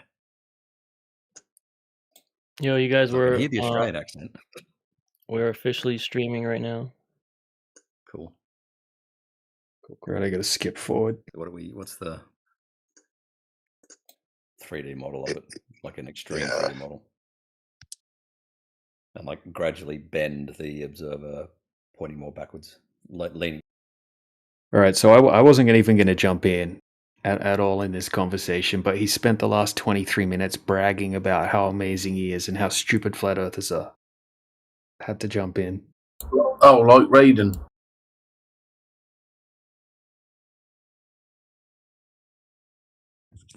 Hello, friends.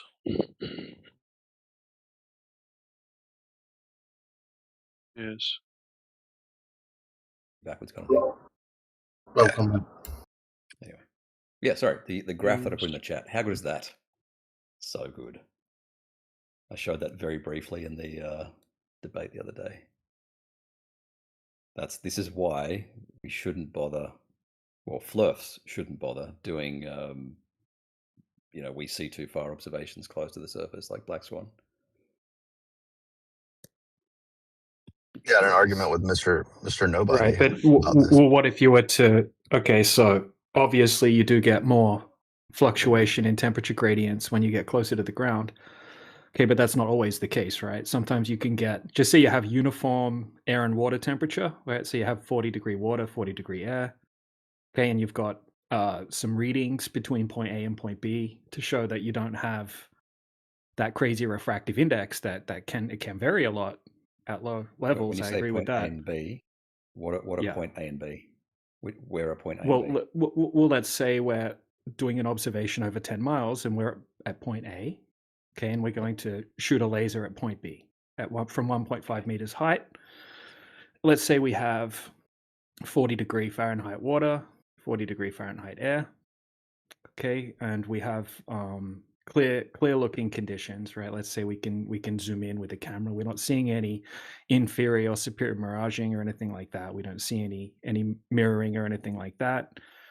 Okay, we don't have the conditions that would be present for there to be some kind of super refraction effect, right? Which would be, what standard refractions, what 14%, something like that.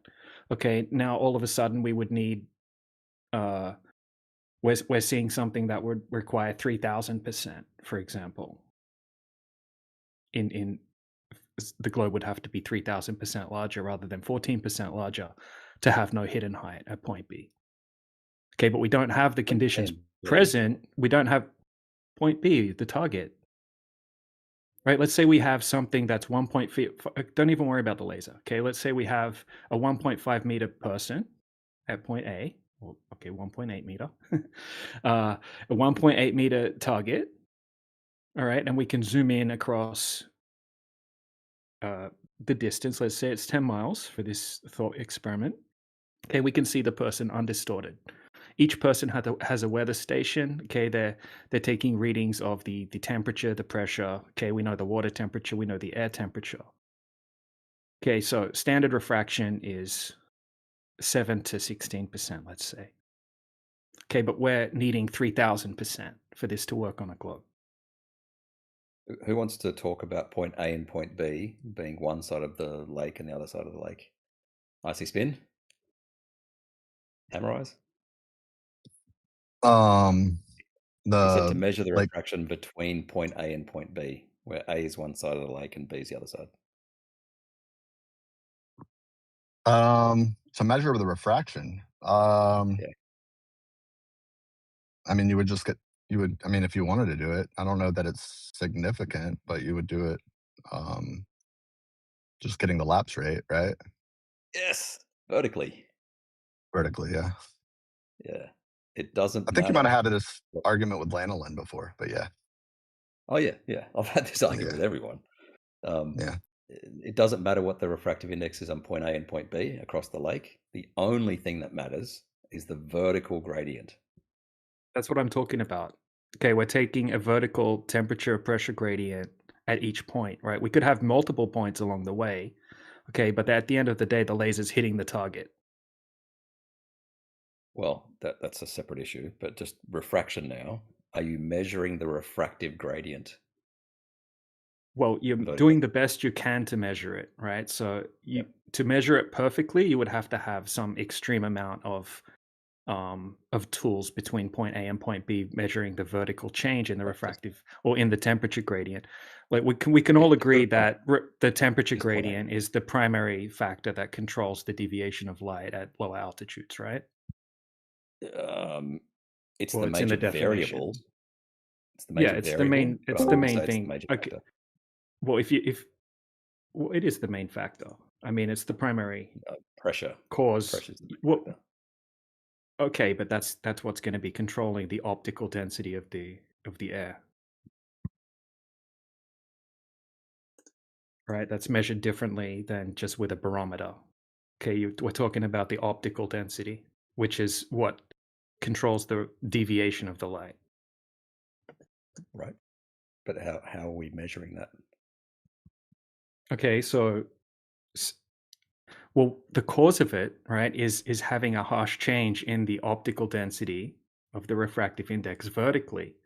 Okay, that's what's going to cause the light to deviate up or down depending on where the cooler air is or where the higher optical density portion of the medium is, right? Yeah. Yep. Okay, so we don't have the conditions present to cause that change, like that extreme change in the temperature gradient vertically to affect the optical density gradient vertically. Okay, we have uniform water temperature, we have uniform air temperature. Now, if we want to have an inferior mirage or something like that, okay, we'd be looking down, say, hang on. a hot I'm trying to get you to tell I'm me giving how you we're an measuring the gradient. Okay, so we're doing the best we can. Okay, so we know the water temperature. Let's say we have a still lake, right, on a day with hardly any wind. Okay, we know the water temperature is 40 degrees, the air temperature is 40 degrees. Now, we're also using some weather stations, for example, to take some readings vertically that half a meter off the surface, it's X temperature and pressure. Okay, and then 2 meters height, it's X temperature and pressure, like they did in the arc of the parallel, right? That's pretty much what they did to account let's for look at to some numbers, estimate though. refraction. Right, let's look at some. Let's say we have the temperature at 0.5 meter and the temperature at 1.5 meters, right? Just assume we have that data. Yeah.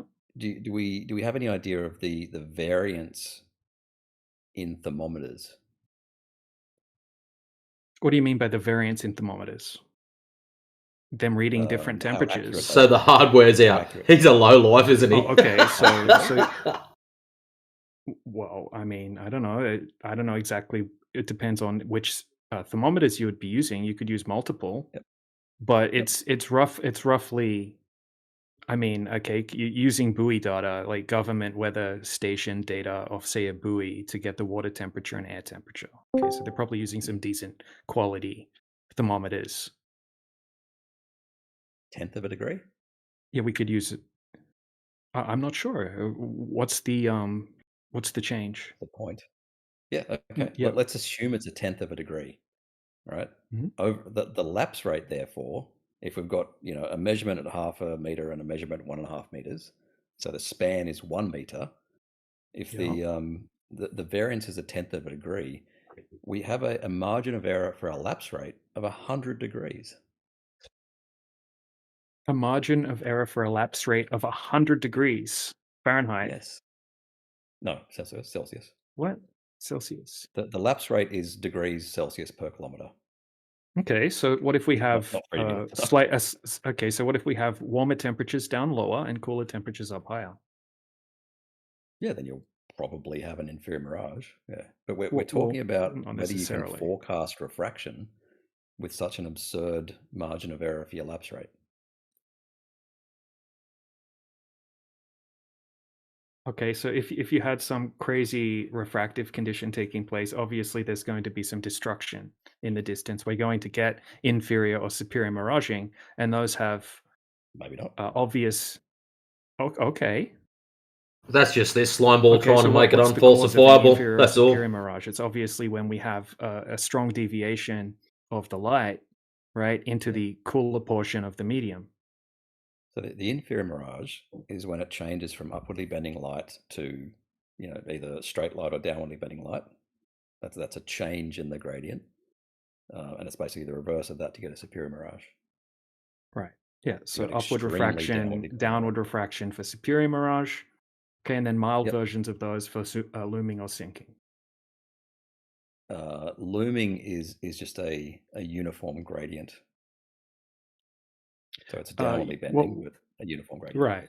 Right. But okay, so looming and superior mirages, right? So looming is a superior mirage essentially. It falls within the category of a superior mirage. Yeah, it does. No. And sinking falls in the category of an inferior mirage. It's just a milder version of that. I heard you butchering this on the debate the other day, by the way. And a superior mirage, right, involves an upside down image, right, and that is Not when necessarily. you've got extreme downward. Not necessarily. You can have a That's superior literally a mirage superior without an mirage. upside down image. It doesn't. You can have inverted images with superior mirages. Okay, you can have upside down, or you can not have that as well. I can show you examples of that right now. There are different. There A are mirage plenty is an of inversion. different forms. You know, a Fata Morgana is also a superior mirage, right?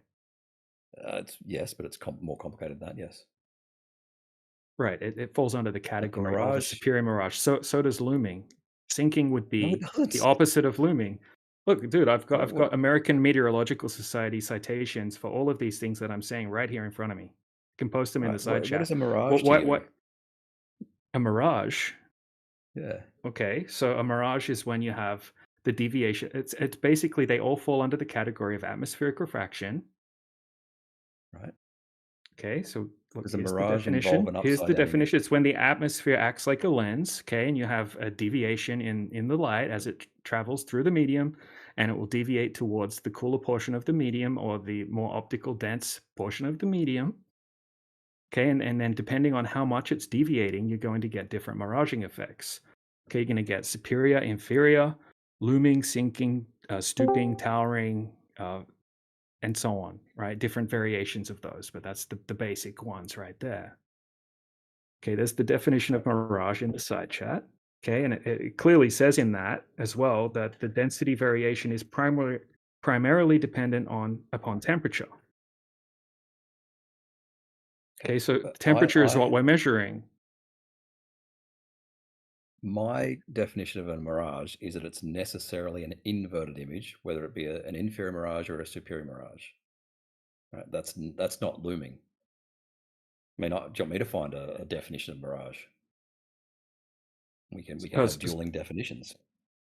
Yes, so sorry about that, Ruhif. My wife was just asking me something. Can you just repeat the last sentence again? Apologies. Yeah, I mean, I will find a definition of mirage that means necessarily an inverted image, Right, and then we just have dueling definitions, which is pointless. Okay. All right. Well, this is the American Meteorological Society, so this is peer-reviewed. Okay, it's kind of like the go-to glossary on meteorological definitions. Okay, it's basically the best you can Should get. have said when it yes. comes to Put it on the definitions. bastard. Let him go and get it. I mean, we could use Andrew Thomas Young's definitions as well. He's probably the next best source, right? So you don't always have to have an inverted image. I mean, I can show you an image right now, and you want to show me where the inverted image is in this superior mirage, and if this isn't a superior mirage, maybe you could tell me this what is it the is. definition thing, right? Well, not really. This is Yeah, just that's showing not a you. mirage at Okay, all. so what? Oh, that's not a mirage. At all. That's not a mirage at all. Why is Correct. the ship floating? Right, because the Why does the water ship is the appear to same be color floating? as the water is the same color as the sky. Oh, really? And why do we have the cutoff right there with the water? Clearly, we have total internal reflection That's called taking place. This is my favorite. this is a superior My mirage, favorite guys. optical effect. It's called the No, it's not. Fresnel effect. This is called a superior Fresnel mirage. effect? No, it's not. No, it's not. Yes, it is. People go ask Andrew Thomas Young if that's a superior mirage. I guarantee he'll Oh say yeah, no. you go ask him. Yeah, you go ask him. Sure. Look, Can't be every nothing, single. Okay, just type in superior mirage and hit images. You're going to see these exact images. Okay, you I can have understand. different. You can have Yeah, different this versions. is so. Wait, what do you guys? Where do you guys think the horizon is? I think it's like in the like. I think the middle point is below that ship, and there's a Fresnel effect, a huge Fresnel effect happening there. Right. See the cutoff between the red part of the hole and the black part of the hole. That's you can see the horizon. Oh, so yeah, You've got me and Ruhiv. calm So you think water. that's the Fresnel effect, right, Ruhiv? I don't know what the Fresnel effect is. Right, it's because you guys don't account for the Fresnel effect in geodetic survey. Where we're at, yeah. What I was going to say was just because you type in superior mirage and images, right? People on the internet can be wrong and often are wrong. Yeah, obviously. Yeah, and you're a person on the internet, right? And you can be wrong and Yes. often are wrong, especially when you Am were I talking though? about. Well, you were saying bottom up obstruction would have to have the mirroring effect, right? You can't have bottom up obstruction without the mirroring effect being an inferior mirage, where you can absolutely have bottom up obstruction due to sinking, right? Which is a different type of inferior mirage that doesn't have the TIR involved in it. It doesn't have that mirroring effect, and they have different definitions. They have So two what separate appears in definitions for place? those. What appears in place of the vanishing zone? The vanishing look, a horizon is a vanishing zone. What do you mean, a vanishing zone specifically? I'll show you. One sec. Because you guys claim a horizon is a byproduct of Earth curvature. I claim that a horizon is what the definition of horizon states, right? It's an apparent location. There you go. So that red part, the red part of that thing on the right, there's no path of light to reach the observer. So what do you see? Okay, so let's show a real world demonstration of this without any mirroring effect, and I'll show you what you see. What you see matches the definition of sinking refraction. Okay, something that would normally be visible on the horizon apparently sinks beneath it, and what you're seeing is not physically obstructed, although it may appear to be so. Okay, so I'm going to show you some examples of that right now. Sorry? Grizzle just reminded me that Andrew Thomas Young has been wrong in the past as well. Oh, okay. I'm sure you've been wrong in the past too. Yeah. Okay, but sure have. yeah, so I'm just using him as a hostile witness. That's all. I mean, I don't agree with everything Andrew Thomas Young says either. Okay, so Andrew Thomas Young, yeah. So I can give you multiple definitions. I mean, you could go to any source of sinking refraction. I mean, you don't seem to acknowledge sinking refraction exists. You think it has to be an inferior mirage. You don't think there's mild. You have a mild version of an inferior mirage doesn't exist? All right, so look, I'm going to bring up an observation now that shows something that you can clearly see across a flat surface. Okay, all of a sudden looks like it disappears over a horizon, that becomes apparent once the temperature is changed in the room. Okay, we have cooler air introduced up higher, and then all of a sudden we have a slight amount of upward bending light, which makes the objects kind of look like what we see in the Lake Pontchartrain, but without the mirroring, without the inferior mirage. Okay, and it looks like things are sinking behind the horizon, even though they're not physically obstructed by anything. So I'm just going to Are you pop it in the posting side something? chat. And yeah, I'm just grabbing. Sorry. What's Ruhip showing? Non-existent, non-real things. Always some cartoon schematics of non-real stuff. That's weird. Yeah. All right, it's in the And you think a diagonal line means the triangle is going to be more than 180? I think you're ignorant as fuck. So if I'm on the stairs, right, a stairway, and Bob's on the stairway, and we're both on different stairs, he has a line to him, he has a line to him, and they both draw a line to me. You fucking retard. That's still a triangle. You dumb fuck, and they're both on different levels. You dumb fuck. You fucking retard, Ruhif. You fucking utter retard bitch. Can someone mute him? I'm Fucking doing stuff. retard. I don't have mod. Fucking retard. I can be on a cliff and Bob can be down on the ground. Thank And you, a Demo. line to us I love is you. a straight line. And both of our lines that go to the observer will be straight lines too. That's a triangle, you fucking retard bitch. He's fucking speeding up retard, because he knows he's Ruhif. being muted.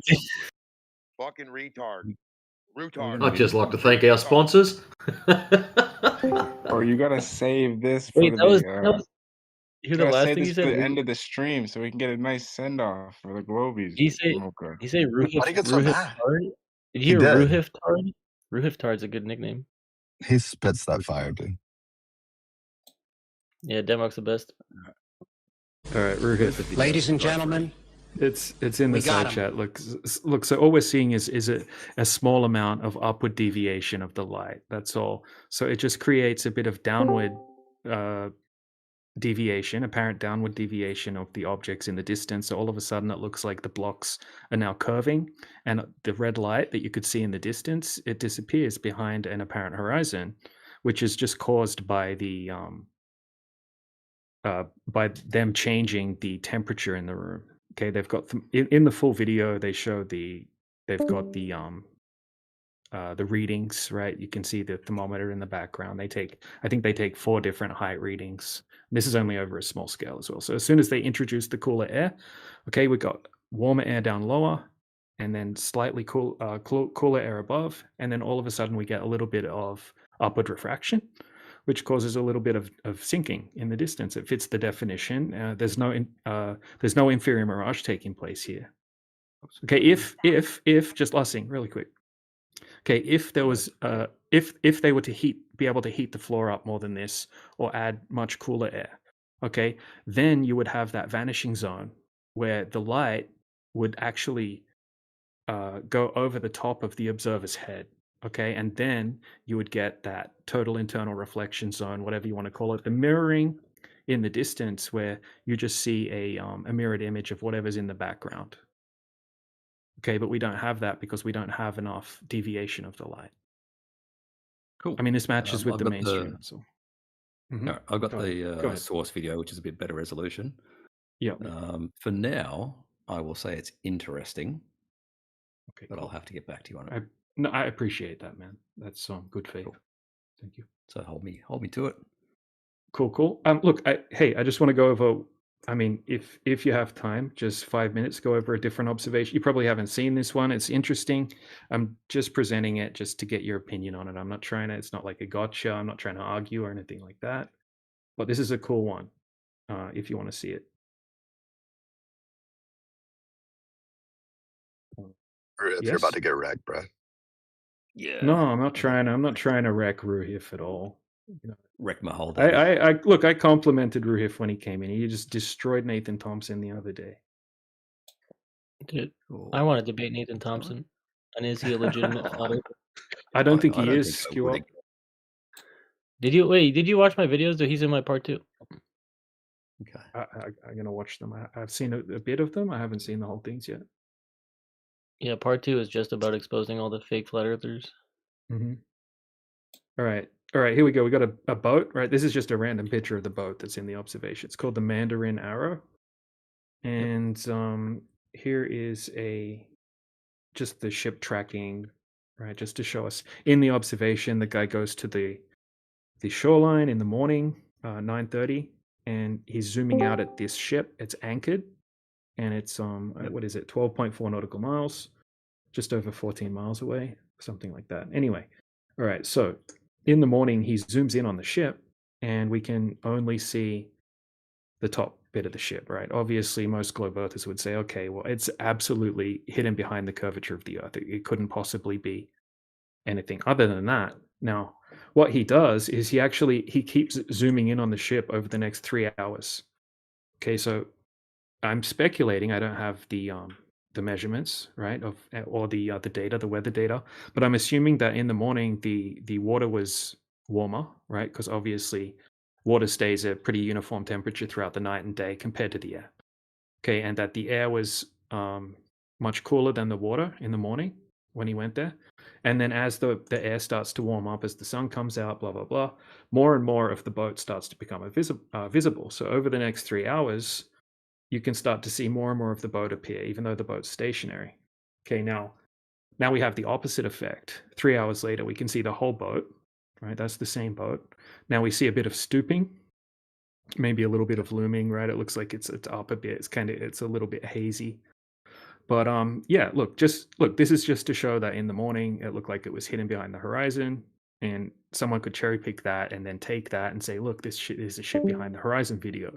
Whereas what's happening is more likely what matches the definition of sinking. Is there a source video for this one? I've been trying to find the source video. I have this. Oh, damn it. What is the first picture of? The first picture is of the top of that boat. If you have a look at the very first picture I posted of the whole boat, you can see those little units on the top of the boat, and then you've got the whole hull underneath it. It's just those little sections popping out above the top of the horizon. And if you have a look at the bottom of it, we can actually see a little bit of an inferior mirage start to sneak in there as well. Like we can see a gap of what looks like sky right where the horizon and the section above the horizon meets. So it's a sign that there's an inferior mirage taking place, but not a full-blown one. And when he zooms out on it, in the image just below it, you can't really see that, right? It's only when he zooms right in on it. But I'm yeah, looking at I'm that trying big, to. that big thing because it got smaller in the second one, and I assume it's not in the photo in the last one. Is that? Yeah, it's actually squished. It's actually squished. Yeah. It's stooping. Yeah. Okay, I see. I was like, how's that white thing turn into a black thing? No one else is saying anything.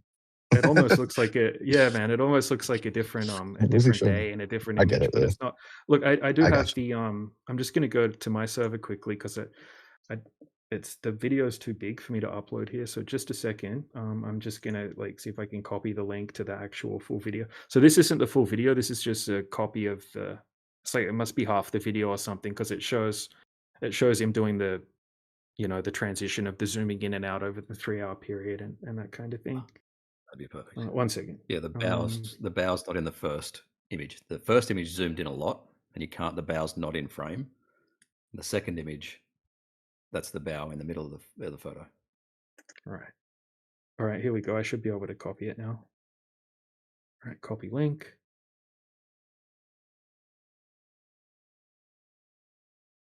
There it is. Yeah, I will track down the original video for this sooner or later. But I do have plenty of other examples similar to this. How do I download? All right, just a couple of citations really quickly, just to go along with what I posted.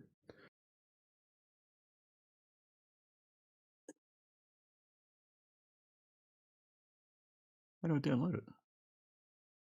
Oh, there we go. No, I've got it. Done. Got it? Cool. Yeah. All right, here we go.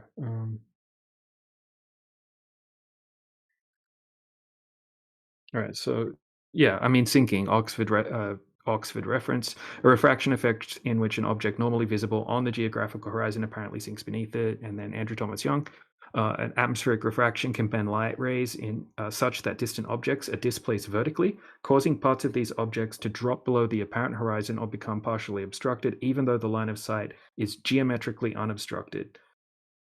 And then we got Perkins David atmospheric refraction in geodetic and astronomical observations. Refraction caused by temperature gradients near Earth's surface causes distant land, sea, and urban features to appear distorted or partially visible when they would otherwise be fully visible in the absence of such non-uniform atmospheric conditions.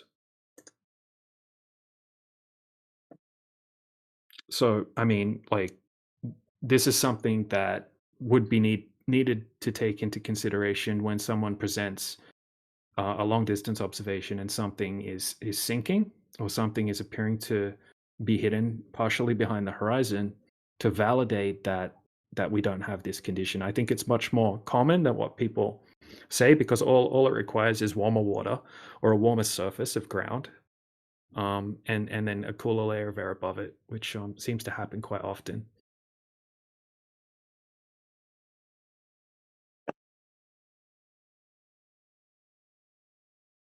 Nice. Appreciate that, Ruhif. You got an interesting out of you. Yeah. appreciate I'll look at that today. Cool. Um, Awesome, bro. Where is he? Just trying to figure out where he is. One sec. Yep. Looks like looks like somewhere on the middle of the East Adelaide, there Coast. you go. Oh, that's just Adelaide? Plain reality. Yeah. Is it plain reality? Oh, I have no idea. Maybe that'll help me track down the original video. Yeah, it is too. He's at Grange. Plain reality? So it's definitely him. Yeah, definitely plain Oh, reality. okay. Cool. Cool. All right. Thank you, All right. bro. I'll try stick to this find the video cool out one. and have a look at Sky Free today at some point. Awesome. Cool. All right. Catch you guys soon. See you. All right. Have a good one, man. Later. Yo, Ruhif, wait before you leave. Did you leave? Oh, he just messaged me and said he wanted nothing to do with you anymore. Queue up. I'm sorry, dude. I was coming Oh, to he talk said about refraction. he actually said he was just I had my kidding. Never mind. I had my envy. I had the goat. The goat is here, and he ran. Oh, you were gonna ask him, Taylor? Dude, Mhm. that guy gets in and gets out. He's like, all right, later, bye. Not all the time.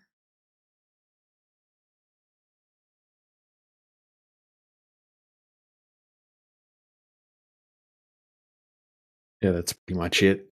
But yeah, I brought that up because I remember in Ruhif's last debate, he was saying that you can't have bottom-up obstruction on a flat Earth. Wanted to call Yeah, him what's his out go on with that? Is he just copy pasting from McClown Show? I think they all sort of feed off each other, and they get their information from, anti-flat Earth sources and things like that. So, I mean, for someone that's been looking into it for so long, how can you not know what sinking is? It shows he's not doing his research properly. Well, that's like when you were in the recording, you should have said yes, go and get your definition of refraction or looming or whichever one it was, and just to see what he does, just so he doesn't have sitting there making claims. Yes, it would have been about my definition versus your definition, but I wasn't interested in his personal definition, and that's what he runs off, and that's why he just uses that as a gimmick to see if you would pull it up. So yeah, next time he does say, "Oh, but it's just going to be my definition versus your definition," no worries, mate. I've got nothing but time. Let him go and do it. Let him go and do some research. Yeah, I didn't do that because I know that there are definitions out there that are conflicting with other definitions, because they really don't know how this stuff works totally. And if you look at different academic sources, they contradict each other all the time. And oh, they're all over the place. Yeah, I agree. Yeah, they're with that. all Shit, over yeah. the place. Like I've read some that are all over the place. So I'm sure that there are conflicting definitions, and you can get in. He was right when he said you can get into that definition battle, but my definitions were from like the peer-reviewed AMS. Yep. Yeah, exactly, and like not just some rando definitions. Well, I mean, it's confused.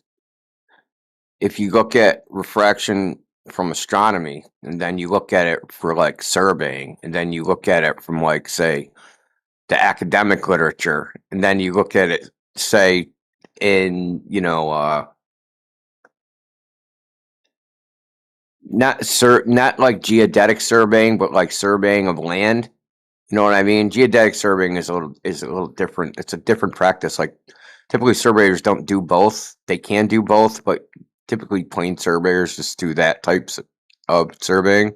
And geodetic surveying is kind of work for like the government.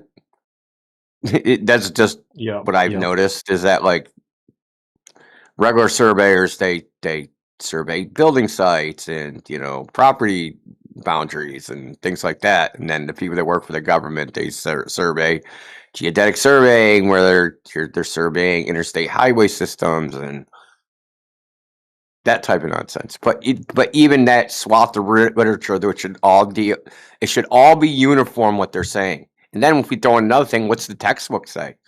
Textbook says something completely different than all of that. They all need to get their story straight if they want to make that. Oh yeah, you don't believe in refraction? Oh, we figured refraction out. Well, you need to tell the people writing these books because they haven't figured it out.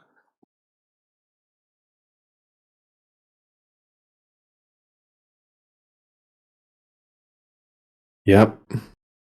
Personal Good point. definitions, though, dude. I would have flipped out, bro. What do you mean your definition? I don't want your definition. I want the definition. And then his definition, when you turned out, was wrong anyway because you showed him it was wrong, right? You showed him that mirage. Yeah, exactly. I mean, he just how arrogant he was being, and how arrogant he was being in the debate that I watched the other day. It's the only reason I jumped in because he was just gloating, calling us fluffs and fluffspective and saying all this bullshit. So Yeah, Oh, he's a I clown, mean, it's just a bunch of slogans and nonsense, man.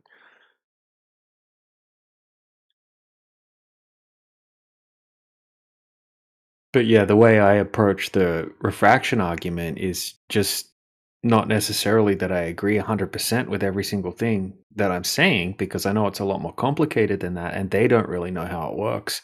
But what I can do is just use it as a hostile witness. This is what your side says happens on a globe. This is what your side says happens with this and that. And I can back every single thing up with a citation because it's what your side says happens.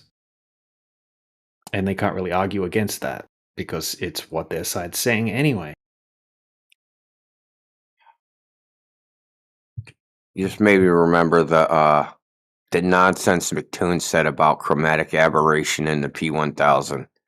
He literally just made that up, man. That was just all made up. No, in Nikon cameras, not the P1000. It was just Nikon cameras.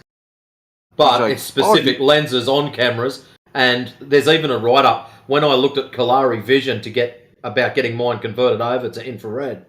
There's a write-up in their pages, and they've got it there for select manufacturers. Certain lenses are worse than others. Yeah, of course.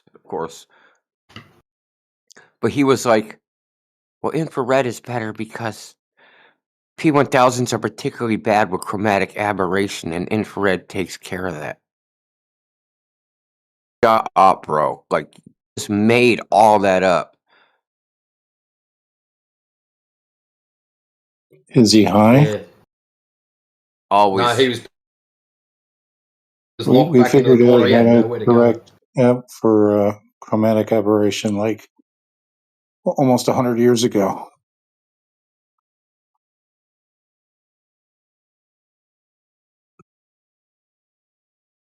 Well, DJ was bringing up, he was talking about the infrared video that was taken, and McToon had to say something, and that's the nonsense that came out of his face. They were doing like Glovers do. They throw shit against the wall until something sticks, and that's all it was. It's verbal diarrhea. Oh my god. Well, you weren't in here, were you? For that audio. Did you just get here, Ray? I got about half of it. Oh yeah, his total like meltdown of just the nonsense that he was saying. What was it about Bislin's calculator or something? He was just jibber jabbering, just utter buffoonery.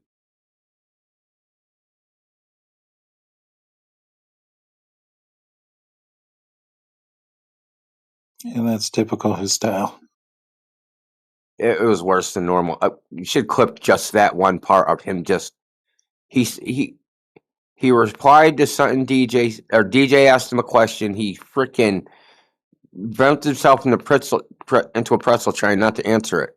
Then when he did answer it, that answer was just nonsensical word salad. Just absolute nonsense, the whole thing.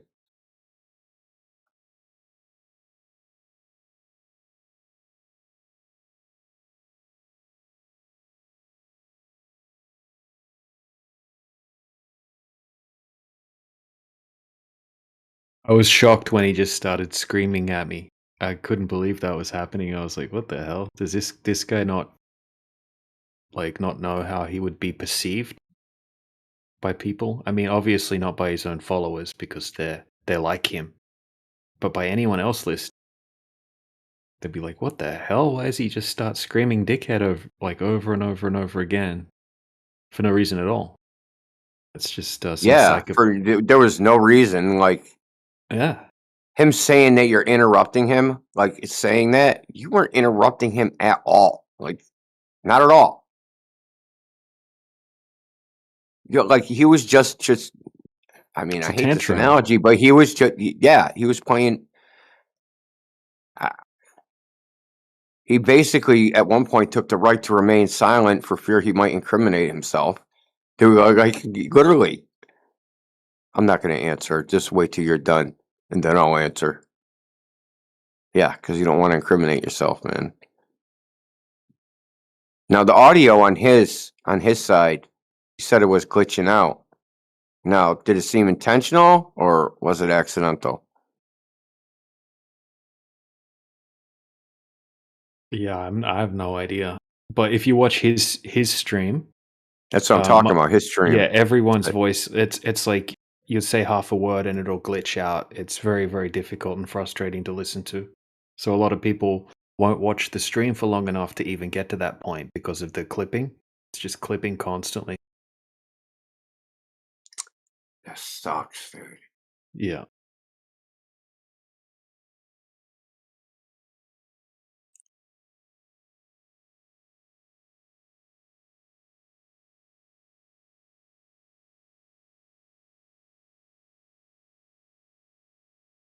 But I've taken his footage. Dude, he might have. Did you see if he streamed it on X?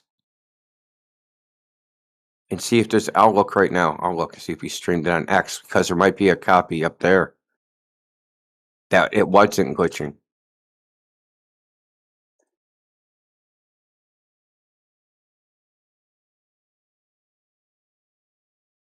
You should have seen his side chat. His side chat was having a freaking frothing at the mouth. Just hundreds of them just freaking out. I bet.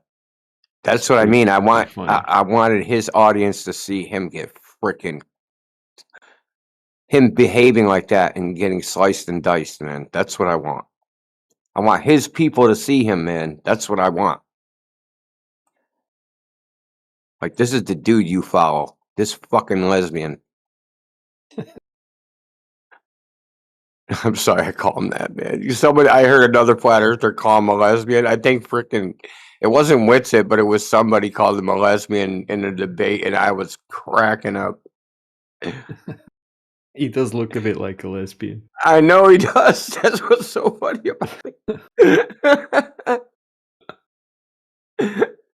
So what I've done is I've taken his footage so we can see his reactions in perfectly, right? So and then I've taken his video footage and then I've taken the good quality audio footage, and then I've synced that up in Premiere Pro. It's got it without the clipping.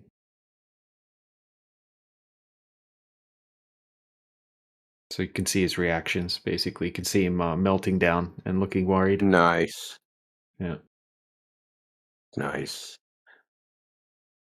Yeah, it isn't on X. It must not stream on X. Could have swore I've seen this stuff up on X though. The amount of clown shows that you've got chasing you that worship him, you've probably just seen a whole heap of shit that they've copied and pasted for you. Oh, but McToon does this, and yeah, that's probably why you've seen a fair bit of it.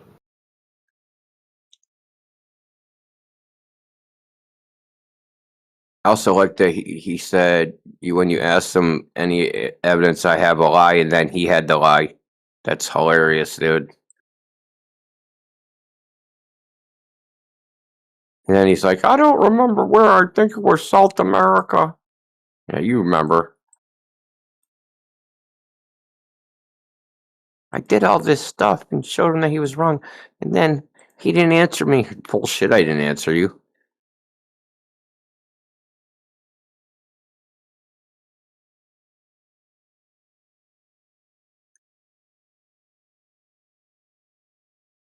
Douche nozzle. All right, boys and girls, I'm going to bed. Yeah, That was I've got to head freaking off great, too, DJ. man. I had a good time. Yeah, cheers. Yeah, appreciate it, Indio. Catch you later. Yeah. Yeah, Augie. Matrix. Anyone else that's here? Relay. Logging off. Till next Later. time. Tomorrow. Bye.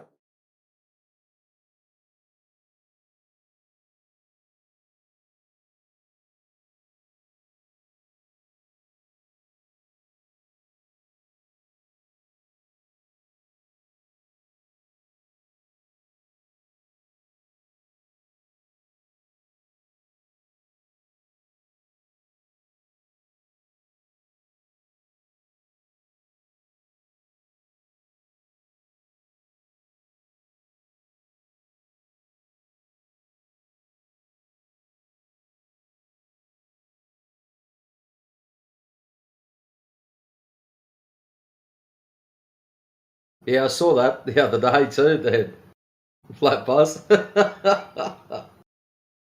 Should have sent a message back. But at least he can spell.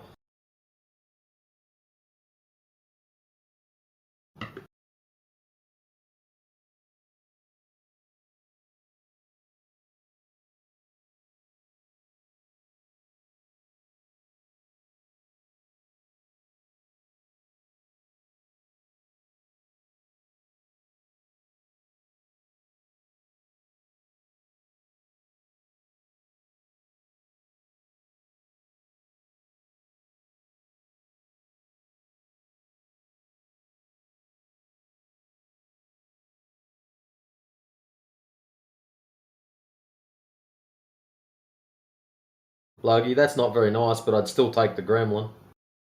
Oh, yeah.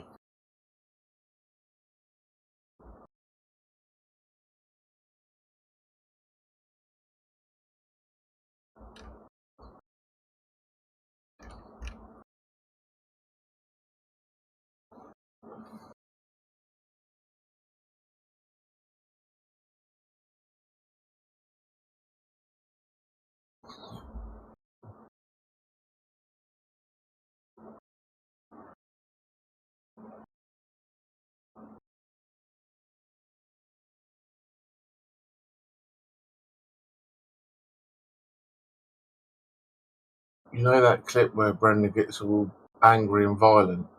Kind of reminds me of the time Ben Shapiro debated one of these trannies, and the tranny threatened to beat him up and take him outside and stuff. Did you ever see that? No. It's hilarious, man. You gotta check it out. Holy shit. And it was so identical. It was just like, what the hell? The behaviour, the voice, everything. It's like, what the hell?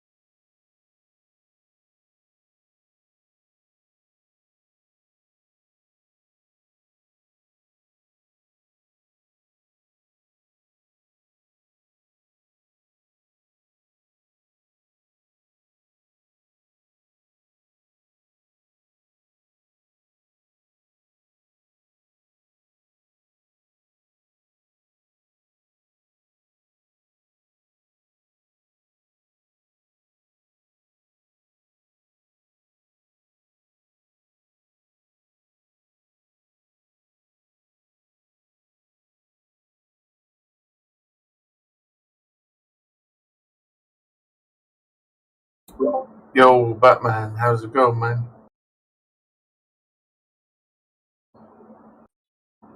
Yeah, I can, mate. How about you? Good, man, good.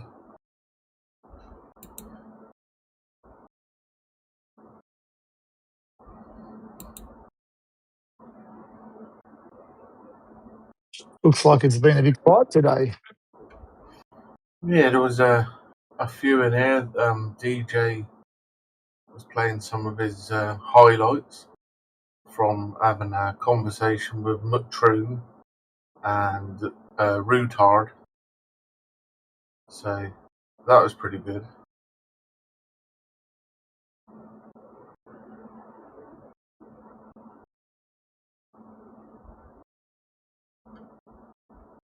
They like to deny sinking refraction.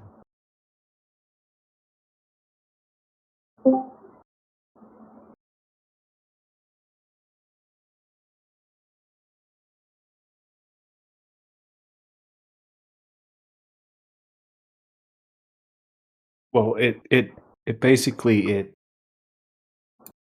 I wouldn't say it debunks, but it makes every single one of their observations where they claim bottom-up obstruction is due to curvature. It makes it an invalid claim because they didn't account for something that their own side says can happen.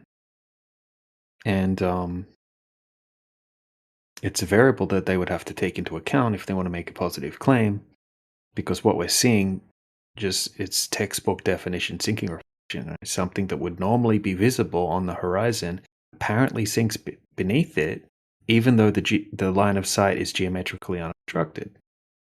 So it screws them up big time.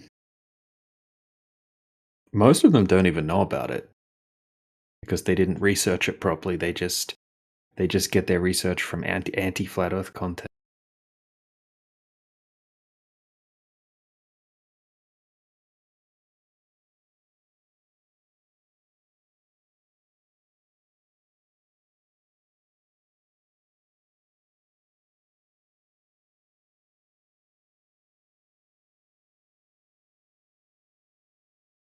And we've had people, certain names, basically banning the R word, the refraction word, for like the last 5 years, which is ridiculous.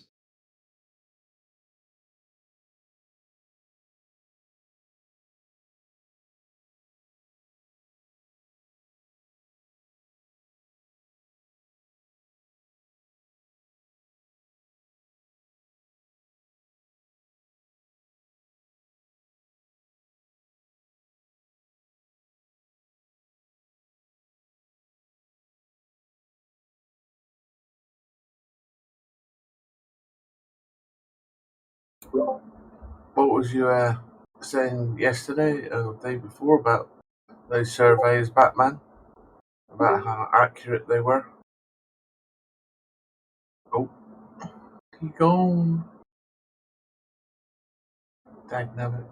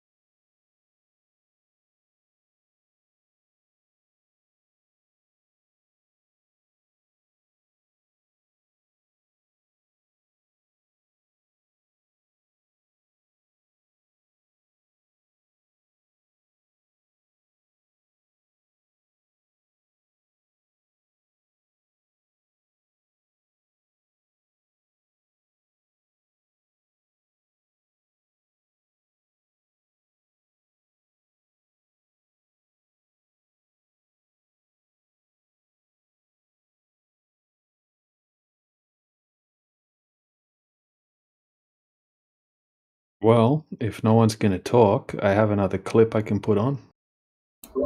Yeah, go ahead. This is in that same server, and we got satellite engineer Josh Ingersoll. Oh wow. Yeah, and I was a bit hangry because I hadn't eaten in like 5 days fasting, so I wasn't taking his bullshit. I was sitting there listening because he comes in our channels and he knows how to behave because he gets wrecked all the time. But he was in there with a whole group of anti-flat earthers and flat earthers that didn't know who he was. And oh my god, he was talking so much shit and just bragging about how awesome he is, and they were all sucking up to him, thinking he was this amazing freaking expert. So I had to jump in.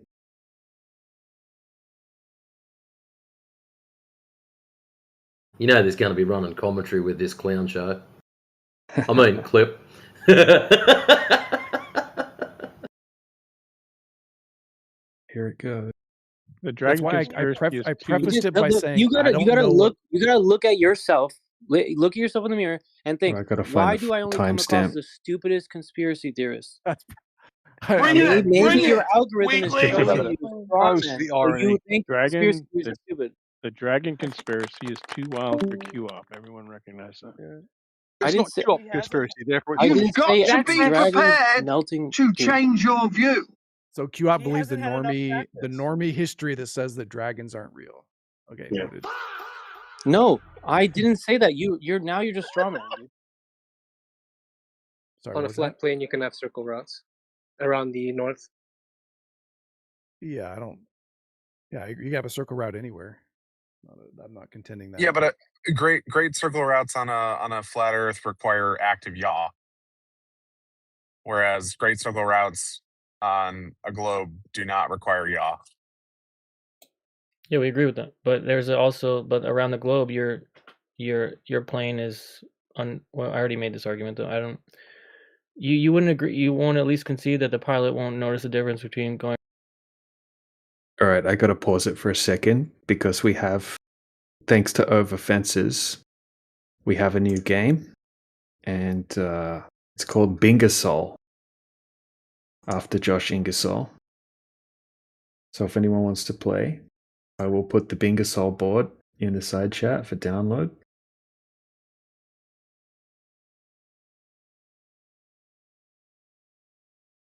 Bingasol. Oh, I gotta have a look at this.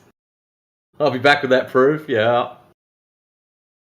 Full X. What's that? Fox. Y'all. I'm just having fun. Yeah, I'm not here to debate. Yeah. Flat Earth's my favourite conspiracy theory. He's a dropkick, isn't he? Tells an obvious lie here. My NDA prevents me. I haven't heard that one for a while. I'm here to educate and answer questions. Just follow. Yeah.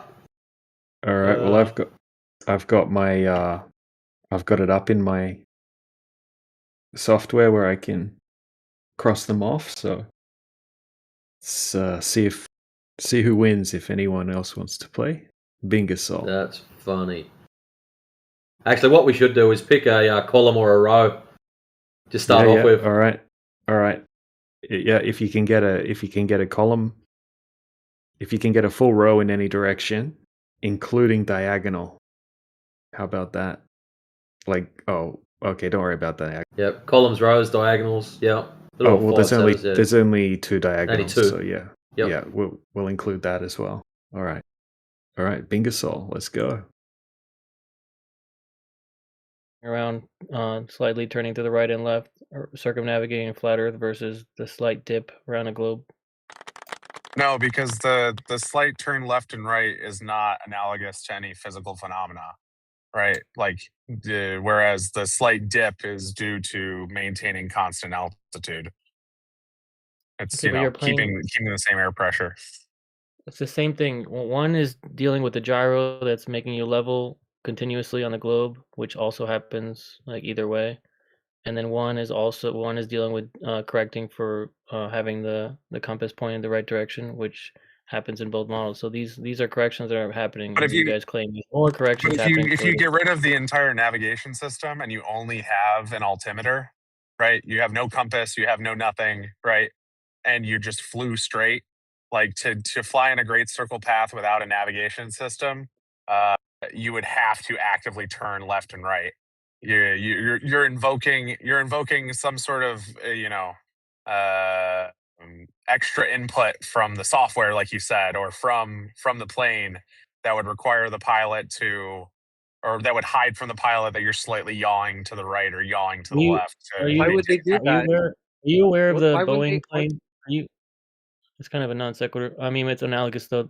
You said you're having a hard time with the fact that there could be software that isn't being disclosed to everybody. Are you aware of that Boeing plane that wasn't called back? Wasn't so Yeah, they 737 Max killed a the couple one hundred with people. the Malaysia plane?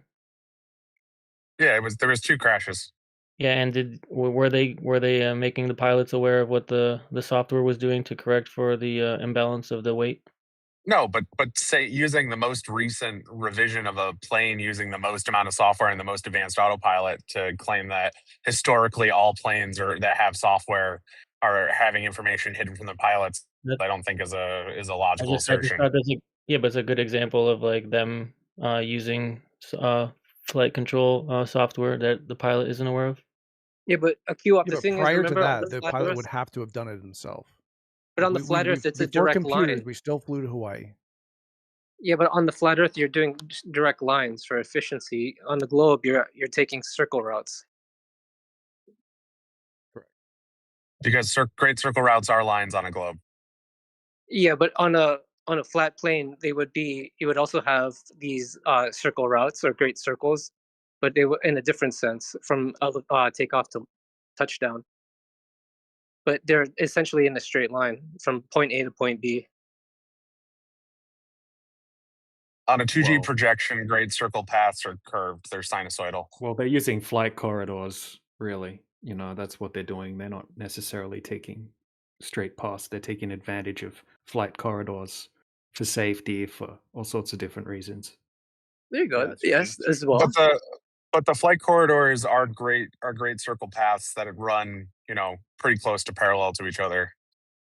When you're talking about great circle routes, are you talking about on a globe, if you were to go all the way around the globe in a straight line, essentially, without turning? Is that what you mean by a great circle route? A great circle route just means the shortest distance between 2 points on the globe always bisects the sphere. Right. So if you're talking about, well, that's different because a great circle on a globe would be going, basically if you started in the north and you followed a line of longitude and you went all the way around and came back to where you started. That's what a great circle would be. If you're talking about great circle, as in plotting a flight path onto a Mercator map projection, okay, and it looks like it's taking an arc. If you plot that same path onto an AE map, which is a different globe projection, then that would look like a straight line. No, it wouldn't. Yeah, it does. I can show you. I can show you an example. 100% it doesn't. Yeah, it does not. Okay, I mean, so just some quickly, might. You might be able to find one flight that does, but no. by and large, I've got a military map that's an AE map. It has all of the flight paths plotted out on it. They're all straight lines, or mostly straight, Yeah. right? They're not perfectly straight, but they don't take those arcs. Let me finish really quickly. They don't take those arcs. So I've just got an example right here. I'm going to show you the difference of the same flight path that looks like it's taking a big arc, and then the same one plotted out on an AE map directly underneath it. It's in the chat there, right? Same flight path, different map projection. Okay, straight line. In the northern hemisphere it works. Do like Sydney to Santiago. Yeah, Sydney to Santiago does not work with that. Yeah, but okay, so that's not you're talking about an AE map. That's just a globe projection. So what you're saying, it doesn't work on a globe projection because it has a variable scale, right? Okay, so if you're saying that the AE projection is a flat Earth map, okay, that doesn't have a variable scale, and then that's kind of like a straw man, right? Well, that's butchering what the AE map is, because even Gleason, right? Look up what Gleason wrote. It has a variable scale. Okay, so the same distance out in the south, that looks like a really long distance, right? Is the same distance as a shorter distance in the north. Yeah, so I'm right. So if you're saying it doesn't work on an well, he's talking about great circle routes. So he's talking about great circle routes on a flat Earth. What would that be? Because a great circle is a perfect circle around a sphere. So if you're talking about not having to turn the steering wheel left or right when doing a great circle route on a flat Earth, what are you talking about? That's a different type of great circle route. No, the whole point was just that there's 100,000 flights a day, and all of them do spherical trig to plot out their route, and that's because you can't, like, AE map doesn't work. We know that the Mercator map doesn't work for plotting. But if Earth was flat, there is a map where you can just draw straight lines between destinations, and that's your route.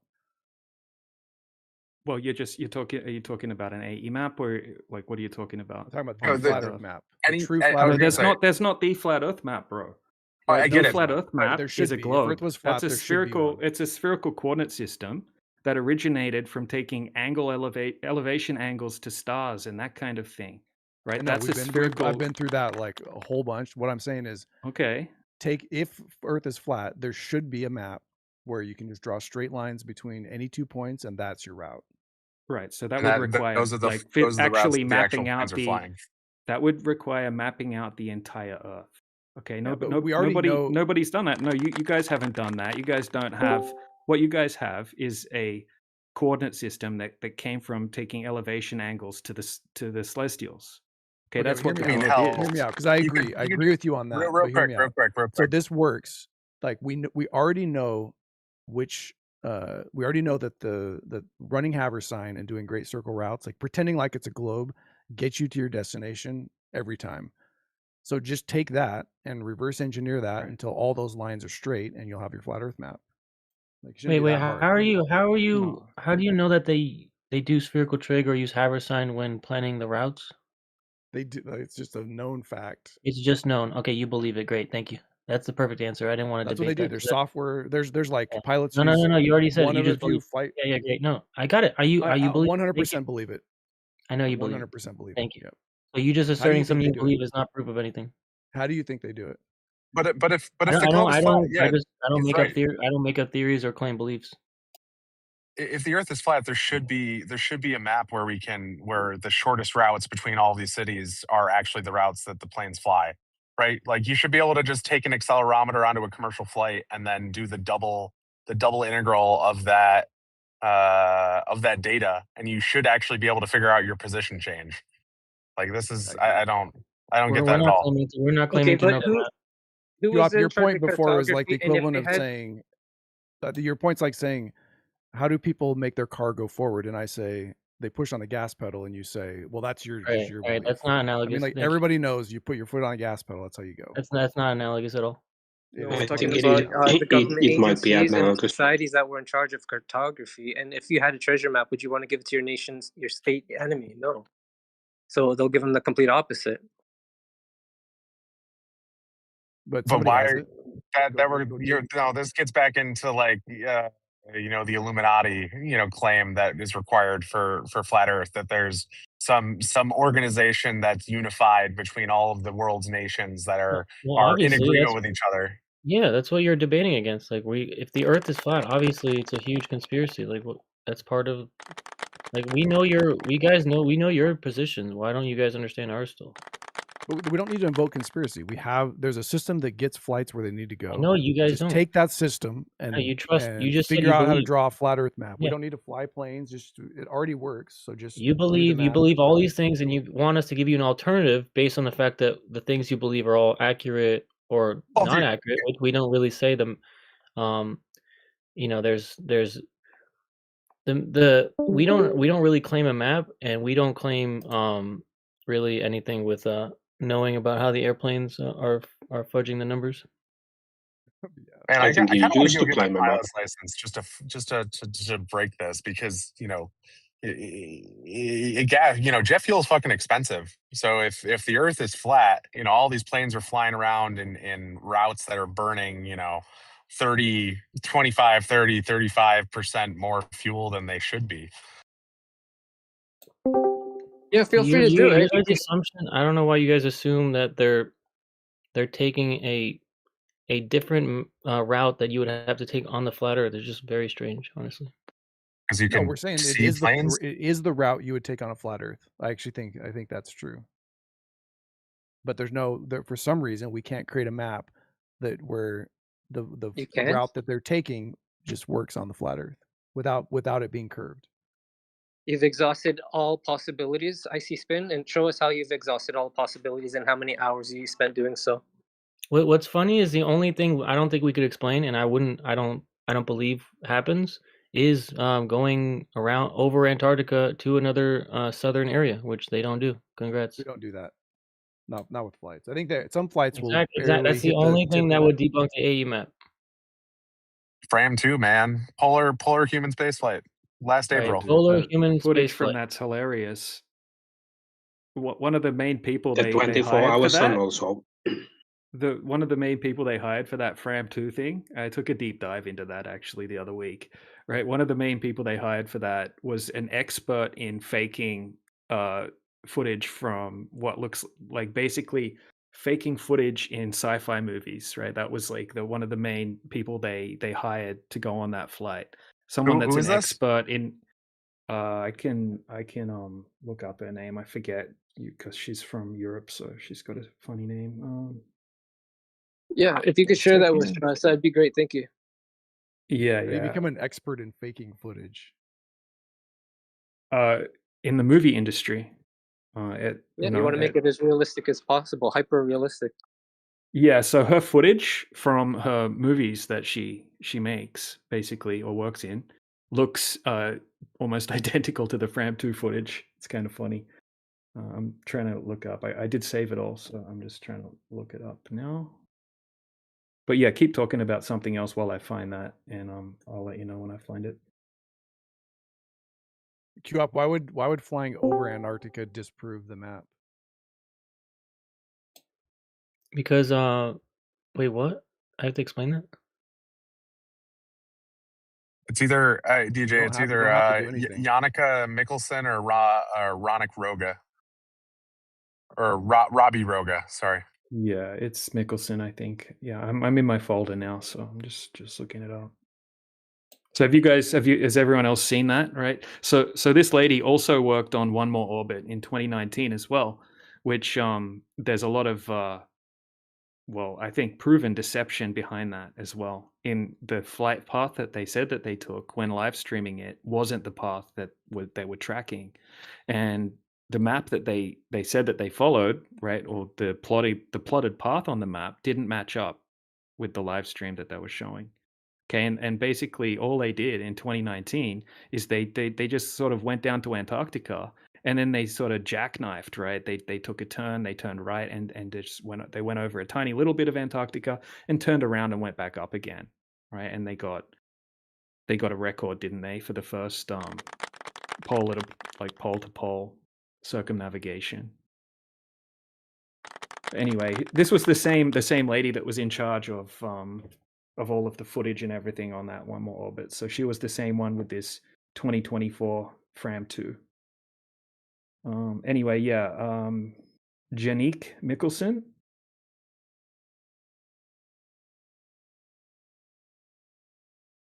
Okay, thank you. All right, so yeah, anyway, I don't know if you guys want me to read all that out. I got a whole bunch of information about that, but If there's anything that stands out, feel free. I don't mind. Maybe the other guys might want to hear it. That's interesting. What were you reading? well, if anyone, people should look up the Fram 2 footage, right? And, I was excited to have a look at it because this is the first time anyone's ever claimed to do an actual, basically a great circle around the globe. So, going from the North Pole and then going straight in a straight line, basically, and orbiting around, going straight over Antarctica and then coming back up around. And I think they were meant to do about, I forget what it was, maybe 12 or something, continuous orbits around the globe. I think it was every 17, it might have been 17, but yeah, it was every 90 minutes they would do a full pole to pole orbit, and I was excited. I'm like, damn, this footage, that's interesting. I'm gonna have a look at the footage. This is crazy. I wonder what it shows. And when you look into the footage, it's super disappointing. It seems super sketchy. It's very limited footage. Even in 2024? No, see, I think it's the exact opposite. They had the most footage of any of the private space flights. Like they all had items and up there, and yeah, I think they needed one. They needed one more camera. Just one more. No, they need a telescope. They need to zoom Yeah, down. telescope. Some live stuff going on. That's the only one. Well, yeah, they zoomed right in on their own launch pad in one of the mission update videos. Like they didn't.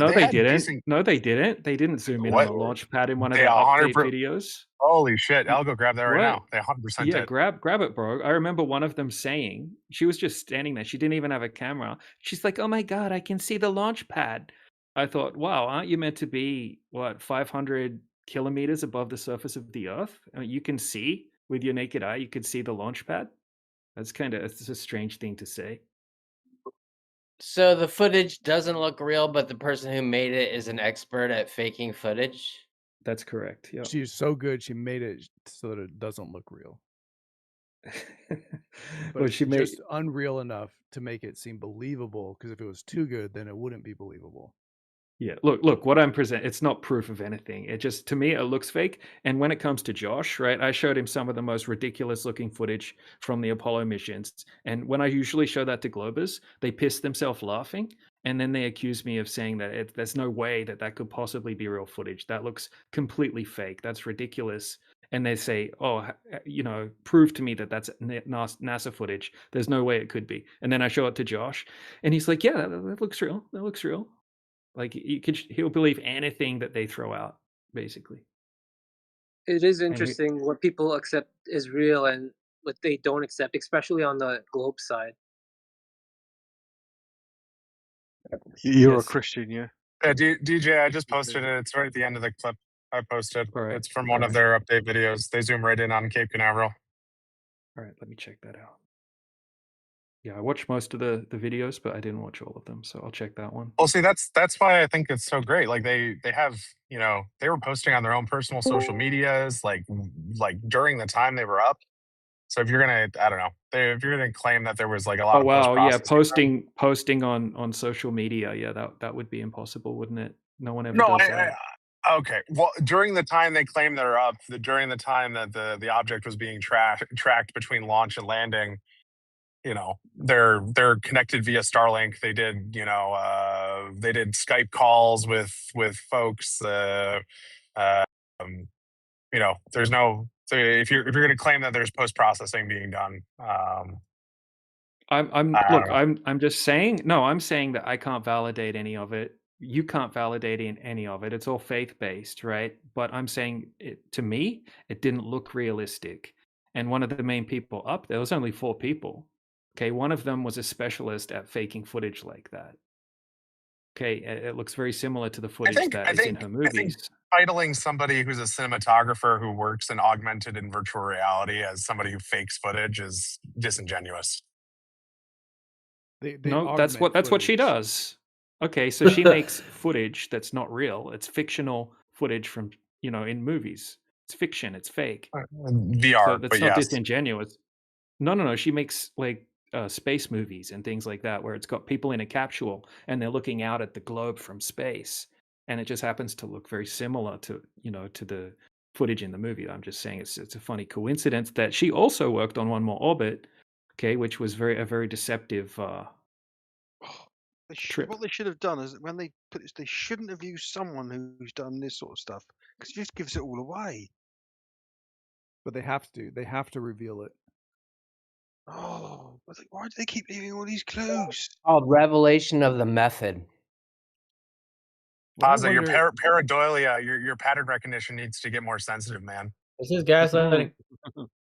Okay, when I see this footage like this, I always think, okay, let's say they faked it, right? But they're flying over the Earth. All you have to do is find one spot where the clouds don't match.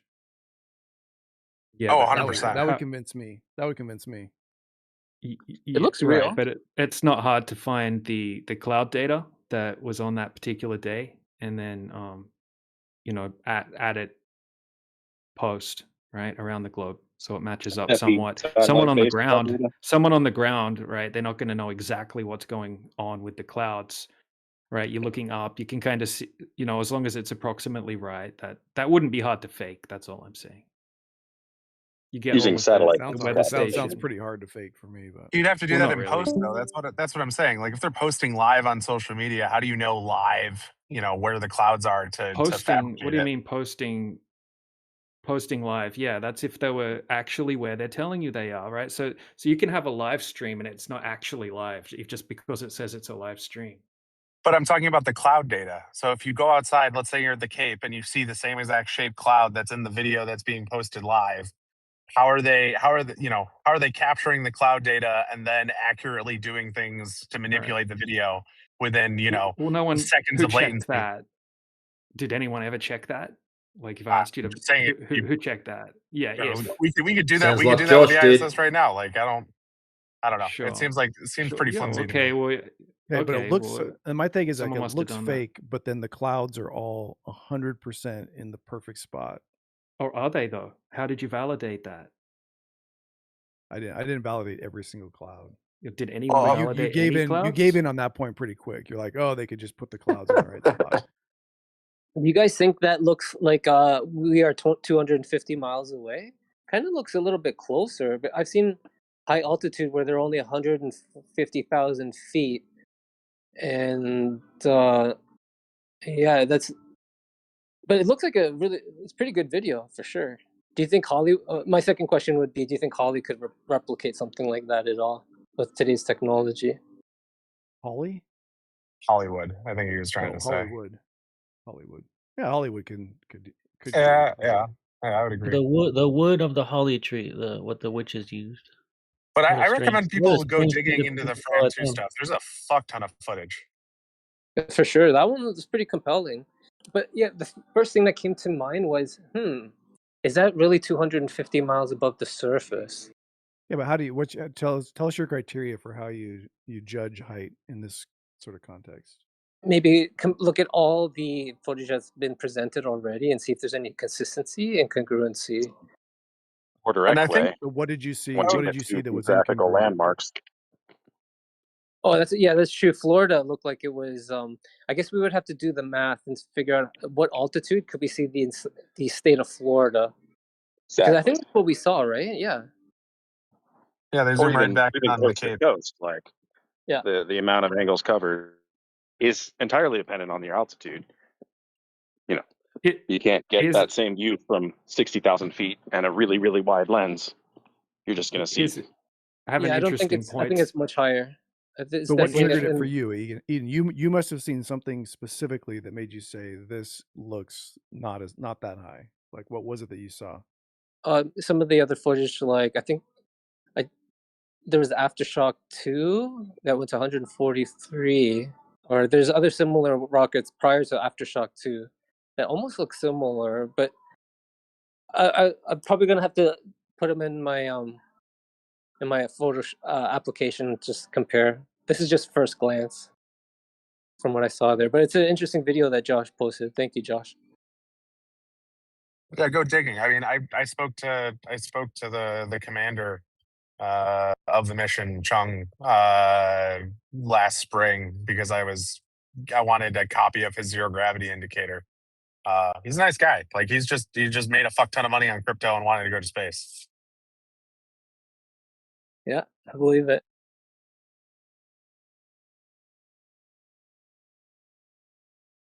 But there's a ton of good Fram 2 footage. There's one where they're directly over Svalbard. They go, there's a 4-hour supercut of them just going over the poles like 4 or 5 times. Yeah, it's kind of it's not that great as Josh is making out. Go check it out. It's not that impressive. But look in 2004, in 2004, bro, in 2004, they made a TV series called Space Cadets. Okay, just on a TV show budget, right? This is not NASA or anything like this. 2004 technology. They tricked a whole bunch of people into thinking that they went to space, right? And these people went through fake training and everything, and they had some plants in there that knew that it was a fake. And they were doing interviews. They were saying these people will believe anything they get told by these so-called experts. It's mind-blowing, right? And then these people thought that they were up in space. They never left the Earth, and they're looking out of a capsule. They're looking out a capsule at a screen that's outside, like one of those big wraparound screens, and they thought that they were looking at the globe from space, right? None of them said, "Oh, that looks fake" or anything. They're all got this gobsmacked look on their face, like we're in space, we're looking at the globe from space, and it was all just completely faked. And that's not on a NASA budget or anything like that, right? Or SpaceX budget. That's just on some 2004 technology TV show budget. I think that's what they do with. Thank you. I think they picked Don Pettit for that reason because he's like half retarded and he actually thinks he goes to space when they put him on those fake capsules. That's pretty funny. DJ, it was 2004. You said Space Cadets. Oh yeah, I'll post a link in the side chat. I'm just bringing it up. What evidence do you have that it wasn't all actors, right? Like the producers and they're entirely you can in watch control. it. You can watch trust it. what You they can tell. say, and yet, oh no, the actors are too good at looking surprised. Apparently, Yeah, that's not very strong evidence. exactly. If you want to say that, that's fine. But you haven't watched it, so maybe you could watch it and then make a judgment. But I'll post it in the side chat. Is that tiny Earth syndrome right there going on?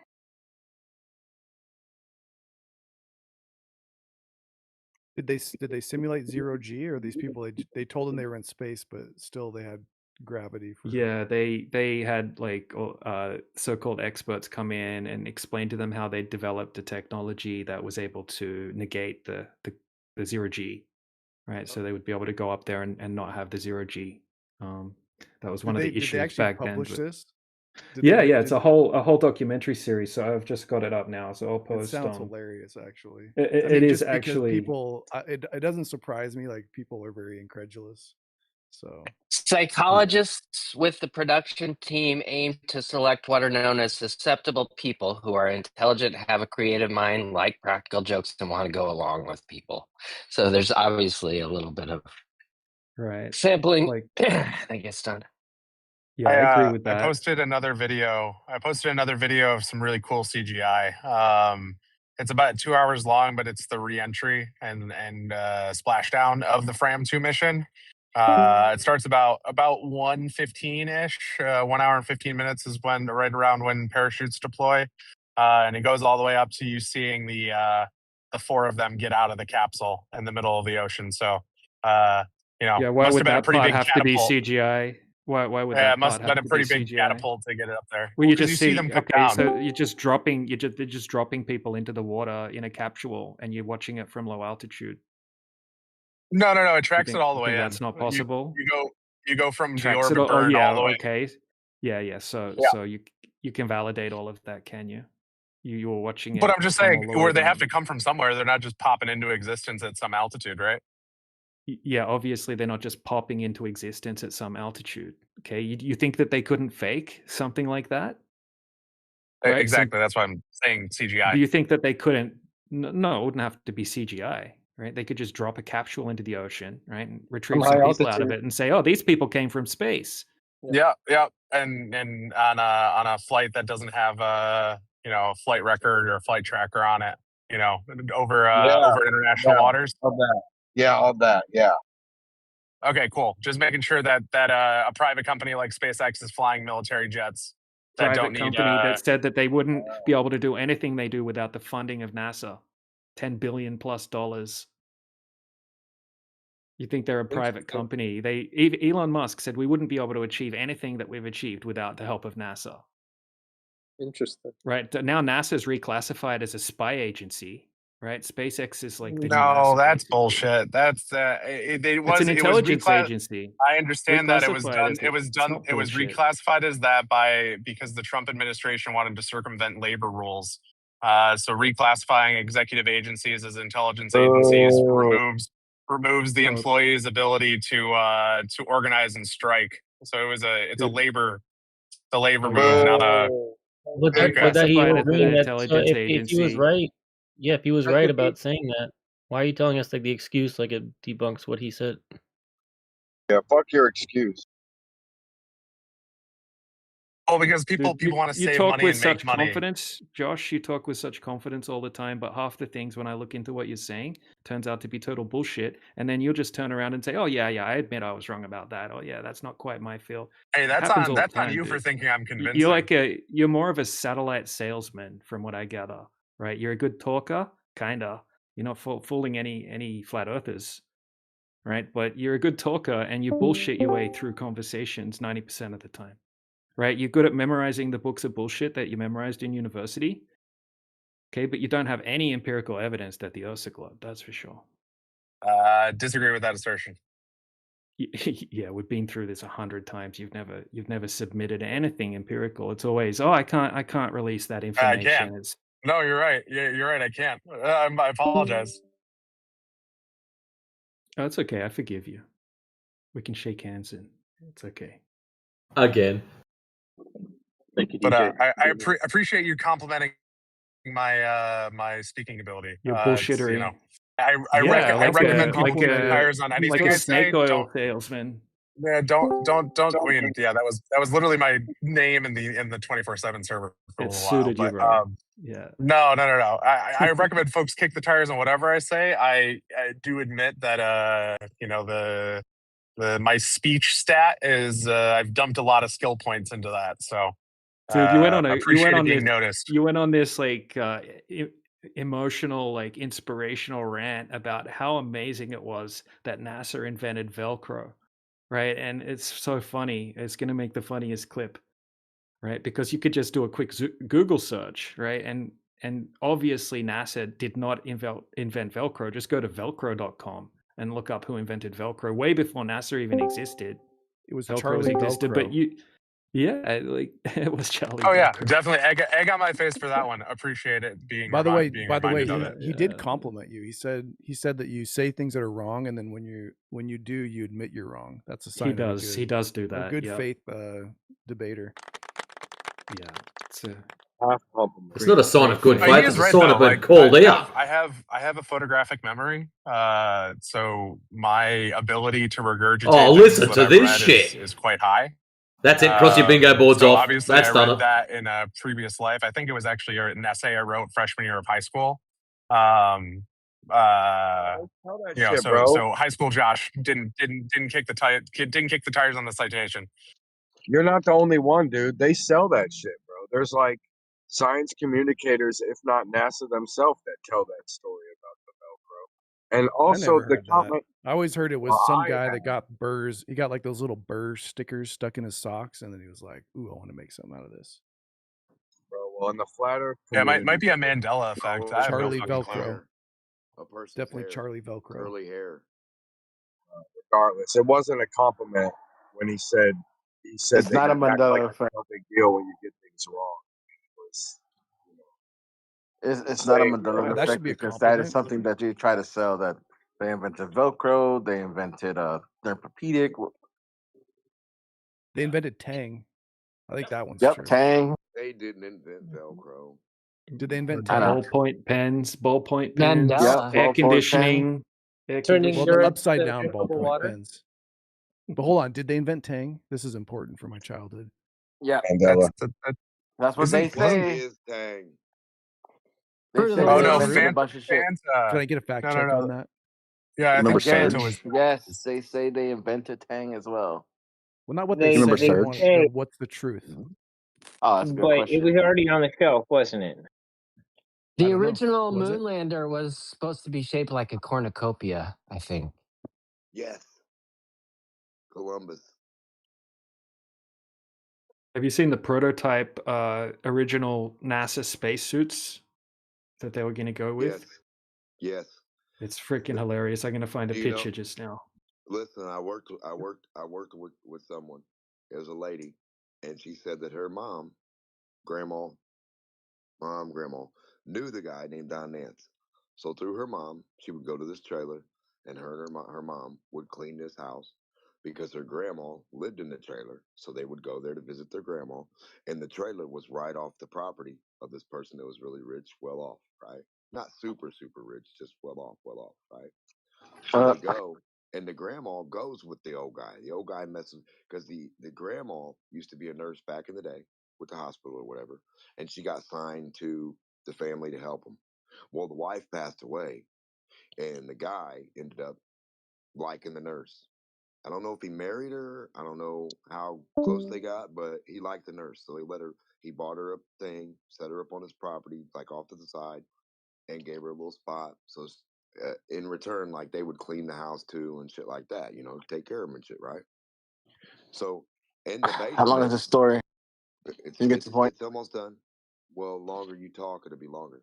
So in the basement, they go in the basement while they're cleaning the house and everything, and it's like a fucking super clean, uh, pressures, whatever, a vacuum, like a museum with like specialized little things, and it has all these suits because the guy's name was Don Nance, the designer of some of the first astronaut suits, and they were made from scuba to space. So they were designed for scuba, but they were also made for space. So And that's the story. The actual Tang inventor was William A. Mitchell. Worked for the General Food Corporation. Mitchell, He was yeah, it ain't was that a one of the food. astronauts? No, Okay. he was a food chemist. I know, but one Mandela. of the astronauts is named Mitchell, though, isn't it? Yeah, but that's his last name. William A. Mitchell is the actual person that invented it, Yeah, it's just a not coincidence. NASA. Just a name. It's the Great Tang Conspiracy. No, but what about the suits? The Y'all guy remember was in the Surge? basement, And it right? opened. And now check this out. As soon as that guy passed away, like within a week, they went back to his house and they was gonna like do whatever, and everything was gone. Within a week, they came and took everything. They cleared out the whole museum that he owned. Everything was gone. So if they didn't invent Velcro, they didn't invent Tang. Could we check on the ballpoint pen? Yeah, check that. That's another one they didn't invent. Yeah. No, just Maybe check on it's the that suit. they invented the pen that writes in no gravity, because like ballpoint pens have been around for a long time. Called a pencil. Russia did that a long time ago. They use a regular pencil. You can write upside down with it. You can write right side up with it. Doesn't It's matter. called. It is. It's called a pencil. It's like the $1 million idea that surpassed the ballpoint pen, right? I'm just saying, think about it. What would stop you from writing with a pencil or a crayon? Or I mean, who the fuck knows? I don't know. So a ballpoint pen was invented in 1938. Oh, another one busted. Look out. What did they invent? Some people say air No one conditioning. If you're claims that NASA invented a ballpoint pen, except Dude, for the one that Globers writes. say the dude, Globers Hey. say the funniest shit. I've been listening to this debate for 8 years. I've heard Globers say that 100 times. They said they What? They did designed. create They they did create a designed a particular one ballpoint though. pen I think Right, they right, I think they invented the moon. It's a space pen. No, there's a that you can space pen use that in the you vacuum chamber and right. hold upside down, I think the right. Jerry moon. Seinfeld got one. or a pressurized system. Is a It's like an ballpoint pen. inflatable saloon. It's a giant inflatable ball that they put up there to fool us. But what about the suits though? Fuck a pin. The suits. Well, are we ignoring the fact that Embroidered with gold, and they were underwater scuba diving suits. The first space suits were just scuba diving suits. Makes Fortified. sense. why are Fortified we with ignoring the fact that that gravity makes pens work? We're just scooting right past that. gravity. Try to write doesn't with the make pen a upside pencil down. work. Gravity does not make Not a pencil work. pencil. No, a pen. Yeah, but I Try to write prefer upside down pencil. with a pen. Well, That gravity doesn't don't mean affect my flattered pencils. Sorry. I agree. If by But they do gravity you mean affect your Glober's pens. dude, if you talk about gravity, if you just mean things fall at Sure, we 9.81 can do meters that. per second Yeah, let's squared in play a the game. vacuum, yeah, we can all agree that happens. Approximate agreed upon average 9.81 in a vacuum. Things fall at roughly that point. If you want to call just that gravity, that's just an observed effect, right? When you start talking about the cause of the effect, that's when you guys run into problems. Well, it's actually when you make a prediction about the effect that you can you have Sassy's evidence in for your here. Look same out. just a second. So if I predict that clocks will run more quickly at a higher altitude compared to clocks at a lower altitude, and this is super important, this is what flat earthers generally miss. If I predict by how much faster, and then I Hafel move. Keating's test was junk, absolute junk. Even the mainstream agrees it was I junk. wish if only you knew what I'm talking about, because that's not what I'm talking about, DJ. I'm sorry. Calm down, bro. I Don't know. have a fit. I know. You've got one thing that you're Oh my clinging to, like a goodness. man clinging onto a life preserver, drowning man. No, But you anyway, can't manipulate when So I the make anti-gravity pen also was not invented by NASA.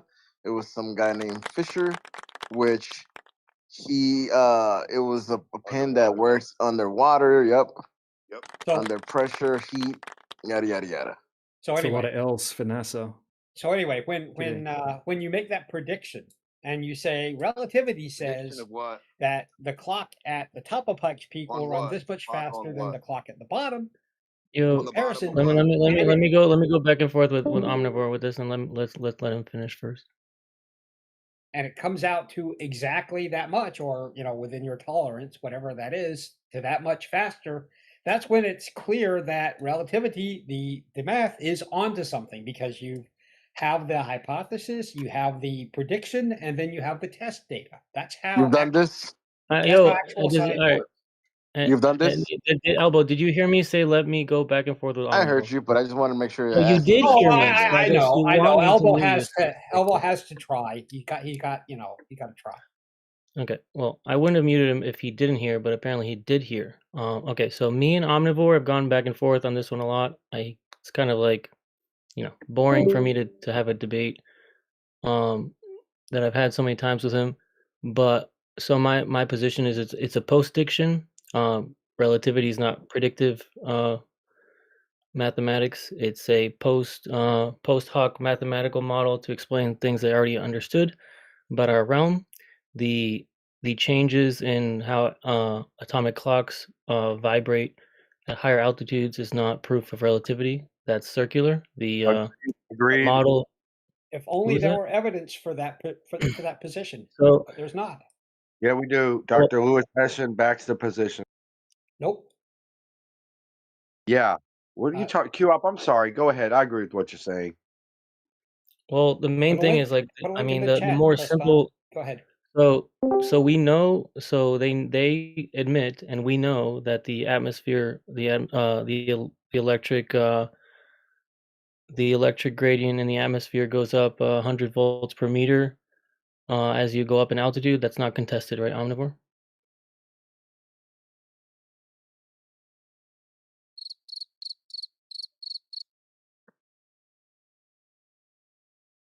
Omnivore? It's the potential gradient, but yes, there's definitely another thing that correlates. Could be doing something with these clocks. So I'll explain why that doesn't work when I get chance. But do you agree? Do you agree that there's 100 volts per gradient, 100 volts per meter that goes up as you go higher in altitude? So yes, we've heard about the volts per meter, right? Yes. But Okay, it's- if but let me can finish I- the point. Okay, So if finish. that's the case, then that works to explain why as you go higher in altitude, an atomic clock will vibrate quicker. Wrong. Oh, a baseless assertion. Great, I love that. It's not. Voltage is the difference between two positions. Like it doesn't change any one position. Like it's not a value. It's all relative. It's to the surface of the Earth. So if you have no wire connected to the surface of the Earth, you Guys, you don't even have to go to that. Yes, the way that he's using the terms is not the way that science uses the terms. I wish he would pick other words. Go ahead. Well, I agree that you guys have everything defined very specifically, and you guys basically claim. Correctly. I mean, it's pretty arbitrary. You guys claiming that it's correctly defined. Correctly. Yes, correctly. Okay, great. So Can I respond? the words themselves and their definition is the scientific proof of your theories. Can I Great. respond to you? Okay. So it turns out that none of what he said is actually going to be relevant to this because none of those theories that he's invoking or those whatever effects he's invoking or the actual physics that he's talking about make any prediction as to why a clock would run, an atomic clock would run at a different speed. It's just, well, maybe because there's this voltage gradient or whatever in the atmosphere, there, maybe that could somehow affect the You're fucking operation weak. of the atomic clock You don't know how at to at some manipulate stuff? altitude.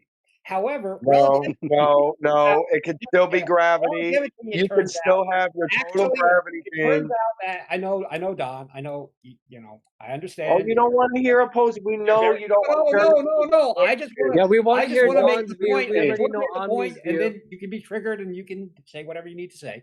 So it turns out that relativity makes the prediction as to how much faster it will run, and when tested, that is what we find. So does All these Newtonian other physics, theories. dude. Just a minute, Don. I'm almost done. All of No, these other you're full of theories shit that Don person, is bro. absolute You're full of shit don't person. make. Preaching. I'm sorry. Look, I'm sorry, dude. Don't Every make day with you, it's the same thing. wants You're to force not us sorry. to You hear don't want to the stuff learn. we already You're understand. regurgitating the mainstream model like you do every freaking day, bro. This is not the Socratic method you're employing. This is propaganda that you're employing. I'll fight you head on with it.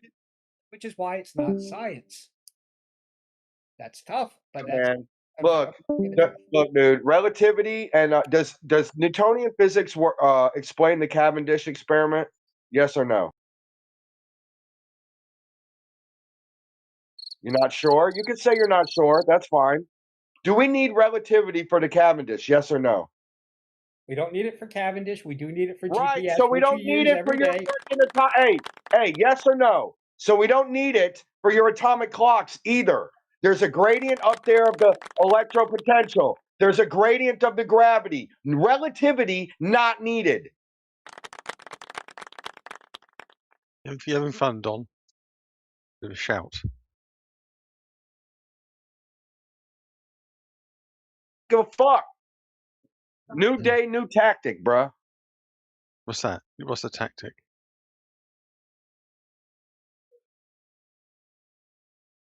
You're going to have to shout a little bit if you want to get a word in when you're talking to Omnivore. Yeah, let's let it sink in, bro. Like, come on, this guy's asking for new theories and saying there's no new theory. I've never thought of an explanation, but I hear a guy wanting to give an explanation. Let me just railroad on that. Let me just go ahead and bully with the mainstream model. Dude, it's ridiculous. Omnivore. You have to start with an open mind. Step one.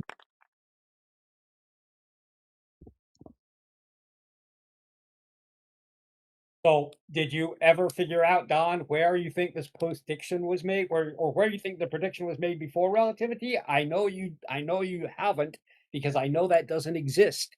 If you believe it Mass and exists, it's just something you mass and believe for no distance. reason. Mass and distance. Cavendish before relativity. No. Mass and distance. So let me ask you something. Relativity. So Don, let's go back and forth a bit. Does Cavendish make any prediction about the speed of clocks? Yes. No, it doesn't. Where do you get that? You're just not willing to apply it. Where do you get it? So show me, tell me, explain to me. By showing you that the further away something is, the gravity is less, and the closer that something is, the gravity is more. Okay, so let's try this. Let's try this, Don. So what does gravity have to do with time under the Cavendish phenomena?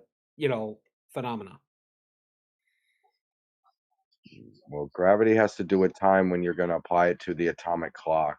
Oh boy, right? how? Why? Because you have a field. Because you have a field of resistance, and we notice that under different resistances or different phenomenons or different ranges of certain fields, things decay or oscillate at different rates. The inner workings of material happens at different rates if we put them in different environments. Relativity is an extension, like QOP was saying, and I would have loved to hear more of what he was saying, but we got to go back through a day 1000 of repeating how to have an open mind with omnivore. I mean, come on, bro. No, at some point you just need to pause and let somebody else respond. So what's happening? Have you not heard about the controversy? I'm sorry. Do you not know that the guy who invented atomic clocks, right, has a grievance, right, against the scientific community for using his invention and trying to get it to say that it's proof of relativity? So I don't care about that, because when we do the test with atomic clocks, which are what we use for all high quality, high precision time measurement, it checks out according to the prediction of relativity. Yeah, So how do you know it's just 1 second. Come on. You're gonna overtalk? Talk? Okay.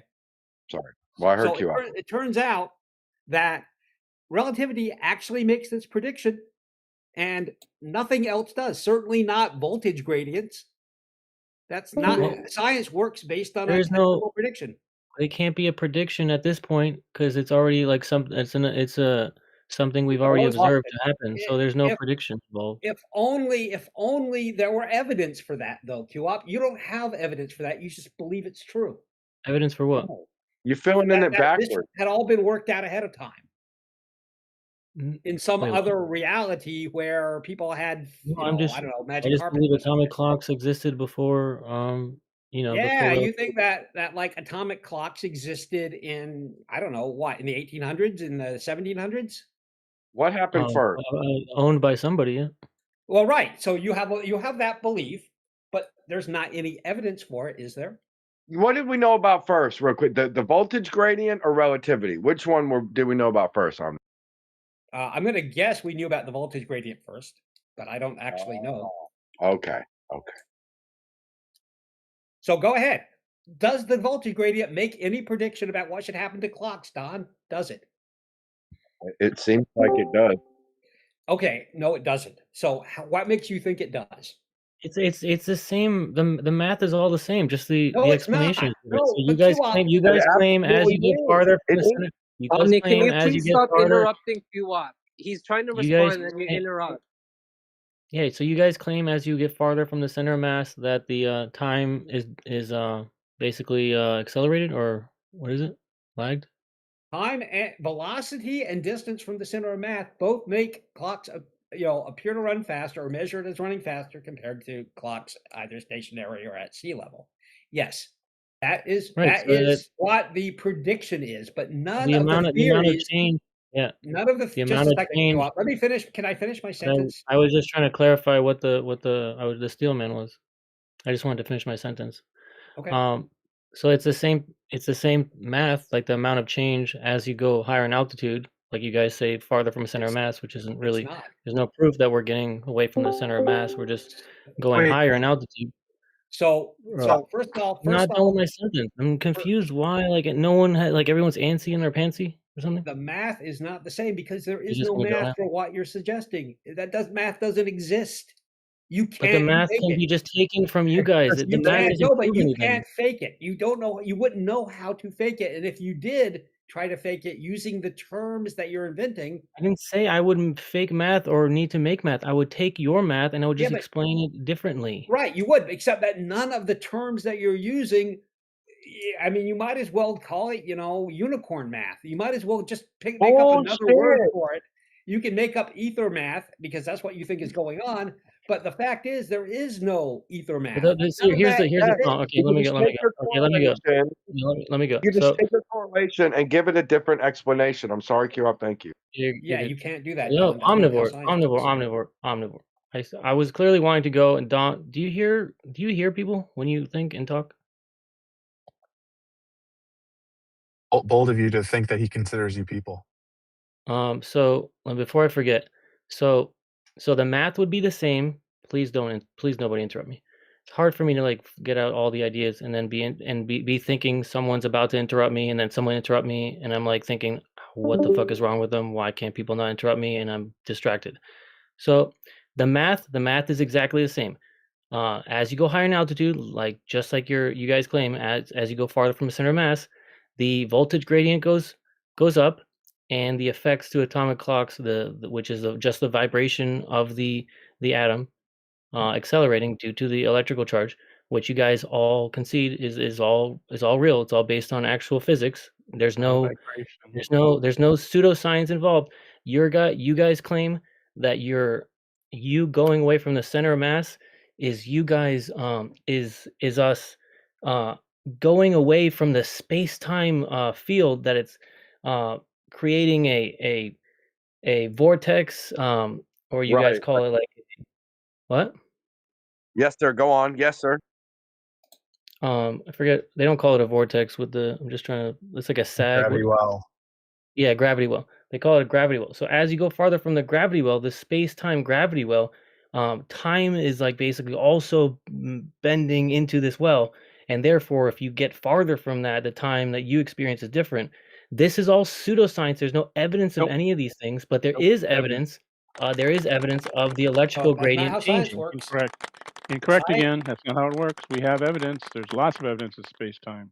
Science- Time compression. It's all circular Science evidence. It's not requires direct No, it's not evidence. circular evidence. It's demonstrated. Yes, it is. If you What's make the it evidence so, then? Q-op. The evidence. One Q-op. of them is taking clocks, taking atomic clocks and flying them on Circular. airplanes. That was the first one. Circular. That's not Circular. The observation circular. is the proof. Perfect. Yeah, the observation is the proof. Exactly. You make a You prove my hypothesis. point. Thank you. You make the hypothesis. You make the hypothesis. Oh, now. But the science isn't settled. You make the hypothesis that because they're going fast, they will lose time. You predict how much time they will lose according to the theory. You fly the clocks on the airplanes, and guess what? They lose about the time that was on that you predicted, well within the limits. Or Can you describe this clock, the cesium atom clock, the atomic clock? How was it? I'm How was sure it? Elbow. It's not a vibration, by the Can way. I just asking? Can you I'm have sure to you're describe it? qualified to understand the Oh my difference. God! I don't give a shit what you think. We're I'm not qualified to qualified do for it. that. Yeah, I'm no, I don't asking actually you think to you're Is it that he qualified. can describe it, describe bro. it, or that we're I not think you're qualified? flailing around, Not a hoping that you vibration. can ask a question think that he's just somebody can Okay, projecting so I answer. guess you're Elbow. not qualified to speak Oh, about it well, then. no, I am. I Oh, actually am. really? Oh, What yeah. makes you qualified? Okay. Let's hear it. Let's hear. Omnivore is going to tell Elbow, us. I've read a book. Okay, so Oh, tell so us. you read a I've read book that books. makes you Tell us. I read qualified. a, yeah, He's I read a So actually book. tell read us. something. I You hear actually that? learned Tell something, us. Elbow. You should try it.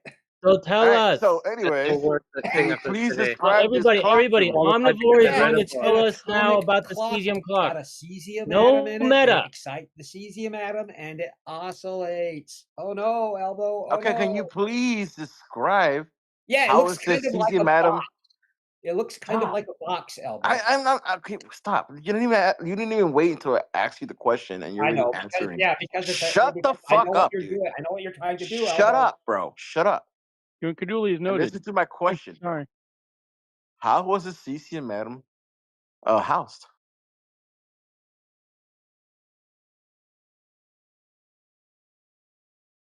How was it housed? Hello. Everyone we heard, he said he's qualified. Well, he Who said are we're you not asking though? qualified. Yeah, he just Silent. gave us Hold on. the How's that? yeah. Well, he's not going to tell us the specifics. We all know that it's got a cesium atom and it's vibrating. That we all understand that part. It's got millions know of that. cesium atoms. Yeah. Well, but we're trying to figure out what the hardware is. Like, what's the actual, Posted how a it's picture. housed, how it's measuring the cesium atom decay rate. Posted a picture of one. But it's okay. It's not measuring the decay rate. It's measuring a change in a specific atomic specific electron as it bounces back and forth like 9 billion times a second or something. In fact, that's how we define a second.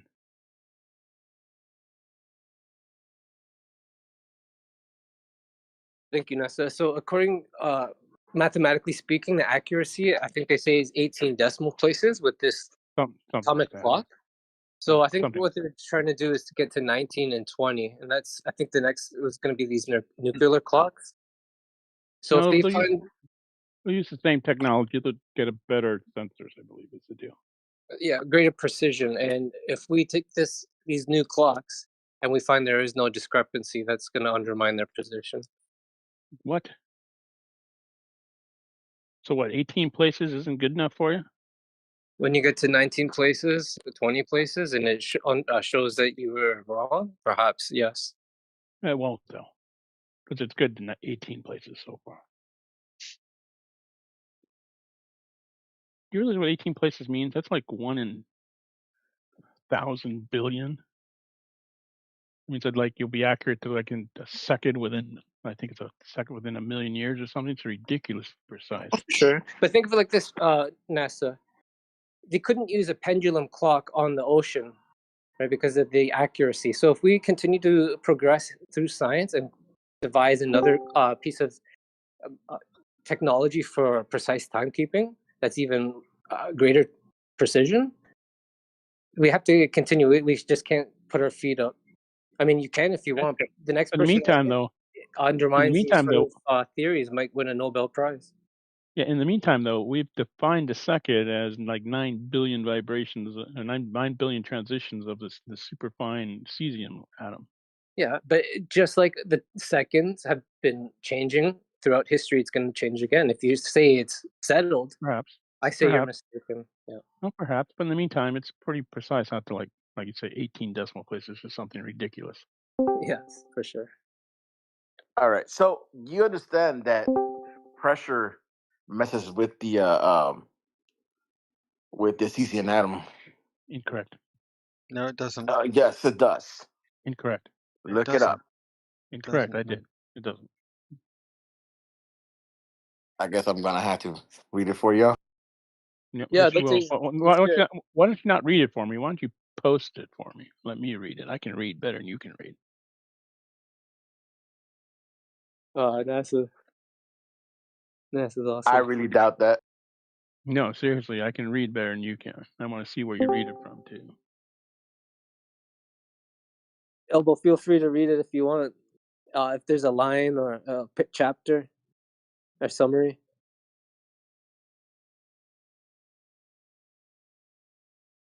But it makes sense, right? If it's going to be calibrated. Is it calibration once and done? You can move it around and it's still calibrated?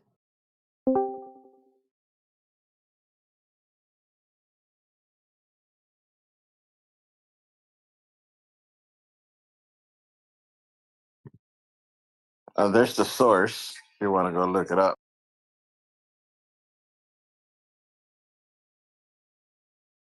Yeah, but to mitigate in atomic clock design, you have pressure controlled environs that doesn't come into play. You can Pole have burners. You're talking about pole burners. Oh my God, this is so far away from atomic clocks. Pressure, specifically the pressure of the surrounding gas He's got or the he's density of flailing the around. He's got to grab on a cesium hold of something. beam It's like a can life affect the preserver. It's like he's oscillation drowning. frequency of a cesium-133 atom. Yeah, but that's not in an atomic clock with mitigation against that, which is it's in a controlled pressure environment that doesn't come into Yeah, play. it's in a vacuum tube, right? A But do series you of understand experiments. that the surrounding pressure of the vacuum tubes on the wall definitely changes the A pressure series of differential between experiments. both areas? A series of experiments have been conducted to study the flame behavior of ethanol pull fires in a closed chamber. My God, stop it! You're saying that pressure doesn't change the oscillation, but it does affect the oscillation. So you're wrong. The study of buoyant Again, diffusion you're flame, wrong. Are you i.e., not pull wrong? fire, Were you wrong? is one of the most important Did you areas read of that whole thing? fire I doubt that research. you read that whole paper. I'm reading the first here. Let me read you the very So you're first reading the line. first part and you haven't read the Experimental whole thing. study. Hush and go read. You have no. You have. Don't speak to me. I don't actually. I don't. I'm not asking you to read to me. I don't want you to read. I don't want you to read to me. I read it. You didn't. So please go ahead and read it to yourself. I don't want to listen to what you have to say. So please be quiet and don't start. Can somebody mute this dude? Because holy shit, this guy is just annoying. Continually repeating the same thing without having to say any one good word whatsoever. So I don't want to hear what you have to say. I don't want to hear what you have to read because you have none to say, and go read that thing to yourself and then come back and actually speak about it when you have an actual thing to say. Effects of internal pressure on oscillating behavior of pull fires. Fuck you. It has nothing to do with the atomic clock. Wow, come on. The fact that he even thinks it's relevant to an atomic clock is frankly sad. Look, if does atomic this clock use an voltage gradient made a prediction the atomic about clock use how a cesium time atom would 133? run or how clocks would run or anything like that, then you would have a point. But the fact is, nobody in here apparently realizes that the scientific method, which everybody agrees I think is a good thing, requires you to actually have a prediction that actually has like numerical measurable values, which none of these theories do.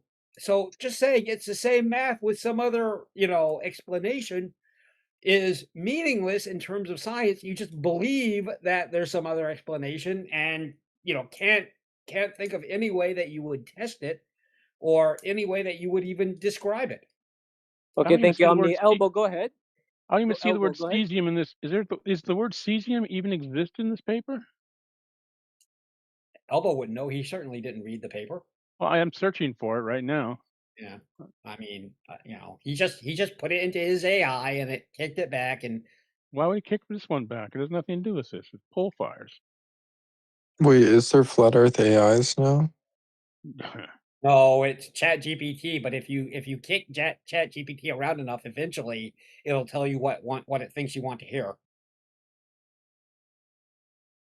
Elbow, are you here?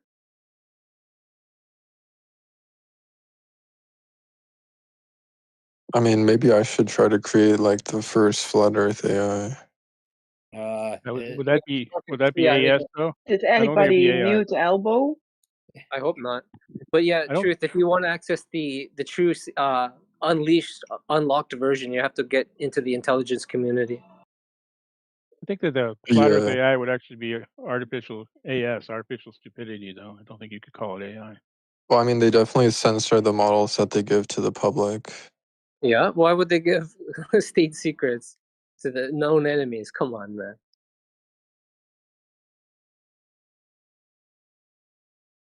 I mean, the one the government has is probably a flat Earth AI. Yeah, probably right.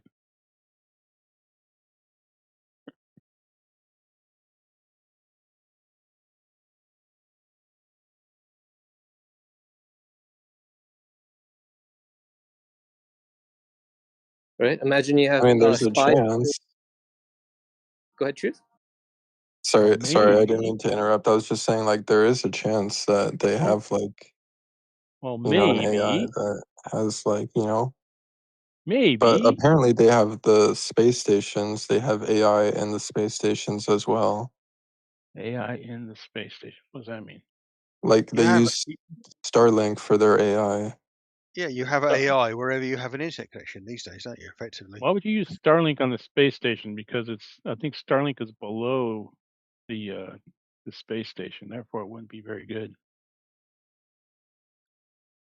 I'm saying they're building the globe model into it when they put these satellites in space. Well, satellites are defined using something called orbital mechanics, which needs the globe to work. If you can come up with flat Earth orbital mechanics, please let me know. I've been asking for that for a while now. They've tried. It generally involves magic. So truth seeker, when you create an encyclopedia and you sell it, right? It's going to include whatever's in that material, but it's not going to include whatever is top secret. So whatever's top secret, that's another library of knowledge base. So when you include that information, you'll have access to the bigger picture. Yeah, news for you. Top secret's not that top. There's many levels above top secret. Well, there's top secret SCI. SCI, SBI. So, then there's those compartmentalizations. Then there's like different. Generally and part of a pinned. They are pinned into a TS clearance. Yeah, it's like a level above. And then you get silos that. Yeah, but there's there's not a clearance where I get to know everything without a need that I'm aware of. Right, you need to know. Wait, NASA Shield, do you know the highest clearance in the energy department? It's Q clearance is what you're going to say. That's correct. I'm not familiar with the energy department. Q clearance is that's nuclear. Clearance. That's nuclear secrets, right? Nuclear energy shit. Well, that's part of energy, but yes, Q runs that. Oh yeah, Q. I got. That means. Hey, I have a question for you. Was the James Bond guy, the one that made up all those cute toys, the cars and the guns and the exploding pen lights? Sorry, I'm back. Yeah, was he part of the two? Because he was Q. I'm back. Was he the original Q? James Bond, he has no connection to Q, dude. That's a Oh, he was psyop. with Q. I'm He back. was there. I'm back. Somebody was asking. He was the. Who was it? Welcome. Elbow, we wanted to ask you about the cesium atom information you were sharing, but truth is just yeah. Yeah, so that is describing what pressure does to an oscillation. Whether it's flame, whether it's a beam, same thing. No, incorrect. No, so you're saying that it doesn't affect a beam? The oscillation that you're talking about isn't really an oscillation. It's a electron going from one level to another 9 billion times a second. Does it not use a beam to translate that information, the vibration? I guess you don't know how the frequencies in that atomic clock works, dude. Jeez, go read up, bro. Go read a book. Says the guy who's never read a book. Says the guy who quoted. Says the guy who put the paper talking about ethanol fires as showing shit about oscillations and pressure. About ethanol fires. Yeah, my God, ethanol fires. It's burning the alcohol. Same concept. Moron. It's like the same thing you do. It's the same thing you do when you have like a flaming Homer. Big fuck off. It has nothing to do with cesium clocks. Again, there it uses the beam. designs. Go ahead. There are designs of atomic clock which are affected by external pressure. They're not engineered to deal with the fluctuations in pressure. But a high quality cesium atomic clocks, which are manufactured properly and have a heavily reinforced vacuum chamber through which the cesium oscillation construct is maintained. Yeah, well, unfortunately, no. Are not affected. Unfortunately, no, Pazo, because so let's say they vacuum pressured it here on Earth. Hold on, stop. They vacuum pressured it here on Earth, right? They created a high vacuum, yada yada yada.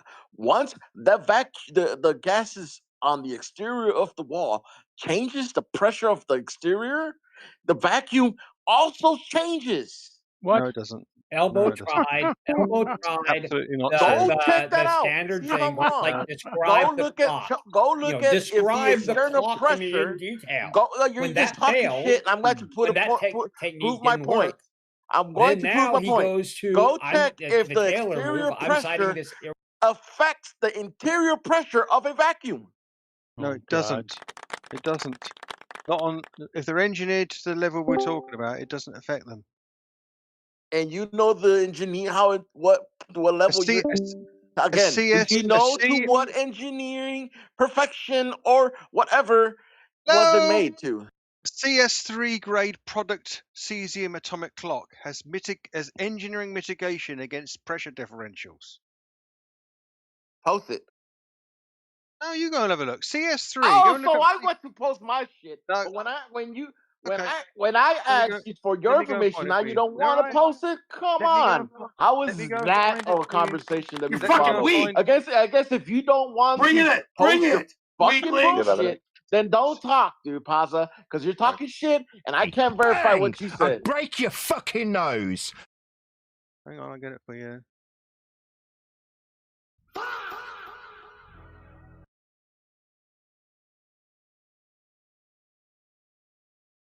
So did the Globe Earthers have a response to that? I'm finding it for him. Hang on.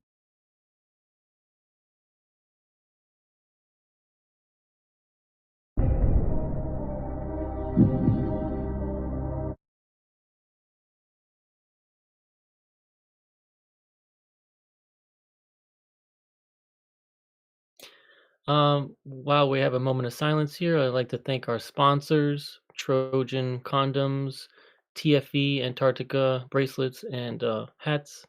Witsit Vaping on the hat. Very, very cool hat design.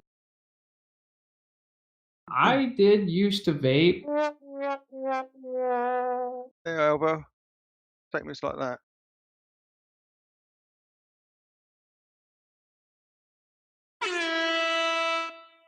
What do you make of statements like that, Elbow? Damn it, I pushed the wrong horn. What is that? Casium? Usually pronounced cesium. Cesium.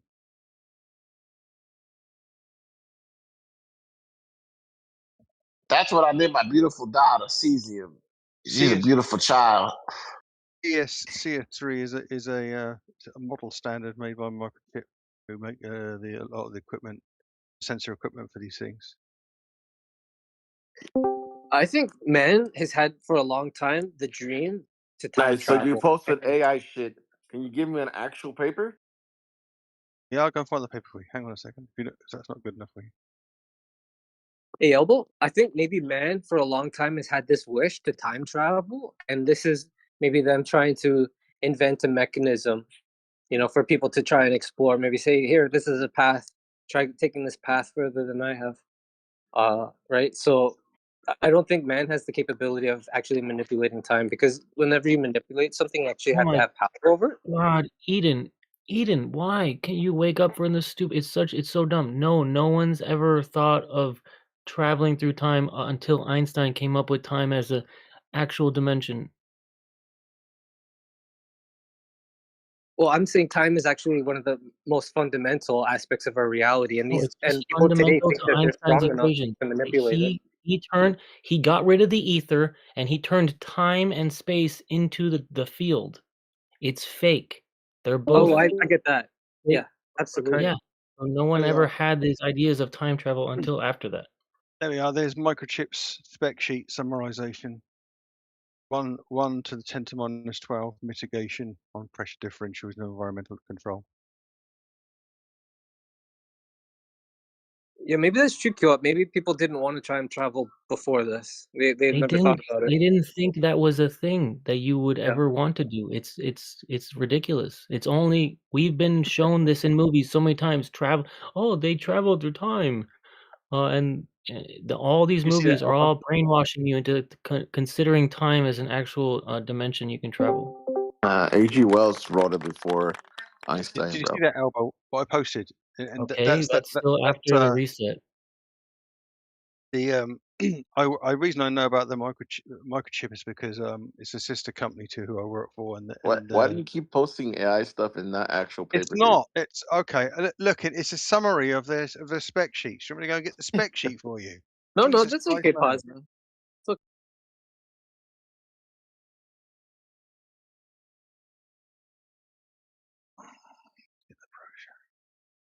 I mean, we all know that AI hallucinates a lot, though. Yeah. Truth Seeker, have you ever thought about getting into the intelligence community? I would like to join, but I don't think they would ever recruit me. What is intelligent community now? What? What is intelligent community exactly? Like the People who CIA? Yeah, every nation is going to have an intelligence department. Where do you think you are right now? This is literally the recruiting agency. You know what's funny though?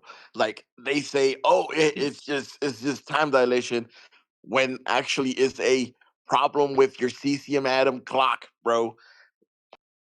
They only recruit quality flat earthers. Indeed. Yeah, but we're there's testing your gangster, bro. We're there's a testing spec your sheet. gangster right now.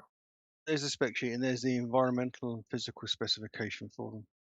There's the compliance taken If from the it's same not spec sheet. keeping time correctly, then it's a problem with your clock. Not that time changes. Elva, That have is you moved ridiculous. off asking me for Clocks, evidence? What I'm saying. clocks, He clocks. doesn't Listen, want evidence. hold on. Clocks are not He time. doesn't want to have to read something. Clocks are. I read it. Clocks are not time. Was it satisfactory, Elva? Elva? It Yeah, can't be. I He have read disagrees with him. what you posted. Again, clocks are not time. Whether if the clock We've moved stops, on. if the clock speeds up or slows down, it doesn't change time. We've moved on then, yeah. No, So I don't care. There's definitely an issue if it's changing. It has to do something with the pressure or something changing the frequency of the CCN atom. You're saying it's the time dilation. I'm saying that's just an error in your thought and what you believe is going on. To be clear, to give an example of how these things work, the environmental specifications from a magnetic field perspective are between 0 and 2 Gauss. Yeah, bear in mind that the Earth's magnetic field anywhere between 1/4 and 2/3. So it's actually being tested for compliance in magnetic fields up to 3 times stronger than the Earth's magnetic field. These Doesn't things have matter. been these modern ones have been stretched to he's gone, isn't he? These modern clock signature systems have been stretched to the limits of physical compliance. You can get atomic clocks, right, which are affected by pressure and temperature, and the mitigation in the calibration of how you set these things up is far more problematic. But the very best equipment is designed not to be affected by this. Because if it is, it's similarly useless in certain environs. Do you think clocks is time? We were having a conversation where you were asserting, because you read something somewhere in a half-assed way, that atomic clocks are affected by pressure. Half-ass way. They're not. Yeah, They're not. Definitely pressure affects it. Was I wrong about that? I doubt he even believes in atomic Shut up, clocks. dude. I know nobody's talking to you. Well, look at the numbers I gave you. You tell me if it's going to be pressure affected in the range. affects clocks. No. The CCM atom, sorry. The CCM atom He doesn't know what any of that 133 means. beam. Bro, so much gaslighting. How would he know what any of that means? He doesn't. He can't read That's that. literally He doesn't know what gaslighting. Gauss is. Fuck Well, I mean, the numbers are there, yeah. QO. I mean, I don't know why we've QO. is our clocks Dude, fuck you, QOP. Deadass. Not QOP. QOP is not the one I'm saying. Fuck you, too. It just says QO. Omnivore. The same way that voltage differences in the atmosphere aren't going to affect it, but Don's not going to believe that because he doesn't know what voltage is, much less what the atomic clock is or what relativity suggests about it. This is hilarious. You believe that freaking time changes because you're higher up and going at a certain speed or direction. This is just ridiculous. This is just a freaking weird belief that you have. But here's the part that's weird is you seem to think that when someone takes a precise measurement, they're not going to try to eliminate or reduce the confounding variables. So if there is a variability that's caused by pressure differences, they would put it in an isobaric chamber so that the pressure is constant, right? Remove that variable completely out of the equation. You mean a vacuum chamber? The decrease the in atomic pressure? clocks in the airplane were in a pressurized, stable pressurized How do environment, you but know? How do you know Elbow what doesn't can believe affect those it? either. How do you know what can affect the clock, the cesium quartz actually, if you haven't manipulated it yourself? So if you haven't put it underwater, you haven't put it in a voltage place, you haven't put it They in the have. Faraday, you They haven't have. put it in the vacuum, They you haven't have. put it up, The and case around the it doesn't clock is affect it at airtight. all. None of these things affect it. They Is that what they you're are saying? affected, but as I pointed No, out you before, just said they don't affect. You said no, the well, only thing that can affect this is being on a ball, being at a Yo, longitude or latitude. You I'm raise out. it up in the I'm air. out. I'm out. Let me yo, say yo, this. Demog, is there any way you could just let them answer so we don't have to mute? They understand, the people that make these things understand that humidity, the magnetic fields, pressures, and temperatures can affect them. And in the engineering, for certain qualities of build, they mitigate against this to reduce the effect. In such an extent that this particular spec sheet I'm giving you, they're reducing any mitigating factors to a 1 part in 10 to the minus 12. And it won't stop there. It will just get better as time goes by. What'll get better? You making shit up?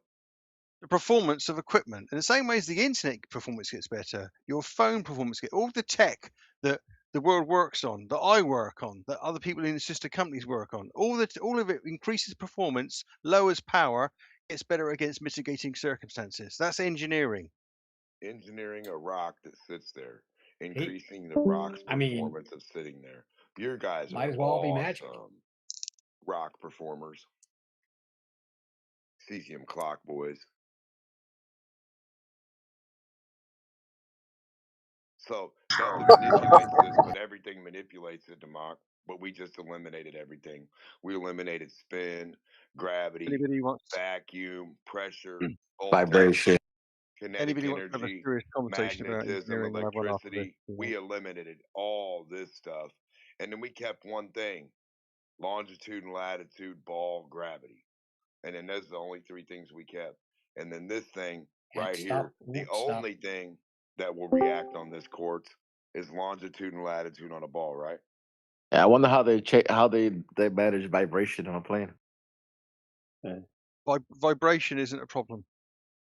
So again, not a problem with CCM Adam 37 oscillations. No, I don't think it is, because the frequency and magnitude of oscillations in standard physical environs doesn't affect the cesium, the quantum level, does it? The movement doesn't How much affect vibration do you think is going on between the top and the bottom of Pikes Peak? Yeah, I mean, come on. I thought you were in an airplane. It's like a man drowning man clutching a life preserver. It really is like that. Omnivore's talking about Could standing I on get a Mount mic Everest. check? How is my mic? Your It's mic pretty is good. your mic Tell is pretty good. Omnivore in an airplane Alright. is not on a mountain. Hello, everyone. Moving in an Who was it airplane. that said that time travel wasn't even thought of before Einstein? I'm sure H.G. Wells said that. Yeah, Jules Verne probably did as well, I think. I was actually going to cite Mark Twain's book, A Connecticut Yankee, Inking Arkansas Court. That was in 1880 something. I mean, it really is like a drowning man clutching a life preserver. Well, anything I didn't- you can throw out like his chaff, you hope Well, I that didn't. will work. Right, I didn't haven't seen want you guys to do anything with use it as cesium quartz. to beat him over the head with Omnivore, it. what Just is how do rather, you I just manipulate? remember that, and it took me this long to get into the chat. It's been a pain, but yeah, I just remember that because it was a movie as well, wasn't it? With who was the actor singer? Oh, what's up, Red Cloud? I haven't seen you in a Hello. while. Red Cloud is Hello, a I glober thought we were that's talking kind of about open and how based just Omnivore. in conspiracy You theories. It's you talk great. about the It's guy. great to be here. As a glober that Guy talks to the something world who was server in on who was We in just got Silicon interrupted Oh, by. Pazza, hang on. Pazza, hang on. QOP is complimenting me. Please go ahead, QOP. Oh, Red Cloud is a glober that can hear while he talks. Apparently he can't because he How was is talking everyone over doing? 5 It's people. great to be here. So not autistic. Yeah, he's retarded and autistic and can't No, I've been tested. I think you're Hey, talking hey, about don't. For what? Globerism? You pass positive. Positive for globerism. Yeah, jumping in the conversation and making no fucking sense too. How did you manipulate cesium quartz, Omnivore, or NASA Shield? Whichever one of you goofball cousins, brothers are in here. You're talking about Guy Pearce, Red Cloud Media. No, I'm talking about a fucking rock. No, the original black and white movie. You call it Oh, I cesium don't know. quartz. Black and white one. Done black regional. Bing Can you imagine Crosby. if the C- It was Can you imagine Bing. if the It was Bing Crosby. the atomic clock would have stopped? They would have thought they would have stopped time. Bing. It was Bing Crosby. I don't believe Bing Crosby really existed. I don't think he went back in time. I think that's fake. Talking about fake ass movies about I don't think they traveling could in sing like time that back those instead of a days. real cesium Show me a rock. citation Bing Crosby existed. No, fucking not that time one. rock. No, not that one. I think vibration could No, make not a Bing smart Crosby time cease to rock. exist. Something, Don't look at anything. a smart time rock, guys. Bing Crosby and Bob Hope, wasn't it? Really? What a time machine film? Oh, it's also The Time Machine. The book The Time Machine. Who was that? Jules Verne. I Yeah. mean, H.G. Wells, I think. H.G. Wells. 1800s. Yeah, 1800s, 1895. Which of course came after relativity, right? I mean, how do you quantify vibration? You know, Is through a wormhole in time, but yes, after Einstein already So the published. cesium quartz is basically vibranium. So Jules Verne, H.G. Wells is British, wasn't he? It's longitude latitude vibranium. So whenever you get in this longitude and latitude, it'll Bromley, start yes, he shaking was and move your British. hand He died in and be like a 46 motor. Apparently, The cesium quartz, it'll react there's like 16th century crazy. Chinese novels about time travel as well. When does the cesium quartz get the craziest? Jules Verne, he did well in school. Near His the teacher core? said he had potential. Away from the core? Where does the cesium quartz get the craziest? Where does it Come have the on, most? someone had to get that one. Where does it dance around? Jules Verne. Never mind. 20,000 miles below the sea. I thought Pazza would have got that one. What's that? I said Jules Verne did very well in school. His teacher said he had potential. No, I didn't follow. Jules. Oh, okay. Sorry, yeah. He had potential energy. There you go. There you go. Someone's got it. Sorry, it's past midnight. I'm switching off slowly. Oh, we were just It's a told that bit they don't have potential. Yeah. They said nothing affects That us. potential comes with pressure, and that's what you got. Longitude, potential. 20,000 miles below the sea.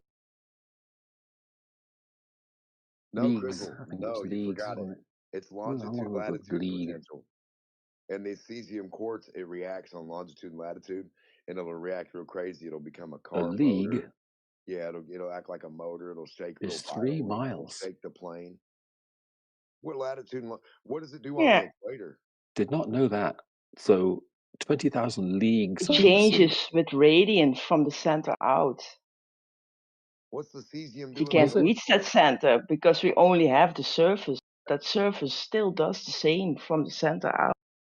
What's it do when you freeze it? The cesium quartz. Well, I learned something today. I wonder what it does when you heat it up, quartz, or you freeze it. Wonder what it does then. Wonder if it just tells you the longitude and latitude still.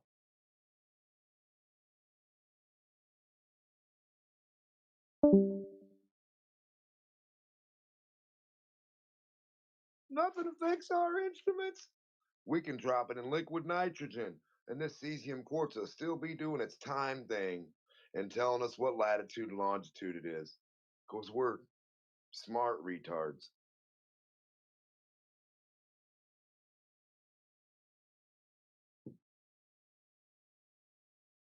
We got a theory. Yo, I've been I've been reading what ChatGPT says about how this atomic clock, how the instrumentation is set up.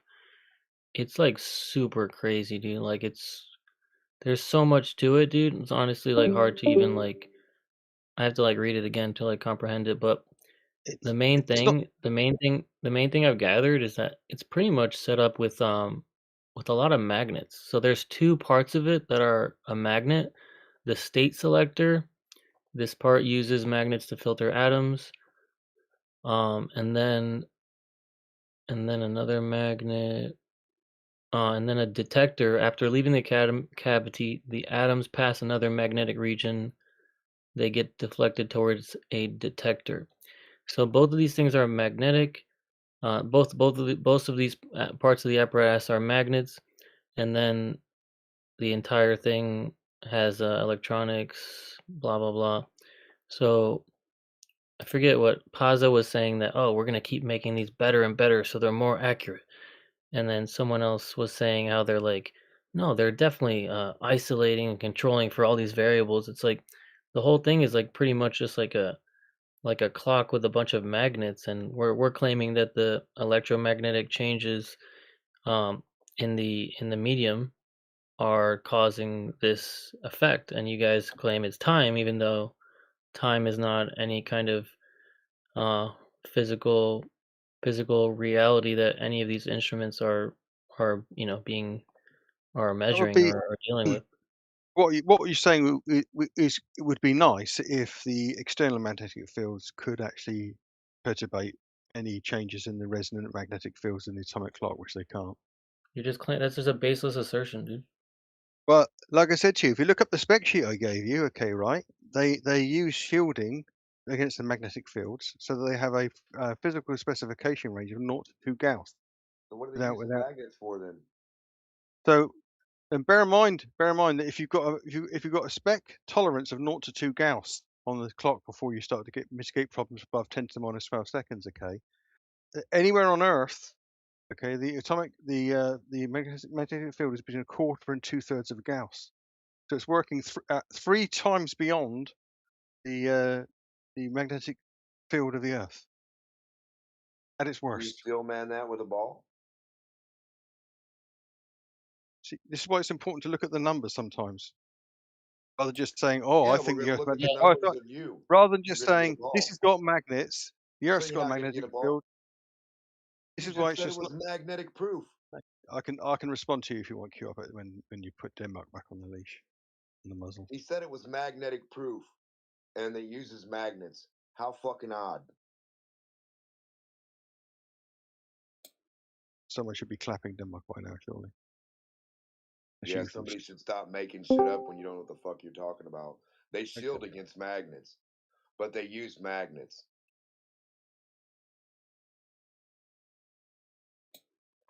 Well, they're just claiming. Well, Paz's claiming that they're shielding from the magnetic field of the Earth, and it's like that's not the specific magnetic field we're talking about. There's infinite magnetic fields everywhere of different size and Correct. Polarities, That's whatever you true. want to call it. That's true. modalities as well of the electric. Modalities. Oh.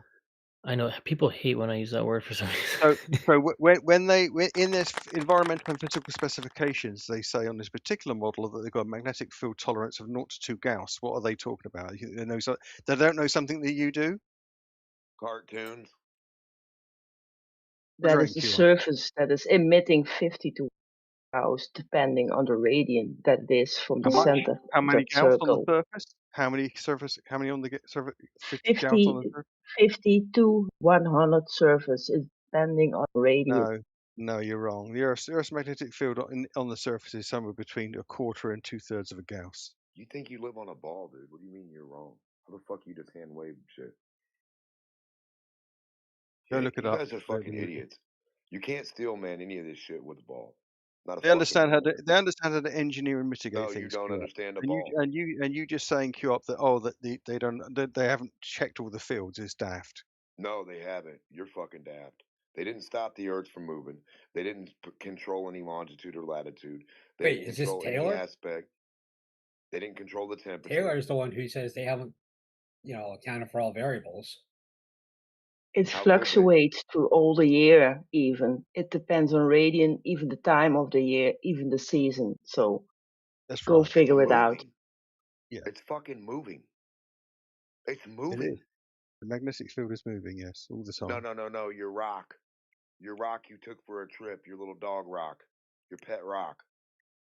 Come on, Q up. How long is it before those plates Your start pet stacking time up too rock. high? Jesus Christ.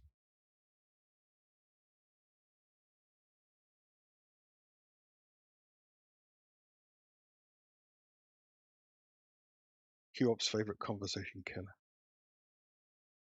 What, you? You and your pet time rock?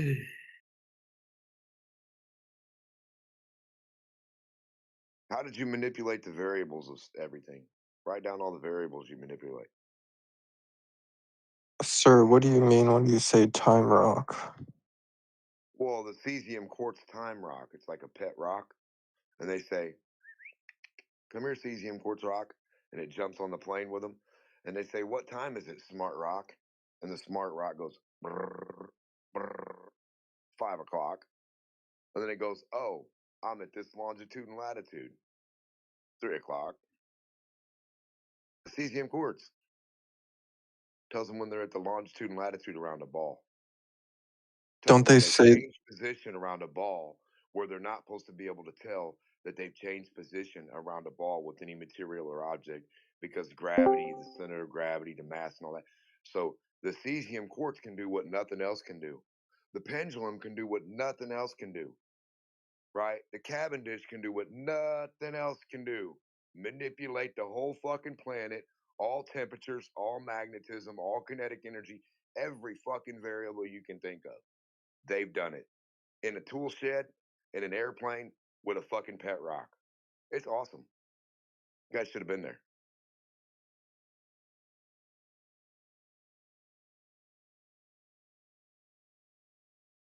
what do they even say? Do they say that it's like emitting radiation and that's how they use to measure time or something? Why do the Globers even like cesium so much? They can lie about it.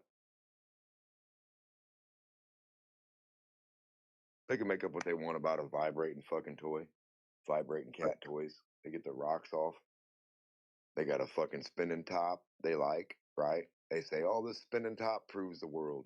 Then they get a cat toy hanging from a string, and they hang the cat toy from a string in a building, and they swing that back and forth, and they say, oh, this cat toy proves it's the globe. But none of them have steel man that on a real ball to tell us where the fuck they got the idea that even made sense for a ball.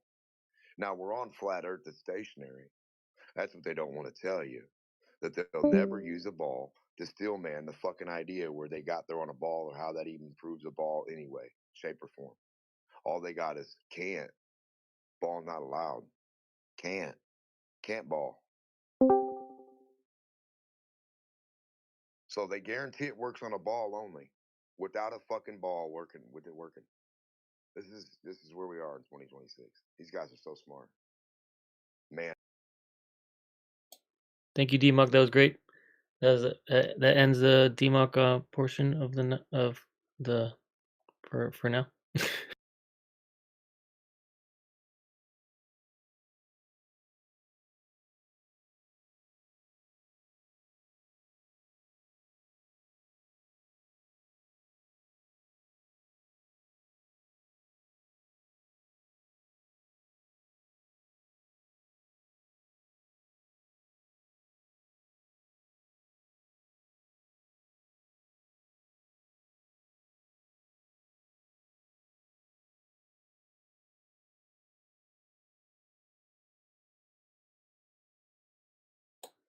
Wow, omnivore and Paza both deafened.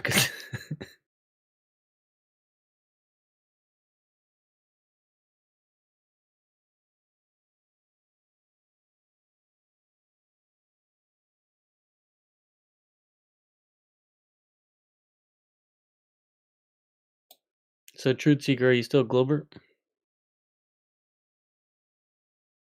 I'm not sure what I am anymore, sir. He is a truth seeker.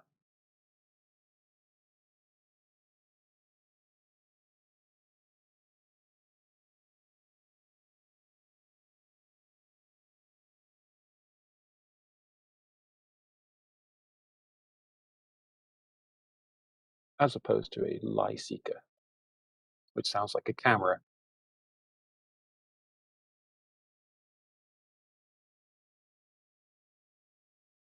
Well, some people seek the comfortable lie over the unpleasant truth. The plush couch of lies over the bed of nails of truth, or the IKEA couch of truth.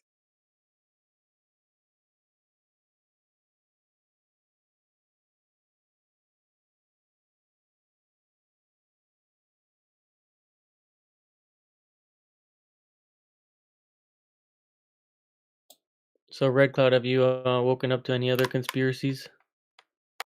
Which ones did we talk about last time? There's a lot. Yeah, there's loads of them. And I think we did talk about that last time. Just I understand why people get into flat Earth and flat Earth as a whole. I understand it completely. I think there are so many different lies and hoaxes and conspiracies and deceptions. It's dizzying. You believe they landed on the moon during the Apollo missions? Yes, well, how about this? I've seen so many of these documentaries and things. I haven't seen any that really grab me, haven't given me an aha moment. So for now, I'm going to stay with yes till such times I see something like that. But the recent, files that's going on at the moment, good gravy. It's just nuts, isn't it?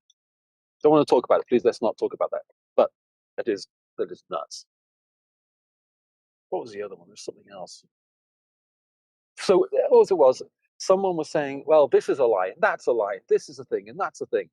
And I remember, this whoever it was in Geo's thing, it was just talking, listed about 10 or 15 of them. And I found myself agreeing with a lot of them, with a lot. I go, yeah, that's the thing. Yep, that's definitely, yeah, So I thought, it's a fair point. It's fair to say that you would count the moon landings and the globe and all the rest of that. It's fair to say that you would count those in the list of lies because there are so many. And what was the difference between conspiracy and the truth is about 6 months. Something, right? I've heard it said that the belief in any one conspiracy theory can basically predicts that you're gonna believe in other, like, that's one of the if you believe in one, you're probably gonna believe in more than one, right even if they contradict each other. Well, if you believe that there are 10 conspiracies, you're probably right about 6 of them. So it just depends. What you then do is you then say which 6. Right. So if I say, I believe in, I don't know, chemtrails and a few others, then one of them is going to be correct. I'm going to be correct about one of them. That's why I'm still there, because I think it's a logical position. It is for me anyway. It seems to me to be a logical position to, first of all, realize that there are huge amounts of scams and deceptions going on in the world, and that it isn't totally unreasonable to put moon landing and other things like that, and even flat Earth in that sort of broad category. It's not completely out of the realm of reason.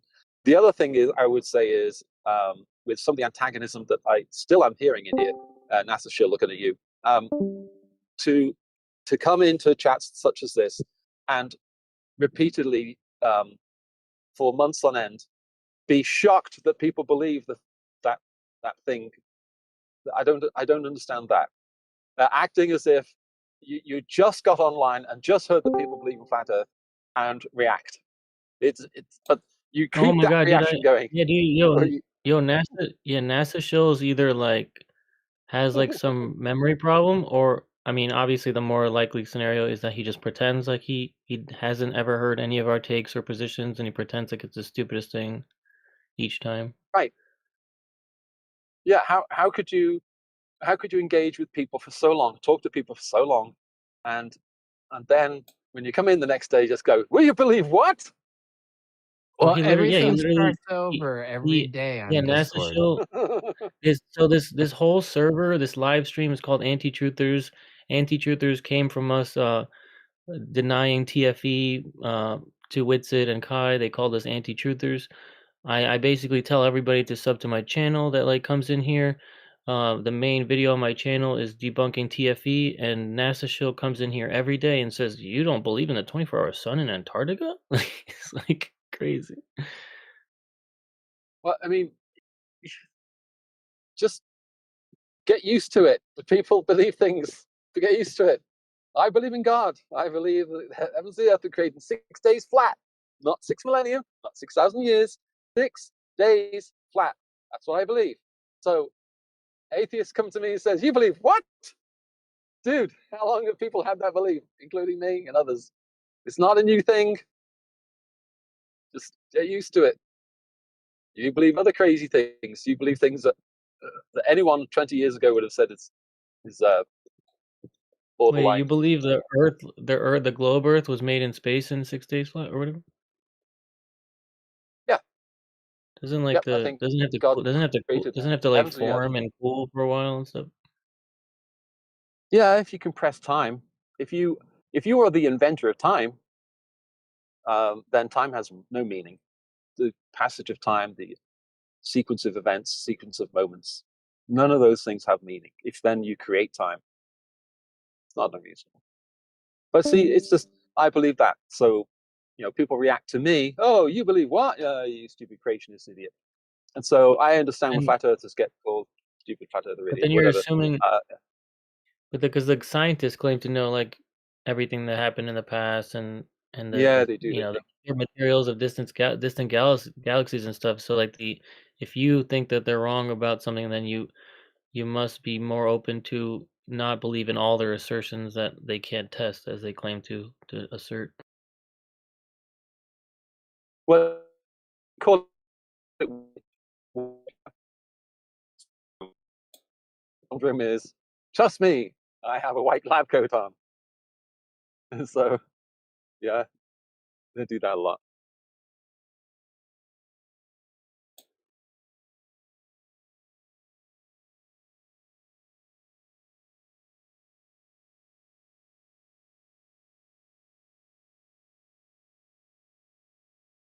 So I think a balanced view is you can say that a lot of the conspiracies don't really make sense and you should discard a lot of them. But there are some that do make sense. To say there aren't any and to downplay the ones that do exist isn't logical. By the same extent, to say that all science is flawless and because of peer review that it weeds out all of the errors and weeds out all of the bad data and the bad conclusions.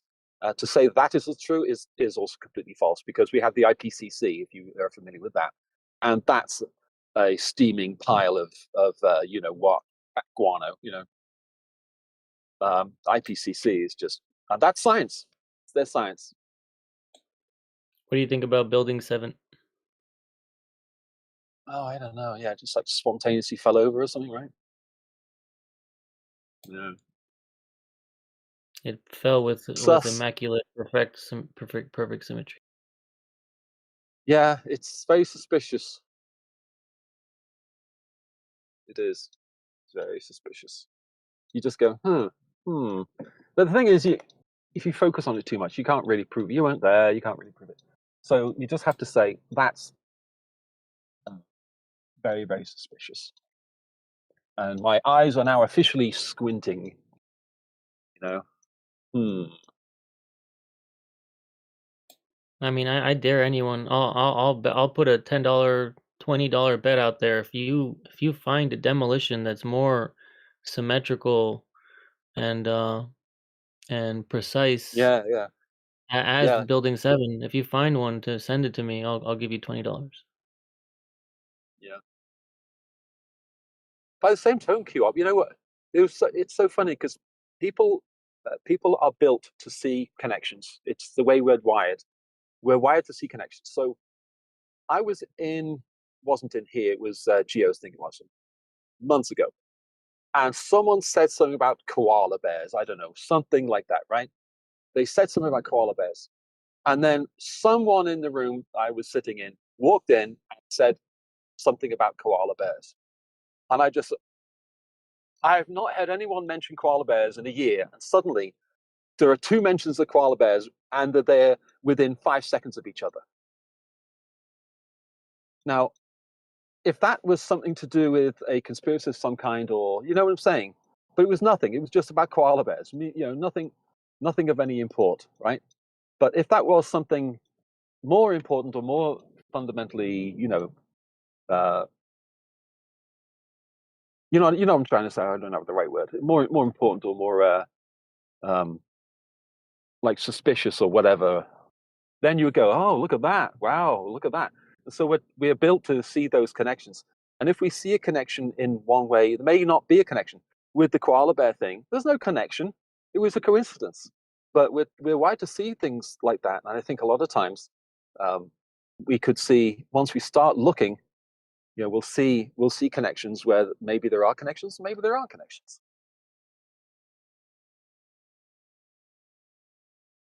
I know this sounds boringly and tediously well-balanced viewpoint. However, it's it's important, I think, for people to have a balanced view on things like that, even though it's a little bit boring. Well, I'm pretty I like to take I mean, not anymore. So I used to try to I still consider everything from every position I can, but for the most part, I'm pretty much an auto hoaxer at this point, just based Oh, on really? the amount of times that I find the same exact thing happening. Yeah. Or as far as the stuff they show us on the news, I just auto hoax it immediately, and it ends up usually. Why do you? Now that's interesting. If Okay, it's like a big enough story, it's usually a hoax. I'll be honest to you. I've never heard someone say that I'm an auto hoaxer. I've always heard it as a pejorative. I've always heard people saying, "Oh, you're an auto hoaxer," and it's not generally seen as it's not a compliment, for example. So why do you do that? Do you think there's a reason? Because you gave a reason, because you've seen connections so often that at this point you're just going to say, until I can see evidence that it's not a hoax, I'm just going to believe it's a hoax, just automatically. Well, every big story or big event, it's like created for with a specific reason, and it's very methodical. Has like all these different traps for the left, for the right, for the for the controlled op conspiracy theorists, and which Right, is but do always, you? I mean, everything the news doesn't really. I mean, things happen in reality, but these crazy things that happen on the news, those are usually hoaxes. Right, yeah, I understand. I got to run away. I will see you in a little bit. Thanks for the chat. See you All right, back man. later.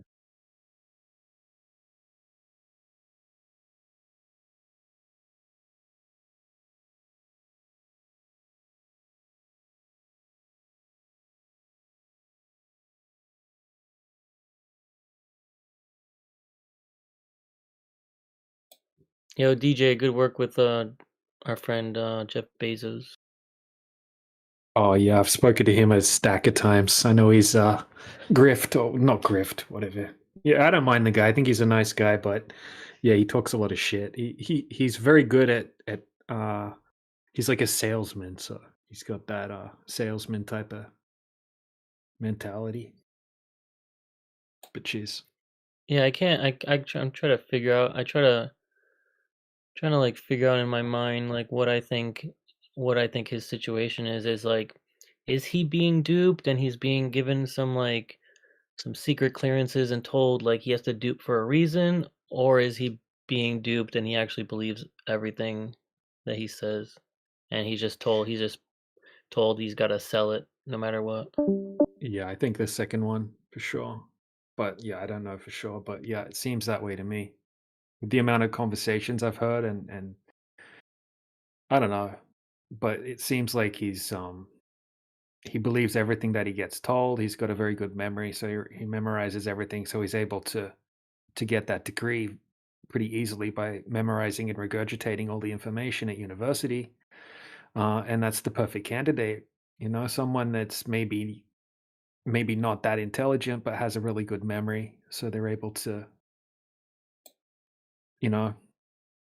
memorize, regurgitate, and be gullible at the same time.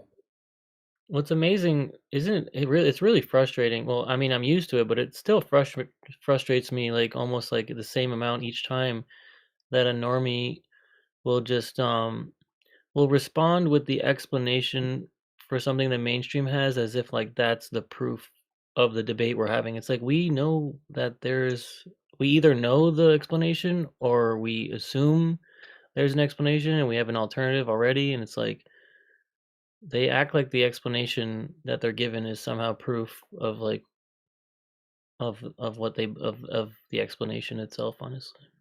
Yeah.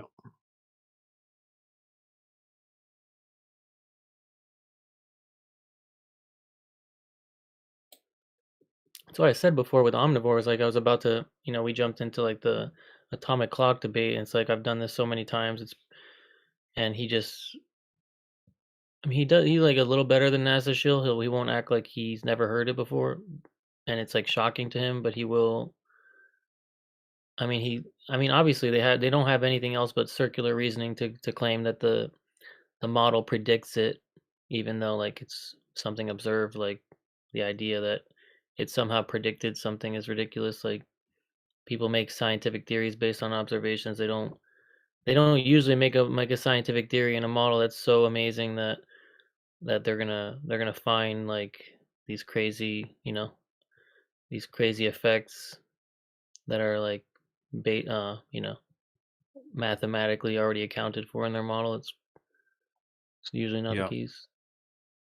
Yeah, man. I should invite my friend in here, Yoda. Used to go by the name Amish. He knows a ton about coordinate reference systems, satellites, all the coordinate systems they use. He used to work in aerospace as well. So he goes toe to toe with Josh on all the technical stuff. But yeah, he's able to break down how they use the spherical coordinate systems and reference frames and all that sort of stuff to, they're able to use that even if the Earth was flat at the same time. But I'm not as good at explaining all that as him. Yeah, please do. I need more flat earthers that debate on here. We got a couple, but it's mostly globers, and I can't be debating them by myself all day. Definitely not, man. You'll get gray hair too soon.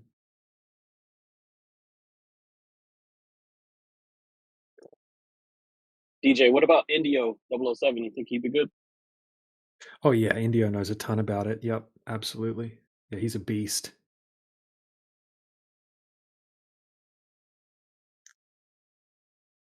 You should definitely bring him on.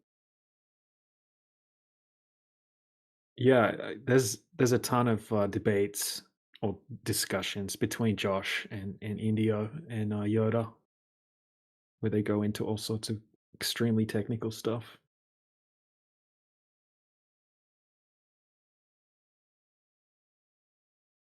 Yeah, I think you did good too, DJ, calling him out.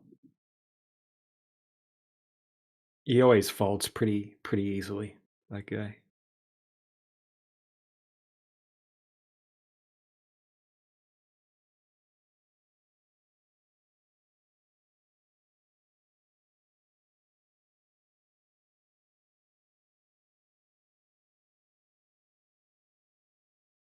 He told me that he's the we thought it was strange. It's like, how come this satellite guy that has all these credentials and whatnot is coming in? He was coming in every day, just sitting, listening. He would be in like half the day, every single day, listening to the VC conversations. He's like, oh yeah, I just like listening to the Globers get wrecked. They come in with all of this confidence and you guys just shut them down. I find that hilarious, right? The Dunning-Kruger thing. But yeah, then he started getting a little bit cockier recently. But he gets shut down just about every time he has a conversation, depending who he's talking to, I guess. But people like Indio, yeah, he just exposes him straight away. But Josh, he was telling me, he's like, I can't work out why these long distance observations, right? I can't work out a solution to them. He's like, that's the reason I'm in the channel now. He's like, you guys don't necessarily have an answer to my expertise in satellites, even though, you know, that's all just unfalsifiable, kind of, because he tells us that all of his proof that it's a globe is not able to be spoken about because it's part of his NDA. So he can't tell us any of that information. But he says, yeah, he doesn't have any explanation for the long distance observations, laser tests, that kind of thing, how they're consistently seeing orders of magnitude further than you would be able to see on a globe.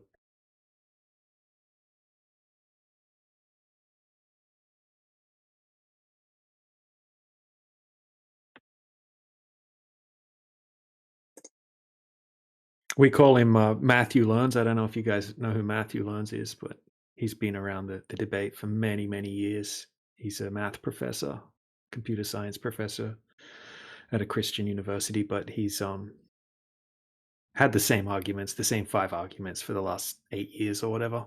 But he's like kind of like an NPC. He just says the same things every time he comes in. And we say Josh is like Matthew Learns, but with a satellite upgrade kit. Installation. But yeah, I think Josh he seems like a nice guy. You know, he doesn't, at least he's not aggressive. He doesn't talk over people. He doesn't insult people.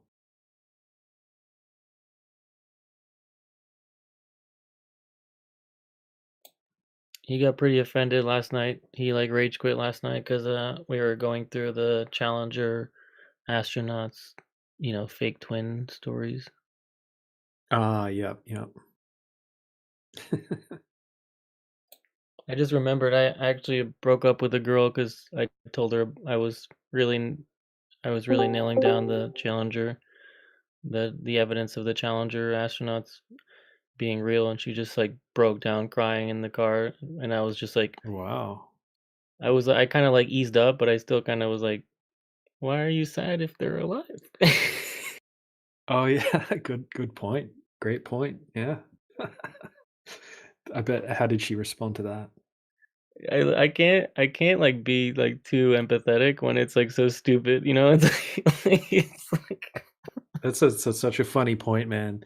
So you're angry? You're sad that they're still alive? like you don't know these people. You're crying. You don't know these people, but you're crying. I'm telling you, they didn't die. You're crying.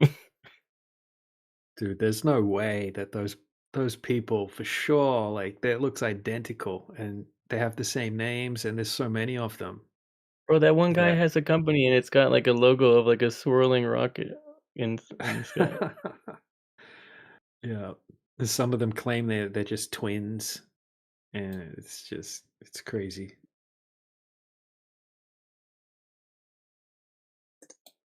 Are they twins? Are they like admitted twins? Because I looked it up last night with ChatGPT. It said they're just brothers and sisters or whatever. That's what I heard. I haven't looked it up. I mean, I don't even. I mean, if I do a video on it, I'll look it up like in depth. But it's too stupid for me to like actually look up like if astronauts didn't die in a in a space, like the fucking honestly, just like it's so stupid that I think the reason they ended that program is because it looks so ridiculous having a rocket with a giant bus on the side and it somehow flying straight. Can you imagine how impossible that would be to account for like the amount of weight on only one side? Yeah, It's like it it's looks, literally yeah. the complete opposite of like what a rocket is. It's designed to be like symmetrical.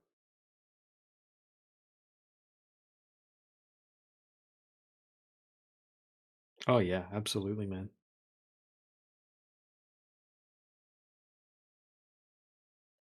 I mean, for the most part, rockets don't really steer. They just like have to be like really, really symmetrical and have really good aerodynamics. So like putting a bus on one side of it is it just looks funny.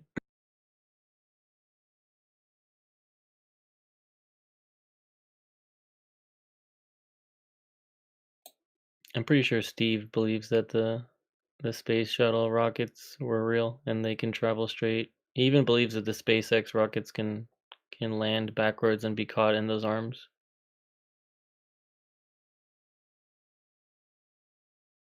I got a model of it. I know it works.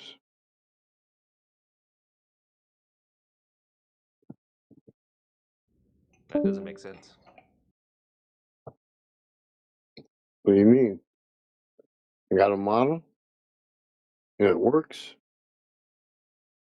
Does it make sense? The rocket, it's got, well, I got quite a few of them actually, but the one, it's got the tower with the two arms. That's the one I really like. I shoot that rocket off with, I think I use baking soda and hydrogen peroxide mostly. And then I got a little remote fin on it so I can steer it. I bring that puppy in every time. I'm good at it. The first couple times, not so good. But once I got good, I'm pretty much unbeatable. I've seen people on YouTube do it, but it seems like they have a countless amount of attempts and it fails. And then finally, one time they get it to land back down and they're like, oh, we did it. I think, But you know what? Real quick, then you can go again. I think that's only one guy, and it was like 1,000 times, right? Go ahead. He had great big yeah. long arm. Yeah. Go ahead. Yeah. Oh, I was just going to post. I'm sure you guys have seen this, but this is a hilarious side by side of a rocket landing on a platform in a 1959 movie called The Sky Calls. And then it's underneath we got the SpaceX Falcon 9. Looks almost identical. Yeah, I bet. Yeah, it's in the text chat there.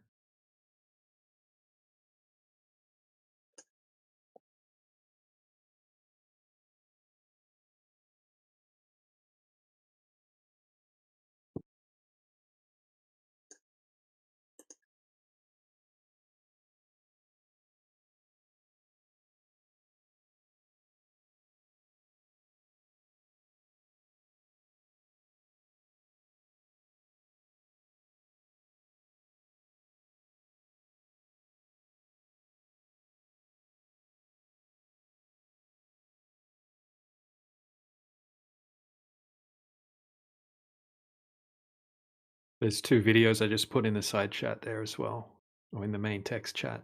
They're titled Rocket Balloons. It's speculating that rockets are really inflatable devices. I'm not saying they are, but the videos are kind of funny and interesting.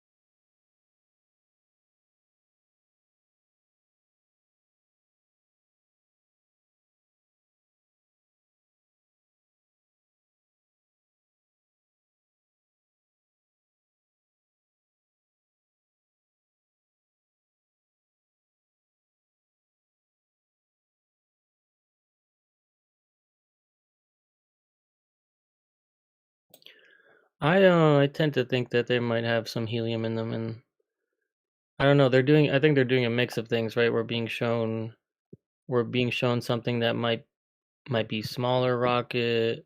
We might be shown something that's not a real rocket at all, and there also might be like a rocket maybe that looks like a rocket and that does have like a helium component and it's way lighter. I mean, if you look at some of the videos, it looks like there's a lot of shaking going on. Like it might be a little bit lighter. Um, with the Blue Origin ones, I'm pretty sure the whole thing is fake with the Blue Origin ones. At least the thing we're shown as a rocket, like with the little blue light underneath it, that's not any kind of thrust. It's just some CGI, bullshit. Yep. Yeah, NASA has them as well. NASA has these giant inflatable crafts that kind of look like the space shuttles a bit. I'm trying to find a picture of it now. It's like a giant helium space shuttle looking thing.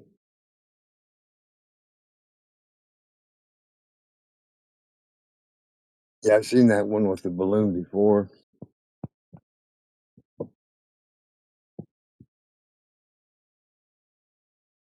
I don't know what they do. I just know it's not what they tell us for sure. They might have. I'm up in the air on the. They might have tried it. They might see. I even go with. They might have showed us the balloon to give us something to talk about. But yeah, I don't know. But they always go up. And then you got that Bermuda Triangle. Nobody's allowed to go. And then you got.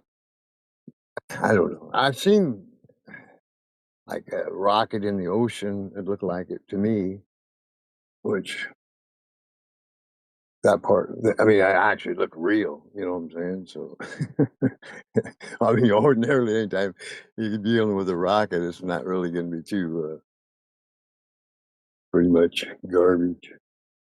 Because I kind of got into the rockets, when it all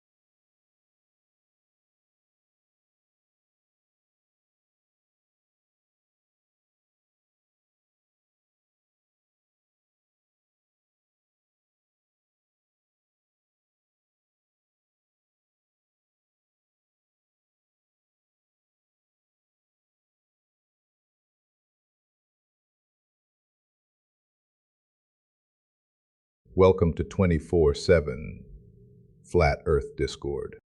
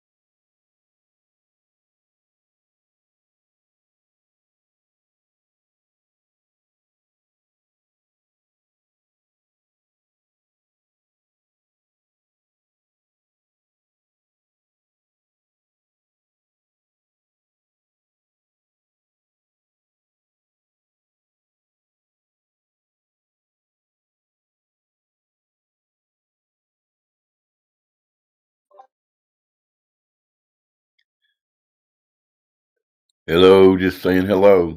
Anybody talking? If their ears on.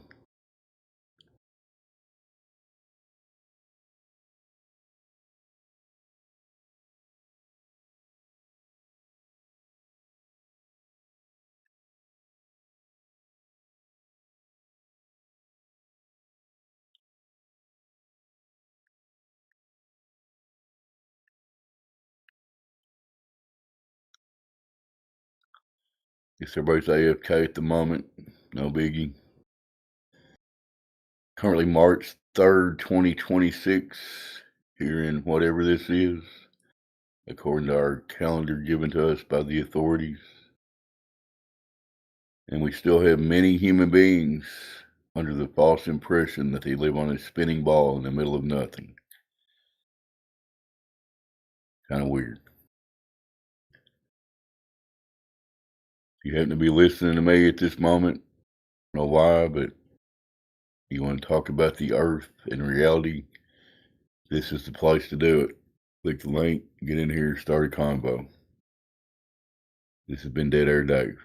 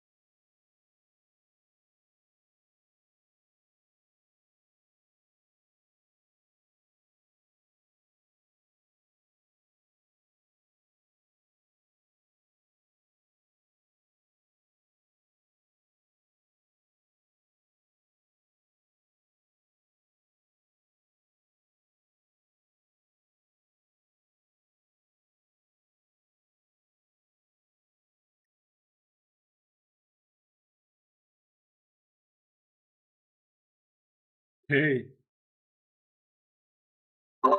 Hello, Yusuf. What's going on? I don't understand you. I said hello. Do you understand hello? Yeah, Okay. How much English can you speak?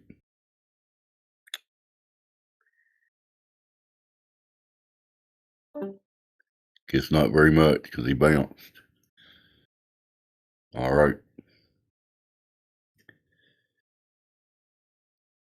If there's anyone else out there who wants to come in here and have a conversation, an honest conversation about reality, click the link, come in here, talk to these guys.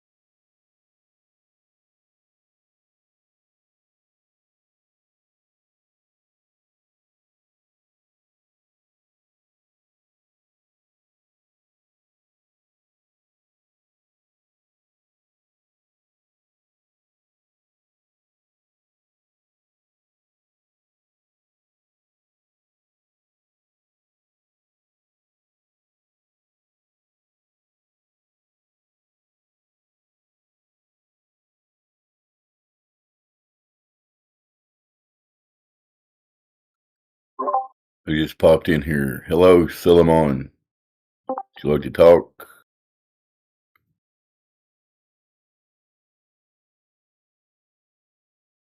Got a mic, bro?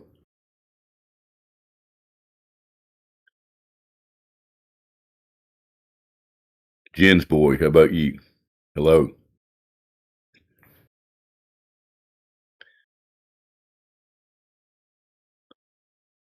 It's okay to at least say hello if you want.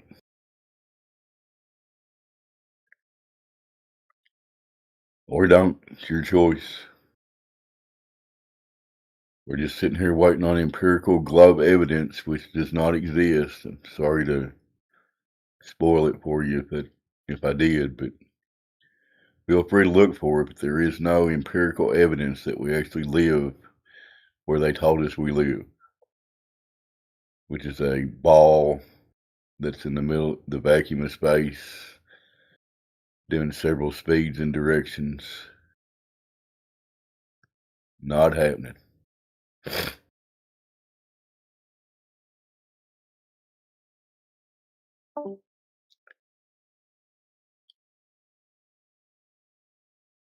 And one of them left, the other one's sitting there with his mic open, not saying anything. Hello, Selimon. Welcome to the Flat Earth channel.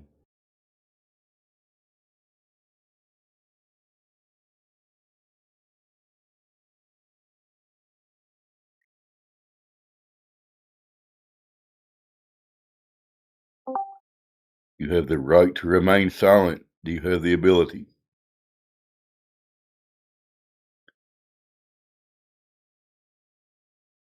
I guess you do. Well, damn, Dave's in here. It must have been dead air before I hopped in. Yeah, I didn't create the dead air. I'm just extending it.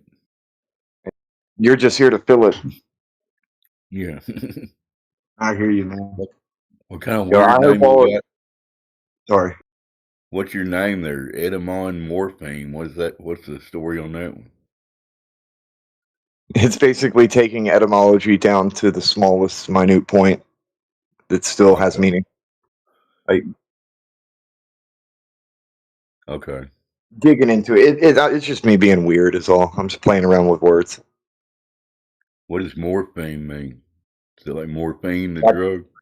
No, that's like a smallest minute piece of information that still has data with it, basically. Like little tiny pieces of etymological content. It's So actually kind of redundant. The name's kind of a redundancy. To sort of apply what you're talking about to our subject, the smallest piece of information would be like flat water. I really need to get that better so I can explain it, just spit it out in one sentence so I sound like I know what I'm talking about. I have a general idea, though, and it's basically like quantum etymology. Yeah, languages and how everybody relates to languages is a deep subject, so good luck. I mean, it's interesting rabbit hole for sure.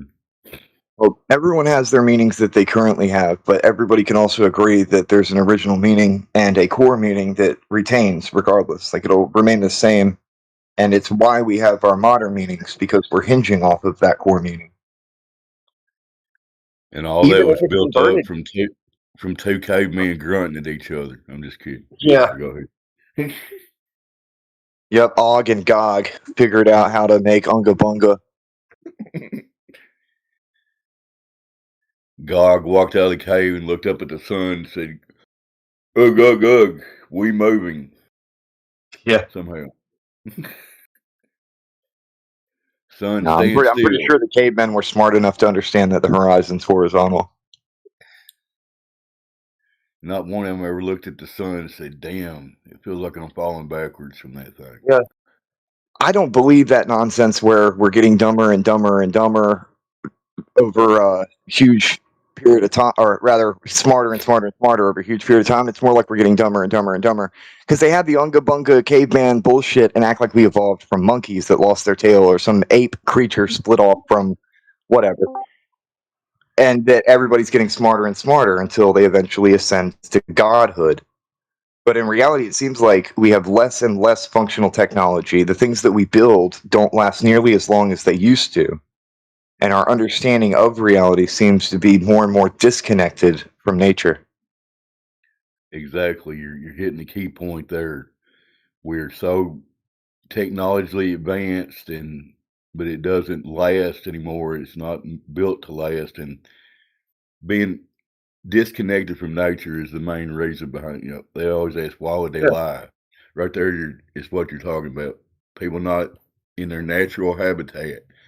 They make you think you're somewhere you're not, and you can't actually pay attention to the nature that's all around you. Dude, I think the why would they lie thing is mostly caused by people lying to themselves. They'll make an observation, they'll convince themselves that they understand reality, and then they'll go and start preaching that to somebody else. And whether or not it's true doesn't matter because they believe it. It's so heavily ingrained into their heart that they'll never turn it loose. Yeah, well said. But you don't have to be lied to lie to somebody else. You can just lie to yourself. And that's really what I think the average person has lied to themselves. There's not some great conspiracy to fool you. We begin as fools.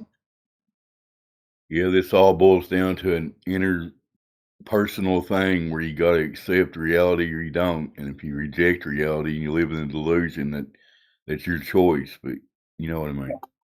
The rejection of reality is the most foolish thing that anybody can do. Yeah. But the basic, whatever you want to think, God, the source, or whatever that is, getting us further and further away from that source has been the goal the whole time. And it still continues to this day, for the adversary or whatever you want to look at it as that. The people that perpetuated this globe idea, generally speaking. The self-existent point of creation. Yeah. They want people to think, oh, smart scientists got all this stuff figured out. We got these big ass telescopes and stuff, so we've already figured all this shit out, man. I swear it's balls spinning around in space. Just go with it. And everybody did. Even I did for 52 years. Yep. It's got to be gravity causing balls to spin around in space. Makes sense, right?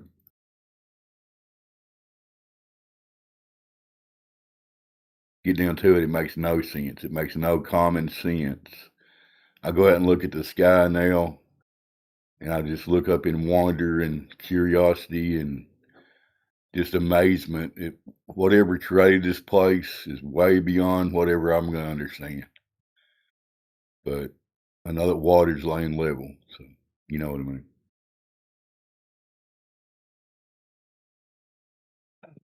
Yeah, water's obviously flat and level. Somehow, they convince themselves that it's bending, it's curving. Like it boggles my mind. Like it's obvious when you go to the beach, you can see flat, level seawater. If you scan with your eyes to the left, then to the right, you can see obviously it's flat. But it's so obvious that you don't need to argue about it because it's obvious. Like I don't understand. It's such a simple point, and there's so many people just without knowing it, they tacitly accept that they're agreeing that bodies of water can actually maintain and display a curve on their surface. And that does not happen in reality. No matter how much you want it to, it's not going to happen. Yeah, Dave, I remember when I first somebody told me the Earth was flat, yeah, and the water is flat and level. It never occurred to me, yeah, until somebody said it to me, yeah, and then I started looking into it and started paying attention, and it was so obvious. It was so obvious. Water does never ever bend or curve. So straight away, I knew it straight away. That I didn't need to argue with nobody. And when I looked at it, it's obvious. No need to argument. It's Just right straight there. up. It's right there, obviously, in everybody's face every day. Just nobody notices it.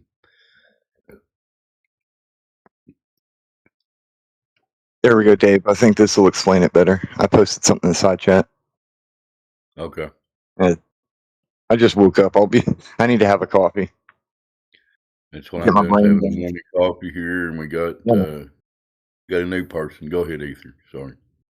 Well, welcome to whoever just joined in. If you have any questions, feel free to ask. And if you don't, that's fine too. You can just listen. It's all good. Yeah, it's private dolls, so say hello, see if they want to talk.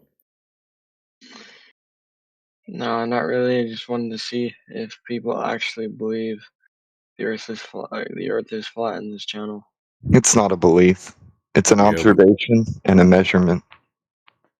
we accept reality as it presents itself, but if you don't want to talk, we'll just kind of chat on about it if you want us to. Or is that your first question? Do you want to have a few questions? I kind of just want to know why you guys think the Earth is flat. Well, did you hear what me and Alaskan Malamute were just talking about, the properties of water? You ever been to a beach?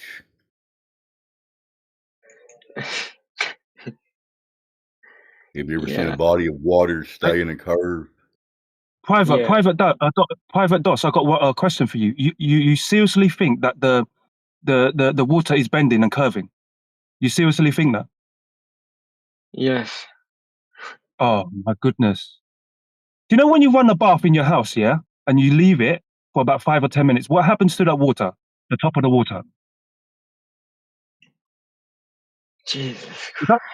It doesn't curve, does it? It doesn't. What is it left? Oh, he's Yeah, left. he didn't have enough brain cells for this conversation. Yeah, he couldn't handle examining the properties of water, I guess. But oh well. I heard his processor crash. I can smell burnt rubber over here from him trying to form a coherent thought. Now let me quit that. Some people just can't go there. I mean, it's one of the basic things in your reality that you can observe and measure and touch. You know, water. It's right there in your face. But people don't want to accept that water is not curving. It's crazy. Hey, Dave, I'm outside in reality right now. Yeah, I'm driving a vehicle. I can see clearly the surface is flat. It keeps extending over distance. I can see clearly. I'm in outside in reality. And you see it extend further. You go up a little hill, it extends out a little bit further, then it kind of walls back in when you go down the hill. Yeah. You can observe it. Yeah, obviously, yeah. But do you know what the problem with people is? Yeah, is they're not focusing on the word meaning reality. They got too many what do you call it? Too many globe paradigm in their mind. If they just focus on one thing at a time, and pay attention to it, and then once they fully understand it, then move on to the next thing they need to learn. That's it. I think some of these globers, these people, they got too much on their head and they can't focus. That's what I really think's going on.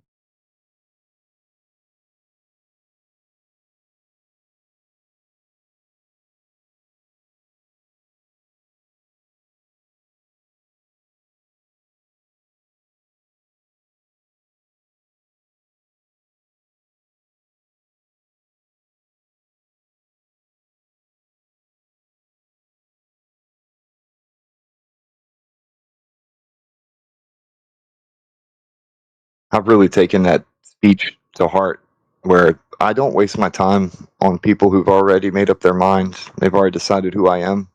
They've already decided what they think about me. There's nothing I can say or do to change that. I'll let them have it. They can keep their belief about me. That's not a problem.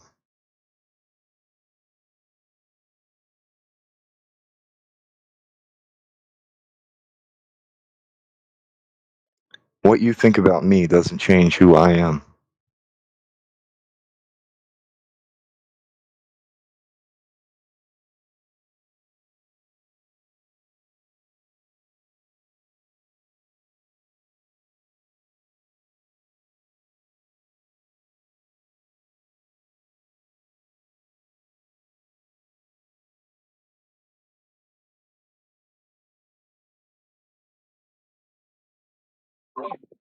Hey, that last guy, he says, why do you think the Earth is flat? And then you go ahead to explain to him, and then he can't function, and he disappears.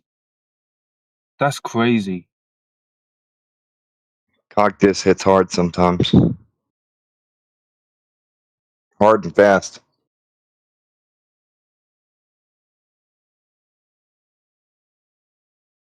Well, he's been told his whole life that Santa Claus is real, and we just told him that his parents are liars.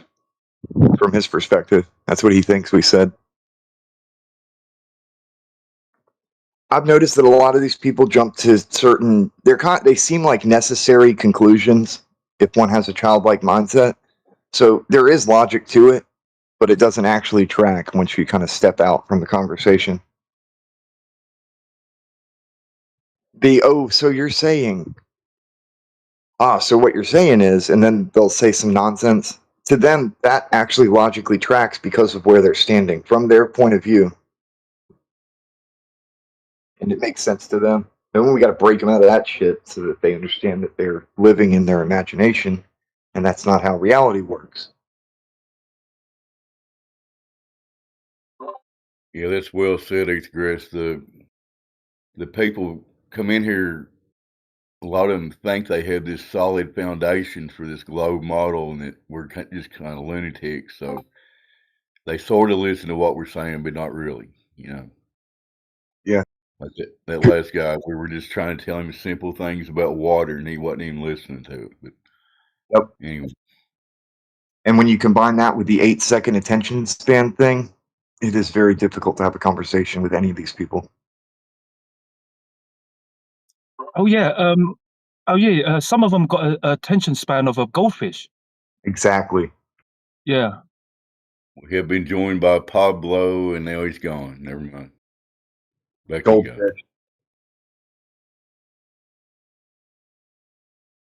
Pablo the goldfish.